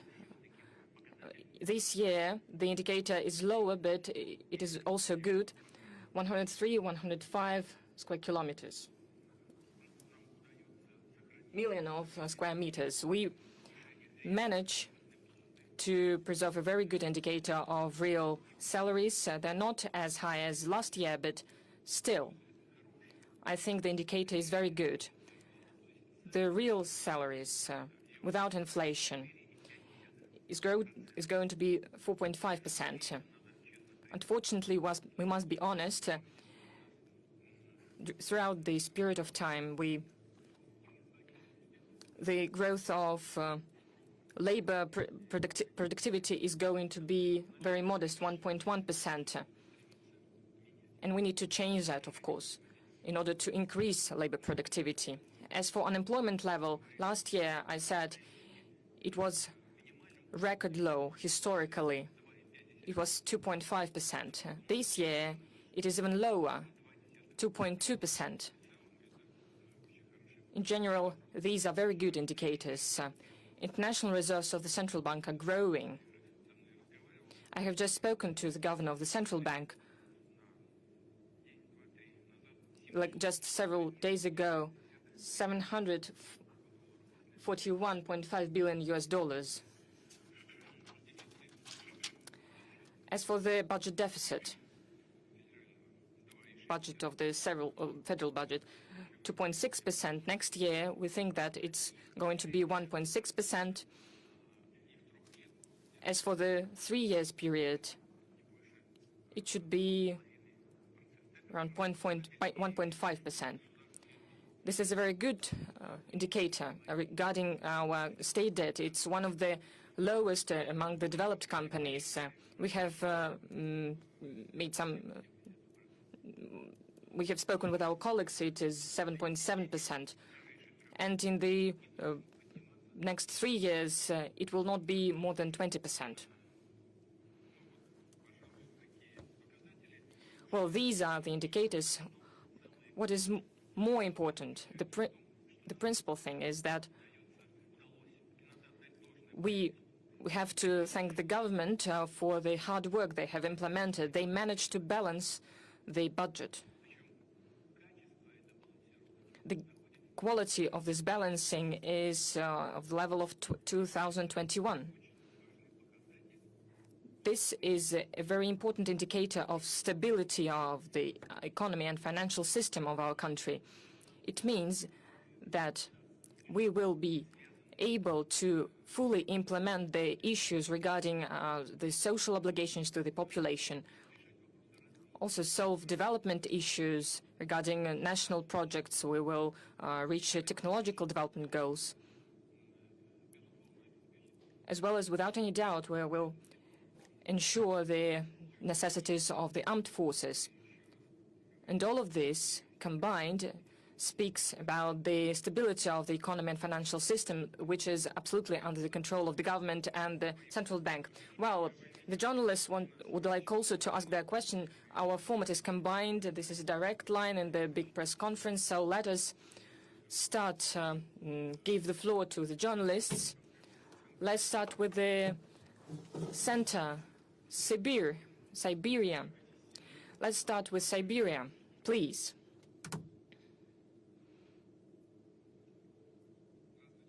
Hello, Mr. Putin. Novosibirsk, Ivan Dvaynichnikov, Gorodskaya Volna Radio. Everyone knows that Novosibirsk is famous. And it's a famous city, and in the recent years, with your support, Siberian Circle photon source was started to be constructed. This is a unique plant, a unique facility, not only for our country, but for the whole world. It will allow us to implement new investigations. Despite our sanctions, despite harsh economic conditions, we managed to create fully Russian production. We need to launch it. We are going to launch it next year. The question is it really possible, and what we need to do for the young scientists to work there, Next year we're going to launch it, and we are waiting for you at the opening ceremony. Thank you for reminding about this. This is good news, which is very good for everyone participating in the process. This topic appeared during the Council on Science at the auspices of the President of Russia, which was in 2018. The colleagues from the Siberian Institute of Science, the Institute of Nuclear Physics, spoke about the necessity of creating such accelerator. Truly, we had some problems, slowdowns because of sanctions, but we managed to complete this work. This is great, and I would like to thank everyone who had to do anything with this project, and I would like to congratulate you on that. This is truly a success. Well, the same thing goes for the Kurchatov Institute here in Moscow, but this is the second stage facility. A lot has to be changed. We are planning to do that. At the same time, we're going to create the same facility in Vladivostok and in other cities as well. We are going to work on that. As for your facility, SCIF, this is a great success because it gives an opportunity not only to have investigation of a fundamental nature, but also of an applied nature. This is truly important because this will give an opportunity to work in the sphere of pharmaceuticals and new materials, and so on and so forth. But how to keep young experts? We have a whole system that is functioning, but the main thing is that we need to create laboratories, because true scientists are truly talented ones and dedicated ones, and they also, but social aspects are also very important. The salaries, the conditions for living there, and all of this is what we're going to work on. In the future, this is one of our goals. We have a grant system for this and mega grants. We know the scientists that are called mega granters. These are the scientists receiving such mega grants. We have raised this issue at one of the meetings with them. So we need to create conditions so that young experts would keep working there. We need to create a horizon for them to be seen, the horizon of investigation, not for 2-3 years, but for 5 years or more. And we have already done this, and this allows us to prevent the outflow of stuff. Many people come back. I have personally spoken to such scientists. These are young experts that used to work abroad, but they come back to Russia, to the native land. And our so-called Western colleagues help us very much in this. Why they come back? First of all, there are great laboratories, great opportunities, but one of the main causes is that they are really concerned about their kids, because it is impossible to send kids to the schools in those countries. Well, we have protection of traditional values on their agenda. And together with the other conditions, they decide to come back to Russia. And there are more and more such people. Well, we'll keep working on all of these tracks. I'll try to come to visit. Let's give two more opportunities, a couple of opportunities to the journalists. Please don't shout. Well, I have the Patriarch of the Kremlin Pool, Alexander Gamov, please. Alexander, if you have a question, you haven't raised your hand. Yes, please, thank you very much. Alexander Gamov, radio and newspaper Komsomolskaya Pravda. Mr. Putin, this year Komsomolskaya Pravda celebrates 100 years since the publication of the first newspaper. We have received an order of valiant labors. Thank you for this high praise. We would like to thank you. I would like to remind that the first direct line was hosted by us. But, well, I have a question from our newspaper. I would like to know how now is developing or implementing the program of the Time of Heroes. You were the initiator of this program. Do you follow this project?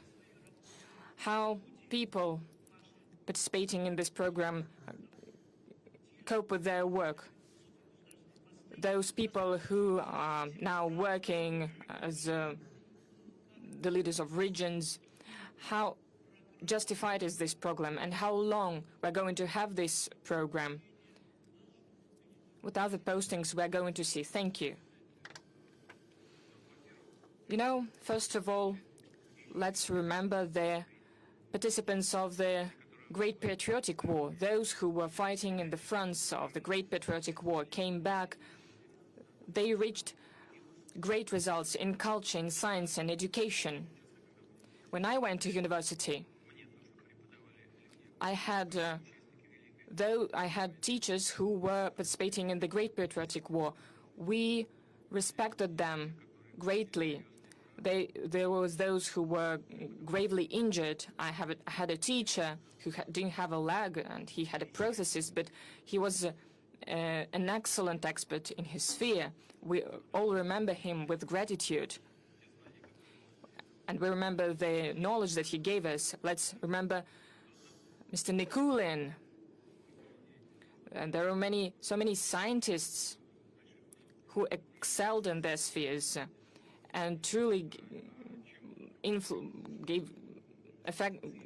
truly were important for the development of our country. And the participants of the special military operation. Let's take Narina Alexeyevich. I couldn't recognize him really because the hall is very big.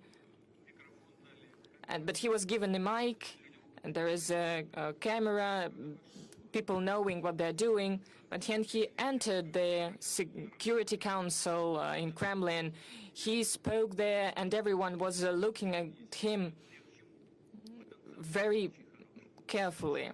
There is great potential that the guys from the special military operation have. But this is one thing to fight, and there is other thing to be a leader of a team or be a head of a big company or a region or a ministry. You need a talent for that. Of course, there are hundreds of thousands of soldiers in the special military operations zone. Not everyone wants to have such a career, civil career, but those who want and those who have potential, who have education, experience, are ready to receive it. It means that the government must do everything to give such opportunities to these people that are truly ready to fight for the interests of their own country. I've already explained how this idea appeared. I met young people, students. I looked at them. I looked at how they were communicating their ideas. What were their goals? What are the promising goals for the country, by their opinion? So when I listened to them, I had this idea. It's important to give opportunity to such people, such young people, to stimulate them. Of course, we need to prepare them, to train them, without any doubt. That is why we started this program. I thank the heads of the regions of the Russian Federation for promoting this program regionally. And it is truly functioning, and I'm truly glad for the people who participated in the first stage and the second stage. Some of them have become governors, vice ministers. They work in our biggest companies. Several people work in the presidential administration, and they are truly successful. Of course, there are some difficulties. Some of them may try to work in some other sphere, but the program itself is functioning successfully. Mr. Putin, colleagues, there is a very important piece of news from Brussels. There was the failure, it was a real failure to take their assets. They cannot steal them, but they're trying. But still, they cannot do this. Well, stealing is not really correct definition for that. Stealing, this is when someone is doing it secretly, and they are doing it openly. This is a robbery. This is a robbery. Why they fail to do this? Why they fail to implement this robbery? Because the consequences can be really harsh for the robbers. Why is that? It's really hard to do that, because they declare that they're not going to rob it, to take it. The idea is to make a credit using our assets, but you cannot just give out a loan. This will make consequences for the budget of a country, and it increases the budget debt of every country. If someone gives a loan, even secured by our foreign assets, it must be reflected in the budget of a country that does it. For example, in France, the public debt is 120%, and ours is at 17%. And our budget deficit is 2.6%. Next year is going to be 1.6%. In France, it is 6% per annum. So, and now they will assume additional liabilities, and it'll be quite hard to pass such a budget. And all these are the reasons for the difficulty of taking decisions related to the robbery of someone else's assets, but there will be graver consequences for those who might endeavor that. This will not be a blow to their image, but this will subvert all the confidence with the euro area. Actually, very many countries store their foreign reserves in the eurozone. Many of those having spare money, like the oil-producing countries, if they have a look at what might be happening, they will have doubts, and they already have doubts and concerns. But what if this happens? You know, well begun, it can be further replicated, they might think. Now some people dislike the conduct of the special military operation and the fight against neo-Nazism in Ukraine, and next someone might not like the fight, the struggle with the LGBT movement. And the Muslim countries have stringent laws to this respect, and this might be another pretext for the alleged expropriation of sovereign assets. Why not? And they might find other pretexts. So that will entail image-related losses and direct financial monetary losses related to the contemporary financial architecture. And the main thing is, no matter what they steal, sooner or later they'll have to give it back. And most importantly, we will go to courts to protect our interests. We will do our utmost to find a jurisdiction that will be independent from the political context. Let's come to the room and ask questions from the hall. The road of life.